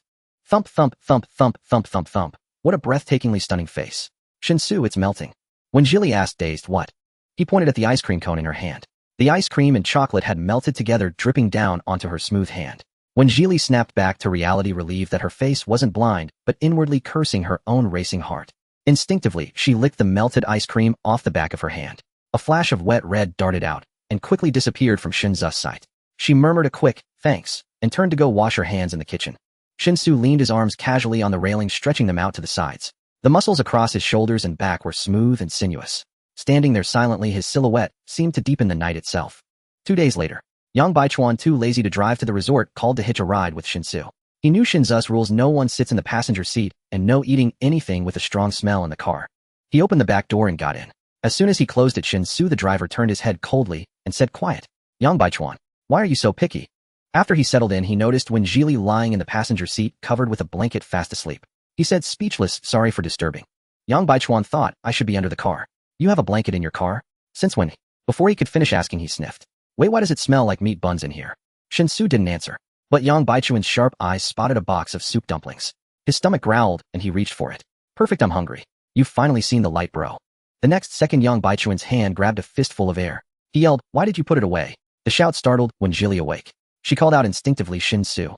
She had been working non-stop for 3 days, and had woken up very early this morning, so she had been sleeping deeply. Her voice was thick and husky with sleep. "Are we there yet?" Shinsu turned on the air circulation. "No, I just picked up Yang Baichuan." Wen Zhili turned around and greeted him casually. "Morning. Have you eaten?" Yang Baichuan clutched his stomach, staring at Shinsu with intense resentment. "No. There are snacks in the trunk, but I think we had some steamed buns left over from breakfast. Do you want some?" Yang Baichuan spoke to the man in front with sarcasm dripping from his voice. "May I please have some?" Shinsu opened the food container and moved it in front of Wen Zhili. "Want some more?"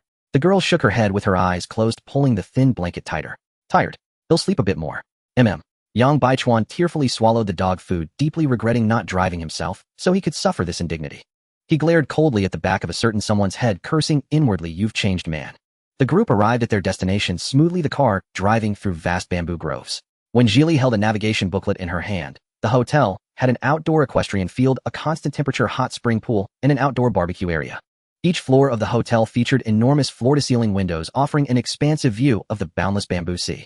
Wen Zhili and Shinsu stood side by side by the window. She turned and gazed at the 3-meter-wide bed, lost in thought. As Shin Nana had said, the bed was enormous. Time rewound half an hour ago. The moment the three of them entered the hotel, Wen Zhili was engulfed in a rocket-like, enthusiastic hug from Shin Nana. The force of the impact sent her stumbling backward into Shinzu's solid chest. "Sister-in-law, brother, why are you two so late?" Yang Baichuan raised an eyebrow. "Shin Nana, don't talk nonsense." "What sister-in-law?" "Oh, all alone today. Dumped again." Shin Nana and Yang Baichuan had never gotten along since childhood, and they never backed down when they met. Yang Baichuan retorted, "What do you mean again? That was a mutual breakup. What would a little girl like you know? Brother, can't you defend me?" Shin Nana shot a disdainful glance at the two men and pulled Wen Zhili to check in. "I picked the room with the best view and the biggest bed for you." At the front desk, they found 2 people already standing there. "Brother, miss one." Shun Kingan stepped forward to greet them, deliberately introducing the man beside him. "This is my friend Wang Kai, the son of an investor here." Upon hearing the name, Yang Baichuan frowned. What trash was being brought here? Wang Kai wore an eye-catching luxury watch on his wrist, dressed in high-end casual, where his smile carrying a hint of frivolity and arrogance. When his gaze swept over Wen Zhili, it held a barely perceptible scrutiny and amusement. He and Shun Kingan exchanged a brief glance, as if a silent agreement had been made. Shin Nana had just started university and had been studying dance, so she hadn't mingled much with people in their circle and didn't recognize him. She only spoke after the two got on the elevator. "Anyone who can hang out with Shun Kingan can't be a good person." Yang Baichuan rarely agreed. "You finally have some sense. That Wang Kai, relying on his family's money and his decent looks, has tricked quite a few girls." Wen Zhili hit the nail on the head. "Do people in your circle compare you to?" If not for the system telling her that Yang Baichuan, despite his playboy ways, had clear boundaries and was still chaste, she would have mistaken him for a scoundrel too. Yang Baichuan felt embarrassed. "He must be slandering me. I never toy with people's feelings." Shin Nana scoffed. "Who'd believe that?" Wen Zhili said, "I do." Shinsu, who had been silent all along. Yang Baichuan, who had always suspected her intentions. She explained seriously, "Your eyes are clear, you look just like a husky. Can't fool anyone." Shin Nana burst into laughter instantly. As they exited the elevator, Shinsu pushed the suitcase with one hand and held Wen Zhili with the other, his steps carrying a faint hint of disdain. The midday sun shone brightly outside the floor-to-ceiling window, casting light on the pristine white soft bed. A temptation no lazy soul could resist. "Shinsu, do you mind sharing the bed with me?" "Oops, wrong words. I don't mind." "Huh." Before Wen Zhili could correct herself, Shinsu had already answered. Shinsu said calmly, "The bed is big. We can put a pillow in the middle." Wen Zhili lightly patted him, amused. "Look at you twisting my words. I believe you won't do anything improper to me." Shinsu clasped her wrist, lowering his gaze. "You misunderstand. It's you I don't trust." Wen Zhili was speechless. They had plans to go horseback riding in the afternoon. Wen Zhili was more excited than the horse. She had always wanted to learn riding, but the lessons were too expensive at 300 an hour. Here the venue horses and instructor were all provided, and free. She picked a black and white riding outfit, tight breeches and tall boots, sharp and dashing.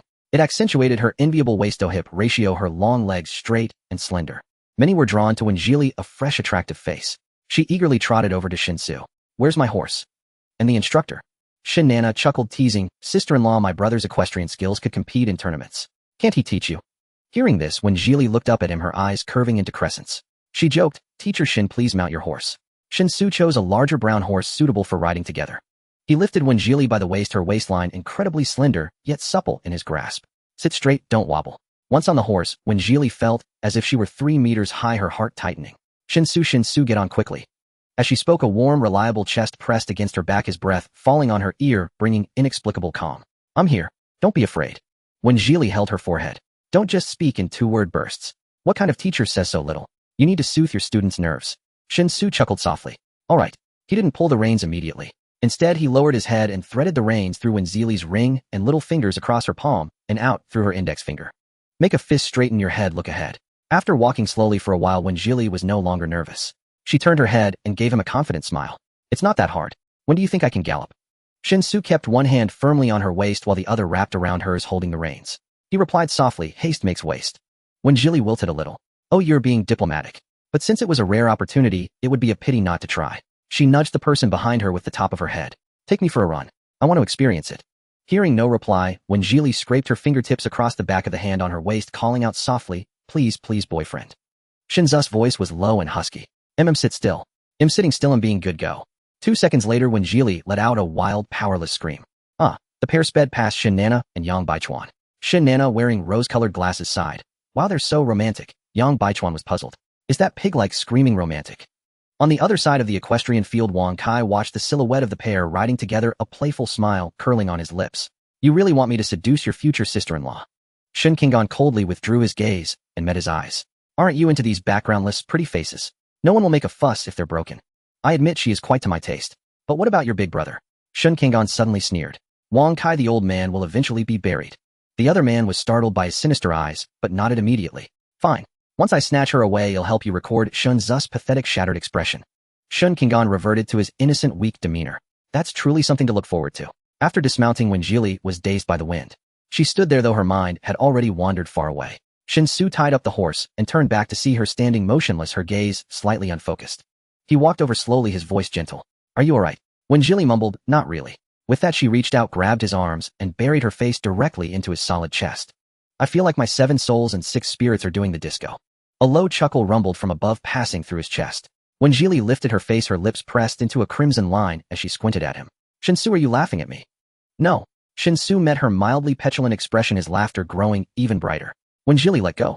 You think him both terrible and addicted, don't you? Shinsu didn't refute her immediately. That silence was practically an admission. Not bad for your first time riding. Upon hearing the affirmation, Wenjili brightened instantly, her words turning sweet. All thanks to our master Shun's excellent teaching.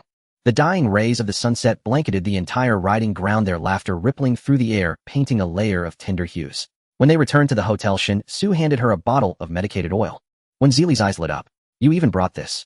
She pressed against her inner thigh. I didn't feel it while riding, but it's really sore here. Shinsu followed her gesture. Her slender fair fingers lightly pressed against the fabric over her inner thigh. Rub it in for a while. You'll feel much better by tomorrow. Thanks. Wenjili took the small bottle into the bathroom. Oh, by the way, Nana said we're going to soak in the hot springs later. She prepared a swimsuit for me and left it by the door. Shinsu, could you grab it for me? I've already undressed. The man stood outside the door, hearing every word clearly. After a 2-second pause, he uttered a single syllable, nem. Shinsu placed the paper bag by the bathroom door. As he lowered his head, he caught a glimpse of the color inside, a vintage burgundy, as alluring and delicate as a rose. A hint of darkness quietly crept into his narrow eyes, though his voice remained steady. It's by the door. Great, thanks. Before he could turn around, Wenjili cracked the door open a sliver. Shinsu, I'm hungry. Can I order some dessert or milk tea here? She extended a smooth bare arm, swiftly snatched the clothes, and gently closed the gap. The faint rustle of fabric separated by a pane of glass trickled into his ears one after another. When everything fell silent, Shinsu realized he was still standing there unmoved. A strange restlessness surged through his limbs, ignited by that flash of red. His Adam's apple bobbed slightly, his voice a little hoarse. There are desserts. But inside, Wenjili had no mind left for hunger. Was it really necessary for this piece of clothing to skimp on fabric? She stared at the mirror, lost in thought. The unusual stillness inside caught Shinzu's attention. What's wrong? This outfit doesn't really suit me. When Jili spoke hesitantly, I've never worn anything like this. It feels strange. What's strange about it? Shinsu asked. Let me show you. I think I'd better go by my own. Pushing the door open when Jili was startled to find him still standing there. Her foot slipped, and she lost her balance, stumbling forward. Shinsu reacted swiftly, catching her in his arms. But in that instant the door swung open, his dark pupils constricted sharply. Before him, she was like a crimson rose steeped in the night. The vibrant red and her creamy white skin created a stark contrast. Under the soft light, her flawless complexion took on a dreamy, ethereal glow. Shinana had chosen a halter-neck low-cut one-piece dress. A small slit at the low waist revealed a glimpse of her smooth skin. The hidden tides within one's heart surged restlessly, yearning to break free from desire's cage and see all. The skirt barely covered her thighs, the spot where Shed applied the oil faintly visible. Though it was merely 2 seconds, every inch of her was seared into his mind. Caught securely when Jili let out a long sigh of relief. You scared me. Why are you still standing there? Do you need to use the bathroom? She tried to step back, but he pulled her firmly by the waist, and her face smacked back against his chest. Feeling a bit uncomfortable being suspended, she stood on his feet. Tilting her chin up, she asked, What are you doing? The back of her dress was slick to the touch. Shinsu lowered his head, his Adam's apple bobbing heavily. The halter's red cord looped around her long, slender neck. Her shoulder line was delicate and graceful, and the hollow of her collarbone extended into a smooth, fair channel. Light and shadow cascaded over it, softening into a warm, supple sheen. Shinzu's palm pressed against the small of her back. The rose was like fire burning, scorching hot in his eyes. When Jili felt the wall before her was both hard and unyielding. Shun. As she started to speak again, the man lifted her by the waist and gently set her back inside the bathroom. With a soft click, he swiftly pulled the glass door shut. When Jili stood frozen, staring at the closed door in utter bewilderment. What's wrong with you now, young master? This is like a claw machine. It really doesn't suit you. They'll go buy you something else. As soon as he finished speaking, when Jili heard his footsteps return. His voice was husky and strained. Don't go out. They'll be back soon. Hearing that someone was running the errand, when Jili quickly replied, Okay. An hour later, when Jili changed clothes and finished the dessert Shinsu had brought, the two went downstairs to meet up. Shun Nana's eyes were sparkling, eagerly awaiting the appearance of her masterpiece. Her innocent, sizzling halter-neck dress would surely be perfect for her future sister-in-law. When Jili waved at her, Shun Nana's mouth dropped open like an egg. Alluring charm transformed into pajamas for a casual stroll. Damn it, who bought you that ugly outfit? When Jili looked down at her clothes, a black short-sleeve shirt and knee-length shorts. It's fine. Gives me a sense of security. Shin Nana was fuming, flailing wildly. What a waste of beauty. Shinsu glanced down at her, his voice cool. I bought it. Yang Baichuan leaned in curiously. What clothes? What are you two going on about? Let me see. Shin Nana, get lost. Shinsu, however, gave him a very deep look. Yang Baichuan felt as if had been stabbed with an icicle. They'll wear it for you another time. Thanks. When Jili comforted her. All right. I booked a private hot spring. Let's go. What a coincidence. Shinsu said he booked one too. Shin Nana paused, looking at Shinsu thoughtfully. She pulled when Jili ahead, whispering, Did you try it on? I did. Afraid to dampen her enthusiasm, when Jili explained honestly, It looks great, but it's a bit too cool, and the chest area is a little tight. Oh, my cousin saw it too. When Jili nodded at her animated expression. He probably didn't like it. Impossible. How could he not react? Didn't you two have a French solo? French. Kissing. When Jili choked. You're overthinking it, kid. She always kept in mind the setting of the male and female leads chaste purity. In when Jili's subconscious, Shin-Su couldn't possibly react to another woman. And precisely because of that, she was so carefree and almost defenseless around him. Besides, if anyone needed to be on guard, shouldn't it be him? Shin Nana smacked her lips and blurted out to the tall figure behind them. Bro, you don't have some kind of problem, do you? Everyone's footsteps suddenly halted. Nothing is more awkward than a sudden silence. Shin-Su bypassed the speaker, his heavy gaze landing on the other person. When Zili's ears turned red as she quickly waved her hands. It wasn't me. I didn't say that. She grabbed Shin Nana by the neck, covered her venomous little mouth, and dragged her away. Yang Baichuan bumped into Shinzu's arm, glancing downward with a teasing grin. Is it true? Shinsu cast him a sidelong glance, his disdain unmistakable. Yang Baichuan's smile froze, and he pursed his lips. No fun. A stakinthamud like you has a girlfriend. He snorted. What do you have besides that face of yours? Shinsu raised an eyebrow slightly, and flicked Yang Baichuan on the forehead. The man's face flushed crimson. You're the one without a brain. Don't you dare come asking me for relationship advice later. Shinsu paused mid-step. Actually, there is something. Lately, Head found himself distracted by when Jili, his once clear boundaries and sense of control teetering on the verge of collapse. He had never been a man of strong desires, yet an hour ago an uncontrollable physical reaction had overwhelmed all reason. But seeing Yang Baichuan puff up with an I know everything, just ask me air, Shinsu narrowed his eyes. Never mind. Yang Baichuan, who had been ready to give him another chance. Damn it. Yang Baichuan flailed impotently at Shunzus retreating back. When Jili and Shin Nana headed to the women's hot spring, while Shinsu and Yang Baichuan went to the men's. After a long ride, soaking in the hot spring was pure bliss. The steam flushed their faces rosy as they lounged, eating fruit and chatting idly. Jili Jia, do you know about my brother and Shun Kingan? When Jili knew the truth, but shook her head. Their relationship isn't great, I suppose. It's more than that. His whole family is messed up except for my cousin. The system hadn't mentioned Shin Nana, so when Jili was curious. You seem to really dislike Shin Kingan. Just talking about him makes my blood boil. Shin Nana leaned in. When we were kids, Shin Su-gu was so handsome, all the children wanted to play with him. One day in the yard, Shin Kingan came up to me and said to play with him instead, that my cousin was a child nobody wanted. When Zili's face darkened instantly. He knew Shin Zu's situation, yet he wasn't satisfied. Did he want to take everything from him? Exactly. I was young then and didn't quite get it, so I said, you're not well, maybe another time. And guess what happened? Shin Nana's eyes practically sparked with fury. He pushed me into the pond. I nearly drowned. Luckily my cousin was tall and a good swimmer. He jumped in and saved me. When Jili couldn't help but defend him. Shin Su just isn't good with words, but he's a very reliable person. My uncle is insane. He has such an outstanding son, but ignores him, doting on that little bastard instead. When Jili found the description of little bastard Spotan, what happened next? Then things got even crazier. That bastard started crying first, claiming my cousin pushed me into the water. I passed out from anger the moment I got out, and when I woke up my cousin had been punished. Punished. When Zili's heart ached. This was a side of Shin Su she had never seen or known. While Grandpa was away, they made him kneel in the ancestral hall, denied him food for 2 days, and he fell terribly ill. A splash of water erupted from the hot spring, as when Jili clenched her fists. What goes around comes around. Good thing you weren't fooled by that sly bitch when you first met. When Jili murmured, Shin Su must have been so hurt. What child doesn't crave their parents' love? Bastards, let them weep.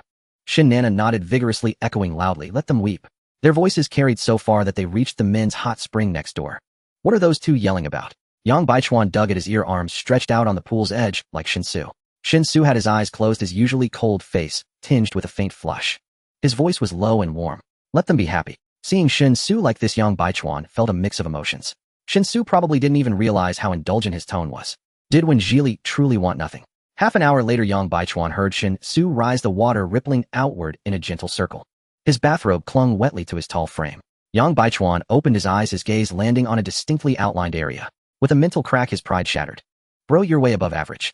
They changed clothes and waited another half hour before when Jili and Shun Nana finally emerged.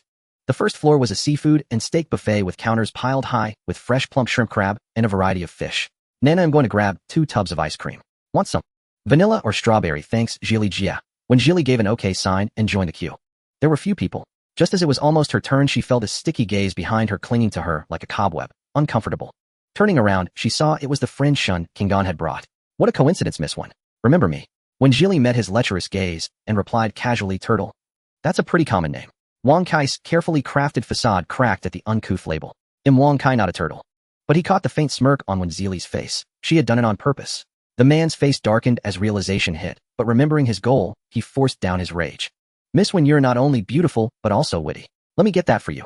Seeing his lack of tact, Wen Zili couldn't be bothered. Sorry, we don't speak the same language. Let's just go our separate ways. Miss Wen jokes. We're clearly both. Wang Kai gritted his teeth and swallowed the rest. He pulled a small velvet box from his pocket, revealing a diamond necklace. Not huge, but flashy, impressive at first glance. The first time I saw you, I was deeply. Hold on. When Jili didn't even glance at him. She took out her phone, opened the camera, and aimed it at him. Go on, Wang Kai. He placed the box in front of Wen Jili. A small token, just a little something. Hope you like it. Wang Kai was usually adept at charming naive college girls. Few could resist a handsome, wealthy, and generous rich kid. When Jili let out a soft laugh, her eyes icy. Trying to steal Shin Zu's girl? She was like a clever, dangerous fox, her sly eyes narrowing into a captivating gaze. Wang Kai was momentarily stunned, his eyes flashing with undisguised admiration and greed.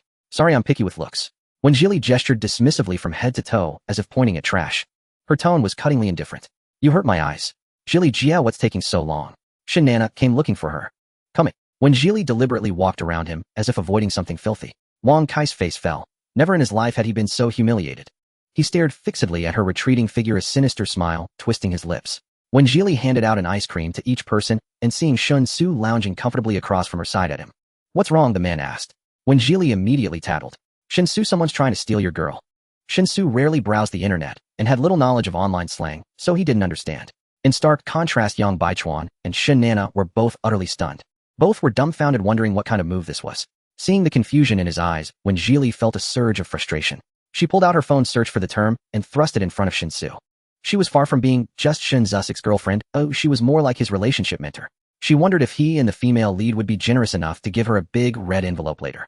Shin-Su stared at the words unauthorized interference in a relationship stealing a lover, and his demeanor gradually turned cold and heavy. The man lifted his gaze and asked who.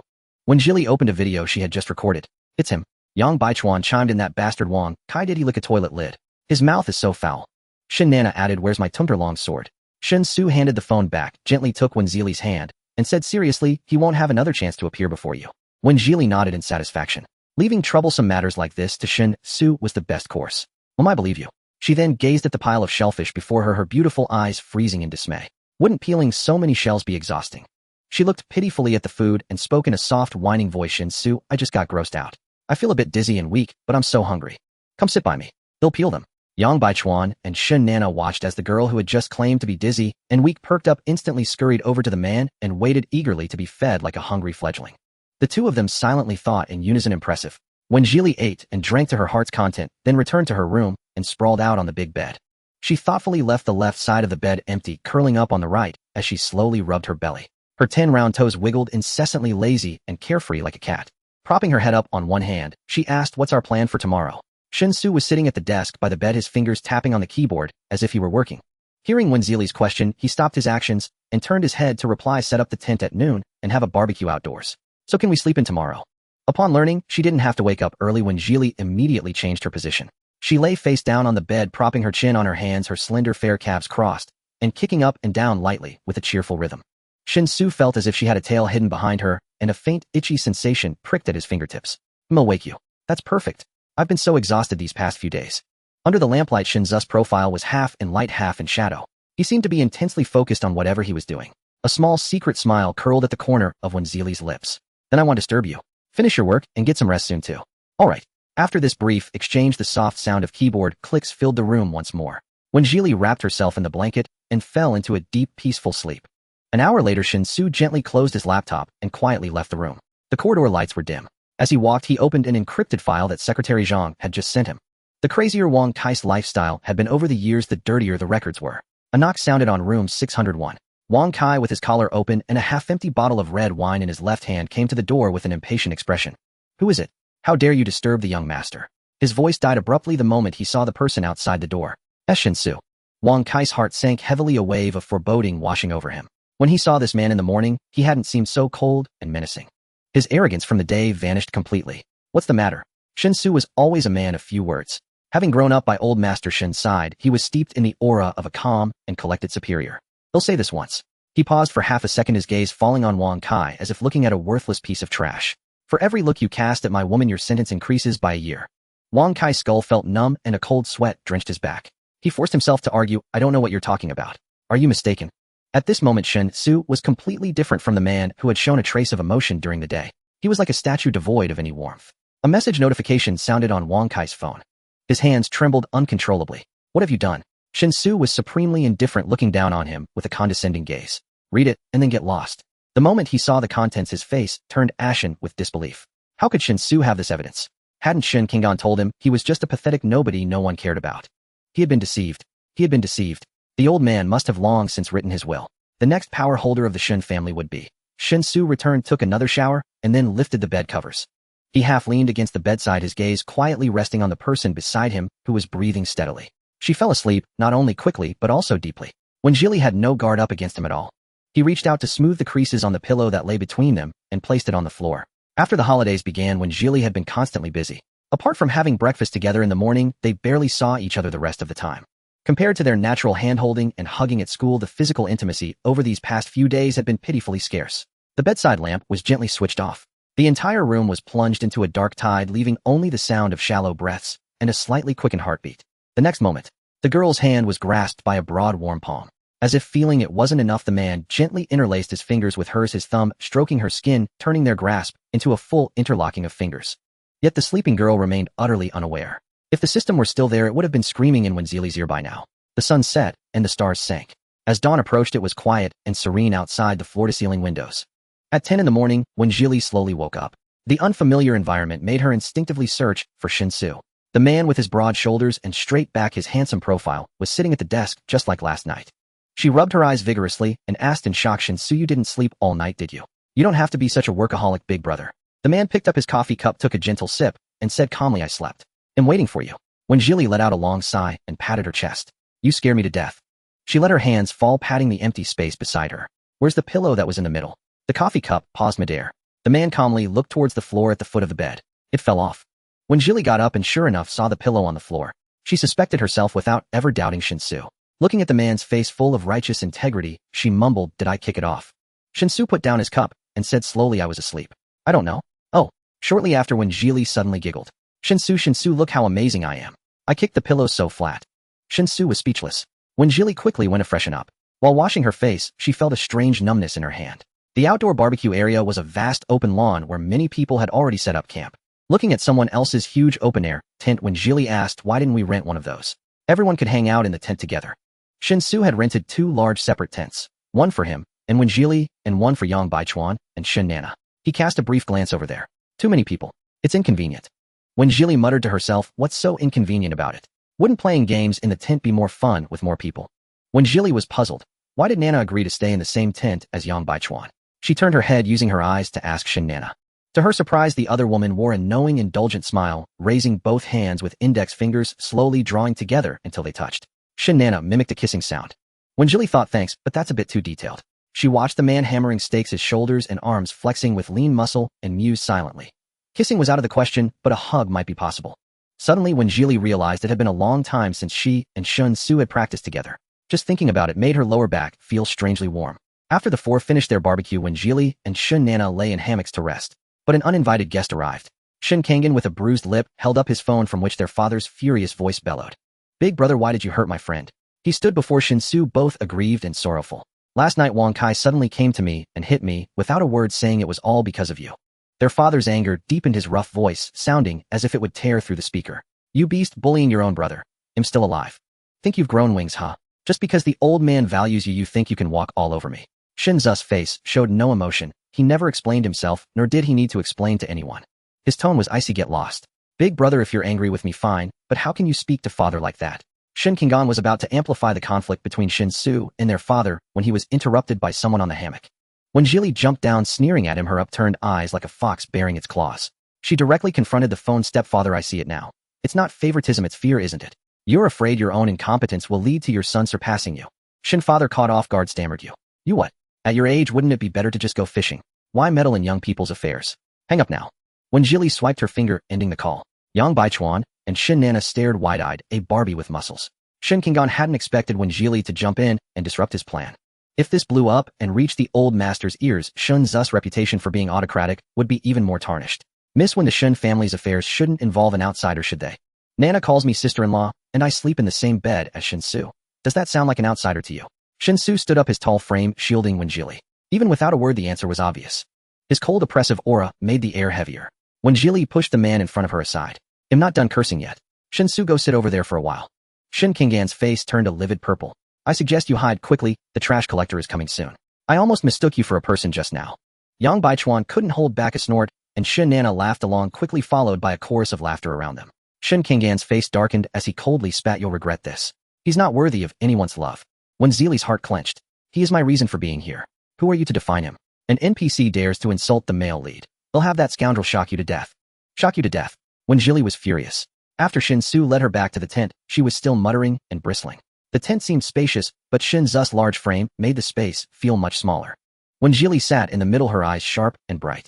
This is infuriating. Why am I so angry? She glanced at the man involved. Good grief, he looked as calm as ever. Hey, can't you get angry? Can't you explain yourself? Shinsu unscrewed a bottle cap and handed water to when Jilly, his tone calm. I don't care. Yes, you're above it all. When Jilly shoved her hands in her pockets, shifted her position, and turned her back to him. A soft laugh rose in the quiet surroundings, and she was suddenly embraced from behind. Shinzu's chin rested on her shoulder, his skin brushing against hers, sending a tingling sensation. The temperature in the air shot up instantly. Shinsu pulled her small pouting hand from her pocket and intertwined it with his. Her palm was soft and tender, a slight rub made her flinch almost imperceptibly. When Jilly, don't be angry. I think I'm a little happy. The girl turned her head, accusing him incredulously. I'm angry and you're happy. Listen to that. Is that human? Shinsu was taken aback by her doe-yed pitiful look. He explained, you misread the sentence. There are 2 separate emotions. When Jilly rolled her eyes. Don't hug me. I'm afraid I might lose control and hit someone. Her face was flushed with anger, and her lips, moist from drinking, were now a glossy, tempting red. No one else could see her like this. Only him. With one hand, he turned her around, and caught off guard, she found herself sitting squarely in his lap. Seeing his darkening eyes, her heart fluttered. She wondered if her blood pressure was still high from earlier. You just said him your reason for being here. When Zeely's pupils contracted. I said that. Yes, you did. A lot of people heard it. Shinza's voice was low, carrying a hint of pleasure. Oh well, I said it, so what? When Zeely bit her lower lip, awkwardly a faint blush spreading across her face. Shinza's gaze traced her brows, eyes, an expression inch by inch finally resting on her full prominent lip. His voice husky, he asked, "Wanna practice?" When Zeely swallowed silently at his intense stare. Aren't we already holding each other? Shinsu lowered his head slightly, his breathing clear and rhythmic. His right hand cupped her face, his rough thumb pressing on her lower lip, gently stroking the spot she had just bitten. When Zeely's breath hitched, her gaze trembling. Several little voices argued in her mind. He's going to kiss me. He wants to kiss me. Is he really going to kiss me? I just drank water. Does my mouth taste okay? Should I open my mouth? Her lashes fluttered as Shinsu leaned in until their noses almost touched, his voice soft and coaxing. What are you thinking? When Zeely answered without thinking whether to use tongue. As soon as the words left her mouth, both of them inhaled sharply, one breath heavy, the other light. When Zeely immediately shut her eyes and stammered, "Oh no, no." Shinsu chuckled softly, leaning closer. You and I are thinking the same thing. When Zeely, what? No, I didn't. And you shouldn't either. Wangza was right. Staring at that face too long really does make your knees weak. The moment their lips met, brilliant fireworks seemed to explode overhead, sending shivers through her entire body. Warm breaths intertwined and merged, impossible to tell apart. The kisses on her lips were soft and dense, the lingering moisture gently licked clean. Shinza's kiss was nothing like his cold, hard exterior. When Zeely felt somewhat breathless, the faint blush on her face deepening as a moist, glistening sheen rose in her eyes. The man drew back slightly, their parted lips glistening with a thin trace of moisture. Not breathing. When Zeely snapped her eyes open at the husky voice. Forgot. Liberated, she lowered her head and gasped for air, her tense limbs relaxing somewhat. Shinza's hand traveled up her spine, stopping at the delicate pale nape of her neck. Ready? When Zeely wondered if she didn't feel the legendary blank mind or scattered consciousness. Could it be that the male lead was incompetent? She lifted her head. Ready, let's go. Her lips were pecked again, the force noticeably heavier than before. A whimper escaped her throat as her fingers nervously gripped the fabric of Shinza's shirt. The seam of her lips was probed repeatedly. When Zeely's heart leaped, another scorching, unfamiliar breath pried open her teeth. A slight touch and both froze. Shinsu didn't close his eyes, leisurely observing the girl's trembling, damp lashes. His gaze was dense, the surrounding air thick to the point of suffocation. The large hand on her neck lifted slightly, deepening when Zeely's jaws angled. Shinza's breathing seemed to grow unsteady, losing its initial calm. When Zeely's curled fingers pushed and pounded, but the man remained unmoved. Finally dizzy and with scattered pupils, her strength drained away, leaving her to rely solely on him. After a long moment, when Zeely nestled in his arms, parted her lips to take small, measured breaths. She had dared to doubt the male lead's capability. How utterly foolish. With lung capacity like that, he could kiss a cow to death. Soon another thought struck when Zeely. If that troublemaker knew she and Shinsu had French kissed, would he lose his mind? Probably not. It was just a kiss after all, still chaste. What are you thinking about? Shinza's voice was deep and slow, laced with a husky sensuality. When Zeely decided not to dwell on things that hadn't happened yet, she asked in a muffled tone, "What time are we heading home this afternoon?" Shinza's hand still rested on the curve of her back, his fingertips idly tracing her waistline. After the prize draw. When Zeely's eyes lit up, she popped her head out of his embrace, straightened up, and freed herself from his hold. Shinsu, our goal, the first prize. The warmth in his hand vanished abruptly. His dark, elongated eyes dimmed as he responded softly, When Zeely grabbed his right hand, lowered her head, and rubbed it reverently, silently, praying, golden finger, first prize. Shinza's gaze naturally fell upon her soft crown, and the faint, almost imperceptible void in his heart was instantly filled. Seeing her so reliant on him, clutching his hand, a thought from a forum post surfaced in his mind when Zeely was hopelessly in love with him. Shinsu reached for the bottle of mineral water beside him and drained the remaining half. When Zeely wanted to remind him that she had drunk from that same bottle, but meeting his gaze still laden with unextinguished possessiveness, she swallowed her words. Tongues had already touched, an indirect kiss was insignificant. Mentioning it would only be awkward. When Zeely turned and unzipped the tent, the sun outside was slowly sinking and the light had dimmed considerably. She called out to the neighboring tent, "Nana, up for some do diju." Yang Baichuan was the first to poke his head out. "Count me in." Shin Nana emerged, "Sure, but there are 4 of us. How do we play?" When Zeely's eyes darted and she winked at Shun Su behind her. "You use your hands, I use my head. 30-70 split, how about that?"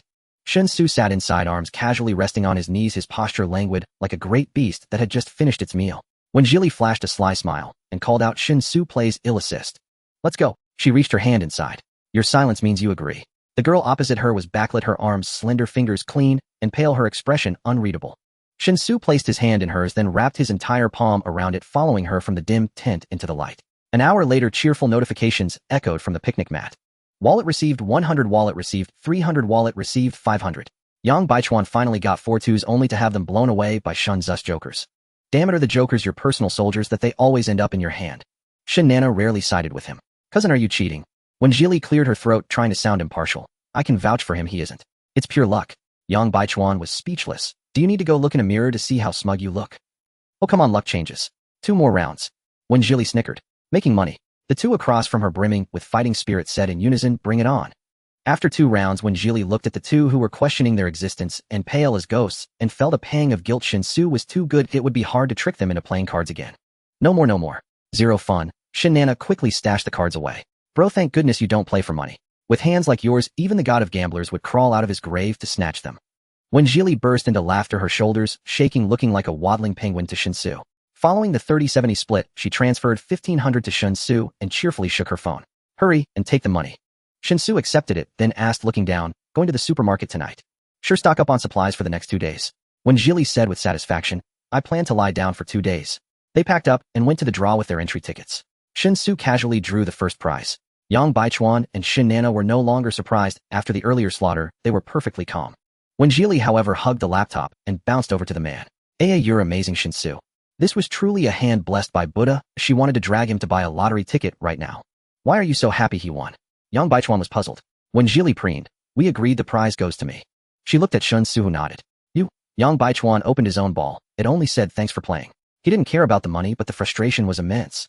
Shinsu raised his hand and gently placed it on Jili's head. The bouncing person seemed to hit a shutdown button, immediately standing still and not moving. He took the large box from the girl's hands and held her other hand. When Jili timed to go home, Shinzu's palm was large and warm. It felt as if her heart was gently held. When Jili was stunned for a moment. When had she started having a place to call home? That evening they returned from the supermarket. When Jili felt she had reached her physical limit. Not bothering to tidy up, she placed the groceries on the table and collapsed onto the sofa. She let out a sigh. They'll lie down for a bit, it's all on you, bro. Shinsu said nothing and methodically put everything away. A moment later, after washing his hands, Shinsu crouched by the sofa. When Jili sensed a shadow before her and slowly lifted her sleepy eyelids. Her heart skipped a beat. In her hazy vision, she met Shinzu's eyes, so close they were almost touching. When Jili fluttered her lashes. What are you doing? She felt that Shinsu crouching on the floor seemed to be putting on a performance. You have a cute little surprise that suddenly appears. But he wasn't little at all. He was large and exuded a very oppressive presence. Shinsu glanced at her coat, which was touching the pristine sofa, and furrowed his brow slightly. Coats carry a lot of bacteria. When Jili suddenly understood, his OCD was acting up. As a qualified roommate, she said seriously, Emil, go shower and change into pajamas right away. But Shinsu spoke softly, no rush. Why? His unique, clear, and cool scent rushed toward her, and a softness landed on her lips. It touched and parted in an instant as fast as an illusion. Staring at the man's straight and tall back, when Jili looked utterly bewildered, she touched the slightly numb spot on her lips. Was she dreaming? Forget it, she was too sleepy. When Jili opened her eyes again, the world outside the balcony was already pitch black. This only confirmed her belief that it must have been a dream within a dream. But as she sat up, a thin blanket slid off her. When Jili instinctively looked toward his door. On the 6th day of the holiday, when Jili ordered small cakes, braised snacks, and milk tea, she curled up in her room with her new laptop to binge-watch shows. She hadn't left her bed all day. When she got tired, she lay down to sleep. When she woke up, she continued watching. Her happiness was overwhelming. A perfect day for a slacker. Blink, and it's dawn. A blink again, and it's dusk. Shinsu returned from the corporation. The apartment was unusually quiet today. He picked up the blue mug to drink water and casually glanced at the living room. It was exactly the same as when he had left in the morning. He walked to the center of the room, looked toward Jili's door, his water glass suspended in midair. Shinsu glanced at his watch. Had she gone out and not come back yet? The next second, the bedroom door clicked open. When Jili emerged holding a duck foot in her left hand and her phone in her right. A stretchy headband with cat ears was wrapped around her hair, and she swayed as she walked. She looked down at the screen, muttering under her breath, I knew you were an ugly plant shoved in by the capitalists. She hadn't taken 2 steps before she bumped right into Shinsu. She looked up, her eyes curving into crescents. You're back. When Jili walked around him to get water from the dining table. Picking up her pink mug, she prepared to return to her room. You? Haven't been out all day. Shinsu suddenly spoke. In a good mood, her tone was cheerful. Yep, it was so comfortable. I'm doing the same tomorrow. Remembering that Shinsu left early and returned late, when Jili had a pang of conscience. Are you going to work tomorrow? Will you be home for dinner? Shinsu shook his head. He'll be home tomorrow too. Alright, there's food in the fridge, no need to go out. Tomorrow it'll be just the two of us, depending on each other at home. She joked casually and sauntered back toward her bedroom. Just as she was about to close the door, Shinsu called out from behind her, Want to watch a movie? When Jili turned around wary. Did I offend you? Watch another one. The corners of Shun Tzu's eyes lifted. You can choose this time. Her expression was troubled. But I'm already watching something. You watch it by yourself. Shun Tzu nodded faintly. I was going to grill 2 lamb chops and eat while watching. When Jili was instantly activated, she nodded eagerly. Bro will be there right away. Last night Shun Tzu had gotten 10 boxes of lamb chops. She had gracefully stepped back and let him pay. Since he was so generous, what was wrong with watching a movie with him? See you in the living room in half an hour. Got it. When Jili had one foot in her room, but leaned half her body back out. Remember to grill the lamb chops. Shun Tzu gave a low hum of acknowledgement from his throat. The chill head brought in from outside completely melted away, replaced by an extremely faint layer of tenderness. When Jili brought out her folding table and placed it in the middle of the sofa, she sat at one end and Shun Tzu sat opposite her. After she chose the movie, Shun Tzu came out in a set of light gray pajamas carrying sizzling fragrant lamb chops. His gaze landed on the table between them. The man's long eyes narrowed slightly. Put it down below. When Jili assumed he was worried about the leather getting dirty, she obediently moved the table to the center of the carpet, suddenly making the distance between them much closer. She put on gloves and handed a pair to Shun Tzu. Their water cups sat on the table, and the atmosphere was quiet and harmonious. Shun Tzu, what did you pick? A comedy about racing. They ate and watched together. More often than not, when Jili was the first to laugh, her voice crisp and clear, filling the living room. It swept away the desolate feeling from when he first came home. Shun Tzu rarely laughed, but when she did, he would slightly turn his head to look at her and casually hand her a glass of water. While she was absorbed in watching, Shun Tzu was busy arranging the 2 cups symmetrically. One pink, one blue. The rabbit and fox cups touched, forming a hug. When Jili laughed so hard, she forgot herself. Her arm would lightly brush against his, a warm touch that was always fleeting. A few strands of her loose hair caught on Shun Tzu's arm, brushing lightly and causing a dense, subtle tingling. Is the laptop working well? It's great, it's great. When Jili was watching intently, the movie was at its climax with race cars speeding by and engines roaring. Shun Tzu suddenly asked again, want to go for a morning run together tomorrow? Run, run, run. Her mouth was faster than her brain. The protagonist's car wheels were practically smoking. It took her a few seconds to snap back to reality. Dazed, she turned her head to look at him. Huh. Shun Tzu leaned in, staring at her, his voice calm. You just agreed to go running with me tomorrow. Seeing her blank stare, the man curled his lips into a faint, almost imperceptible smile. 6:30. Set your alarm. The ending theme played brave and poignant. A shattered when Jili pressed down her brows, both angry and amused. You tricked me. Shun Tzu unhurriedly turned off the remote and stood up. See you tomorrow morning. When Jili grumbled inwardly, are you a kindergartner? You need company to watch a movie, you need company to run, do you need to hold hands to go to the bathroom too? Looking at the lamb chops that had been gnawed clean, she tearfully set an alarm for 6:25. The next day, when the alarm went off, when Jili executed a low-budget version of a kip-up. With her eyes closed, she opened her door and walked past the man sitting at the dining table. She went straight to the bathroom, brushed her teeth with her eyes closed, and tied her hair into a high ponytail. 5 minutes later, she appeared before Shun Tzu, drowsily uttering a single word, go. The man glanced at her sportswear and tapped his fingers lightly on the table. It's cold in the morning. Put on a jacket. When Jili grumbled wearily, troublesome. She turned around and went to her room to throw on a plaid shirt. In the elevator, she hung her head, eyes closed, looking like she was about to fall asleep any second.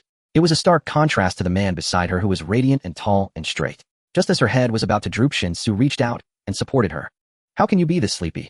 Held by his warm palm under her chin, when Jili rubbed against it comfortably.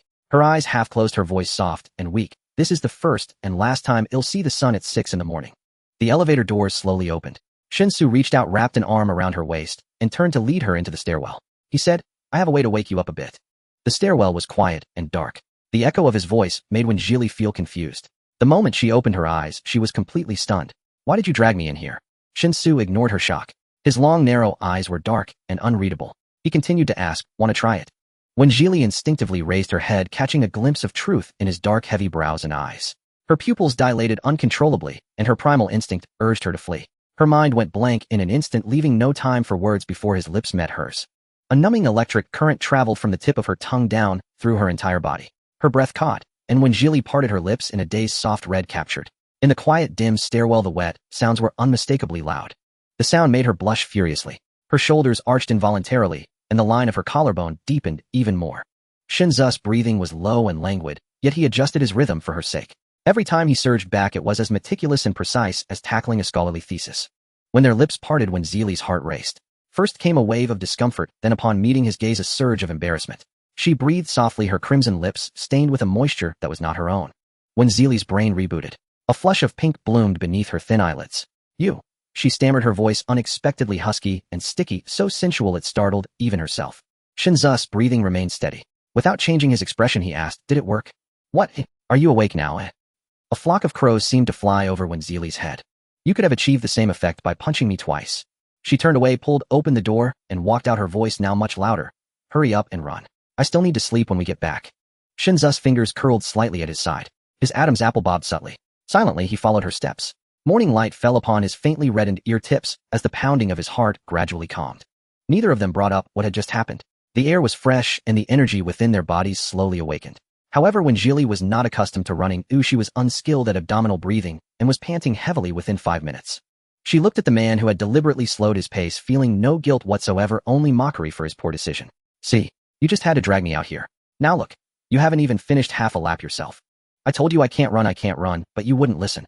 Learned your lesson now? Don't call me next time. I'm not cut out to be a running partner. One hand on her side, the other pressing down her wind-tousled hair, she rambled on endlessly. Shinsu didn't catch her underlying implication and simply offered encouragement. It's okay. Take it slow. When Jili laughed in exasperation, is that what I meant? Aren't you worried I'm dragging down your pace? Shinsu no. Failing to convince him, when Jili resigned herself to following along. Her feet felt as heavy as lead and stray strands of hair damp with sweat clung to her forehead. After about half a lap, she gave up. Suddenly Shinzu's shirt hem was yanked from behind. The person trailing him had a flushed face, bright and translucent eyes, but looked utterly wilted with help me written all over her features. He heard when Jili whined, pull me along, will you? I'm about to ascend to heaven right here. Her breathing was unsteady, her voice soft and airy, laced with a touch of grievance. Shinzu's ears tingled, but the flush from exercise conveniently masked the heat. Seeing he didn't respond, when Jili glanced down at her sweaty palms, assuming he was put off. Huffily, she yanked at his clothes with more force. Either run with me, or we head back. Your choice. She felt sorry for herself. What decent person gets dragged out for a morning run at 6 during the holidays? Yesterday's blissful, lazy life felt like a distant dream. No wonder Shinsu had such a great physique and lung capacity. Had earned it. The next second her hand was taken. The internal grumbling in Wenjili's mind came to an abrupt halt. The morning breeze rustled through the slightly cool treetops. Neither spoke. Only their footsteps gradually fell into sync. The warmth where their fingertips touched slowly intertwined and escalated in the quiet dawn. After 2 laps, when Jili had reached her absolute limit, she stretched by the track waiting for Shinsu to finish 2 more. Miss Wen, she looked up at the voice. Mr. Gu, you're out exercising too. Thanks to her connection through Gu Yanzi's uncle, they had met a few times when he picked her up after class, so when Jili was quite familiar with him. She smiled. Just call me by my name. Miss Wen sounds way too formal. Gu Shishing wore a white sportswear, his brown hair falling loose. Compared to his usual business suits, this casual, neighborly look suited him better. His voice was as gentle as his demeanor. All right, you can call me by my name too. Gu Shishing's gaze swept around before he asked softly, are you here alone? No, I came with my boyfriend. Gu Shishing nodded and stepped closer. I've seen him a few times during my morning jogs, but this is the first time I've seen you. When Jili pursed her lips ruefully and lied through her teeth, he's just too clingy. What can I do? Gu Shishing was taken aback. It was hard to connect clingy with the aloof, distant person he remembered. Purely consoling herself, when Jili began to embellish the story. Don't be fooled by how tall and quiet he is. He's actually timid and clingy. Needs company to watch TV, needs company to run. Gu Shishing hummed softly in acknowledgement, a hint of surprise in his tone. I really couldn't tell. Thinking of Shinzu's image when Jili's lips curled up, involuntarily laughter shimmering in her eyes. Seeing her eyes crinkle into crescents, Gu Shishing couldn't help but catch a bit of her smile.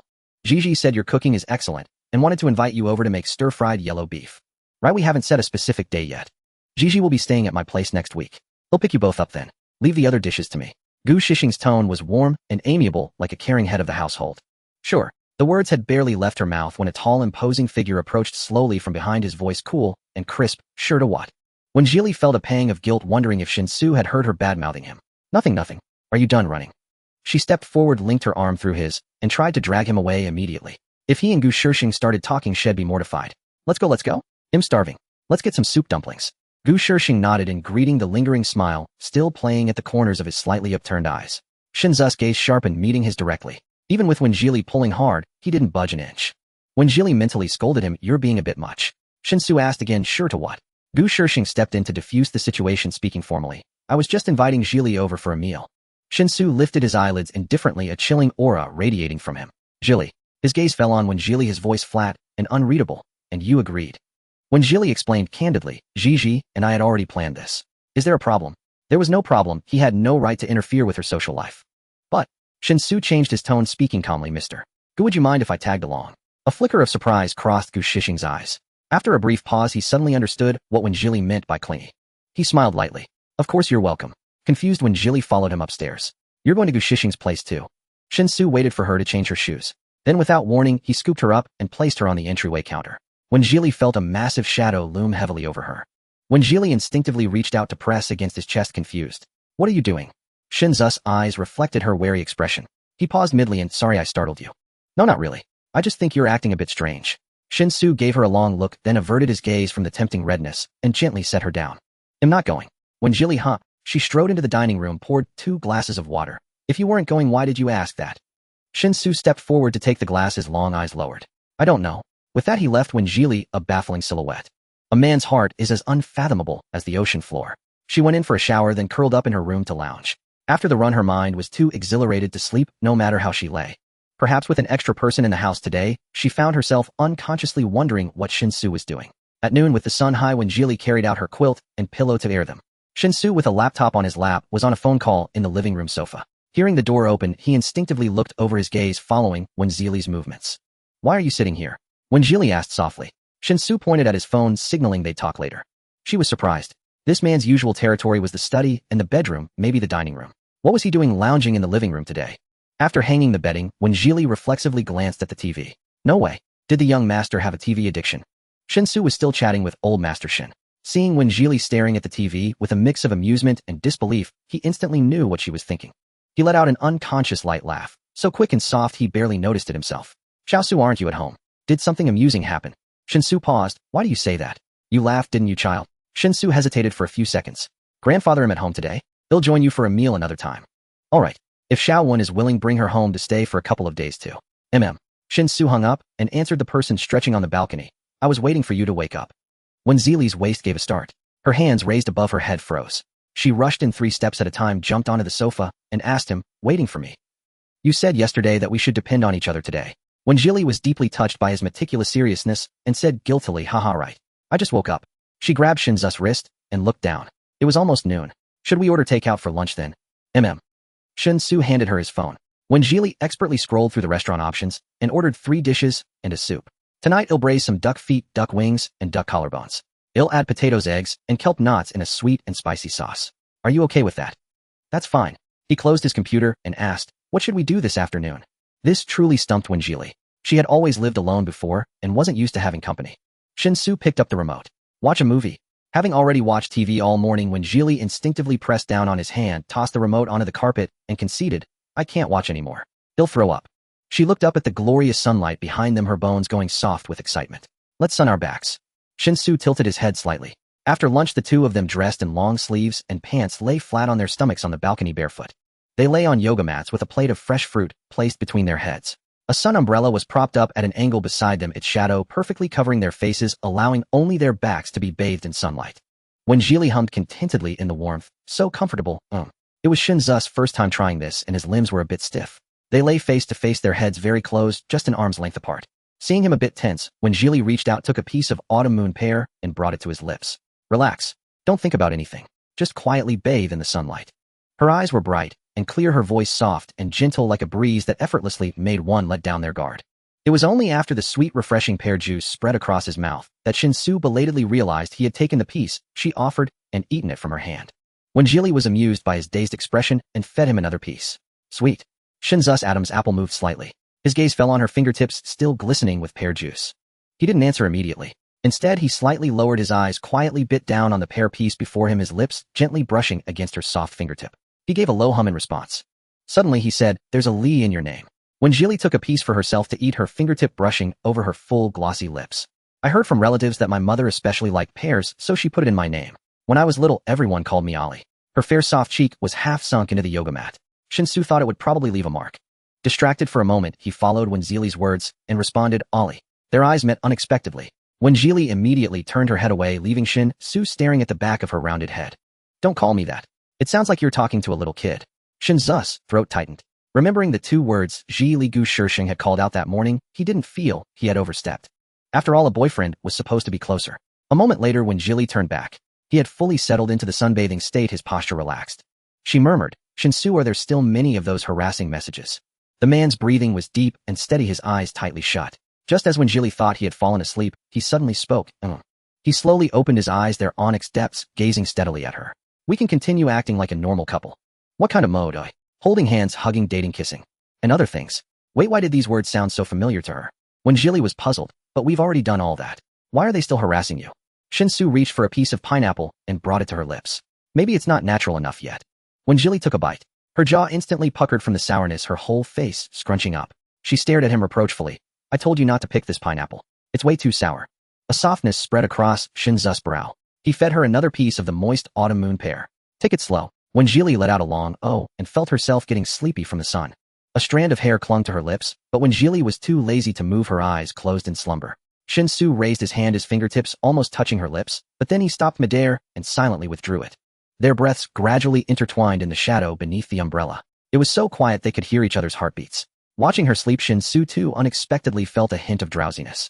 Half an hour later, the warmth on his back began to feel uncomfortably hot. Shinsu frowned slightly and slowly woke up. He sat up. When Jilly was still lying comfortably, not having changed her position, sleeping soundly. Shinsu put away the umbrella. Overexposure could be harmful. When Jilly, the sleeping person, only let out a soft hum, showing no signs of waking. Shinsu straightened her out, slid one arm under her knees and the other supporting her back, and lifted her horizontally into his arms. When Jilly nestled into a comfortable spot within his embrace, curling up without moving, a faint chuckle drifted down from above. In the afternoon, when Jilly awoke on the sofa, Shinsu sat at the other end reading a book with his legs crossed. His fingers were long and clean, radiating an alluring boniness in the sunlight. Shinsu, what time is it? She let out a long yawn, her eyes still heavy with sleep, and her hair a disheveled mess. If the system were there, it would surely tease her. Is there no one left in the world you care about? 3:30. Shinsu closed the book and commented unhurriedly, you really can sleep. When Jilly thought, mind your own business. An afternoon nap is a beauty sleep, very important, okay? She tossed off the blanket and walked into the kitchen. Taking meat from the fridge to thaw and preparing seasonings, she shouted out, Shinsu, how many eggs do you want? The voice came from behind her, startling her so much her body jolted. Shinsu leaned against the doorframe, arms crossed, his posture relaxed. One. When Jilly put 4 eggs into the steamer. The eggs in the braising broth are delicious, tender, smooth, and flavorful. We'll have 2 each. Shinsu gave a faint nod. Why are you standing here? When Jilly felt that today Shinsu was like a little tail following her around. Aren't you overthinking the whole we're in this together thing? Go read on the sofa. Is there anything I can do? He scanned the countertop. There were no vegetables to wash. So proactive. Then there must be. When Jilly beckoned him with a gesture and pointed to the potatoes in the basket. Their souls too, I'm leaving them to you. Shinsu, half understanding, said okay. She handed him a peeler. Wash them, peel them, cut them into pieces. Simple, right? Be careful not to cut your hand, little Shinsu. When Jilly deliberately teased, her tone rising at the end. Shinsu's features were handsome and cold, his narrow dark eyes sharp and intimidating, when silent made people keep their distance. But when Jilly was unfazed, her eyes shimmering with soft light, smiling playfully as she coaxed him to talk. They're cut. She looked up at him and gave a thumbs up. Master. Every piece was precisely the same size, indistinguishable to the naked eye. But the next second she suddenly sensed something off and tilted her head in confusion. I had so many potatoes, and this is all that's left. Shinsu paused for 2 seconds, then calmly pointed to the trash can behind him. Inside were all the misshapen potato pieces, nearly filling half the bin. You were so quiet, plotting mischief all along. While my precious yellow potatoes. The next second, with a bang, when Jilly kicked Shinsu out of the kitchen, she put everything into a clay pot, and after the water boiled, let it simmer on low heat. When she came out, there were milk, tea, and juice on the dining table. She picked a cup of hawthorn green milk tea and sat on the sofa. Did you order this? Shinsu put down his phone. Couldn't order potatoes. When Jilly couldn't help but laugh, moving closer to him on the sofa. I was just kidding, I wasn't really mad. Shinsu's awkwardness was kinda cute. Would I get mad at you over a few yuan's worth of potatoes? Shinsu slightly lifted his eyes, staring at her without blinking, as if to say yes. When Jilly gave a light pat on his shoulder and smiled, her eyes curving. Thanks, it's really good. The hawthorn foam in her mouth was tangy and sweet, and the kitchen wafted with the aroma of braising. She took a deep breath, her eyes lighting up. Shinsu, can you smell it? Isn't it fragrant? In the past, when she craved it, she'd just braise a pot herself with tang ling bao, affordable and delicious. Shinsu also inhaled, his gaze resting on her bright eyes. Very fragrant. It's been so long since I last made it. Luckily, I didn't forget the recipe. When Jilly naturally draped her arm over his shoulder, lifting her chin in delight. I'll have 2 bowls tonight. And sure enough, Shinsu really did eat 2 bowls.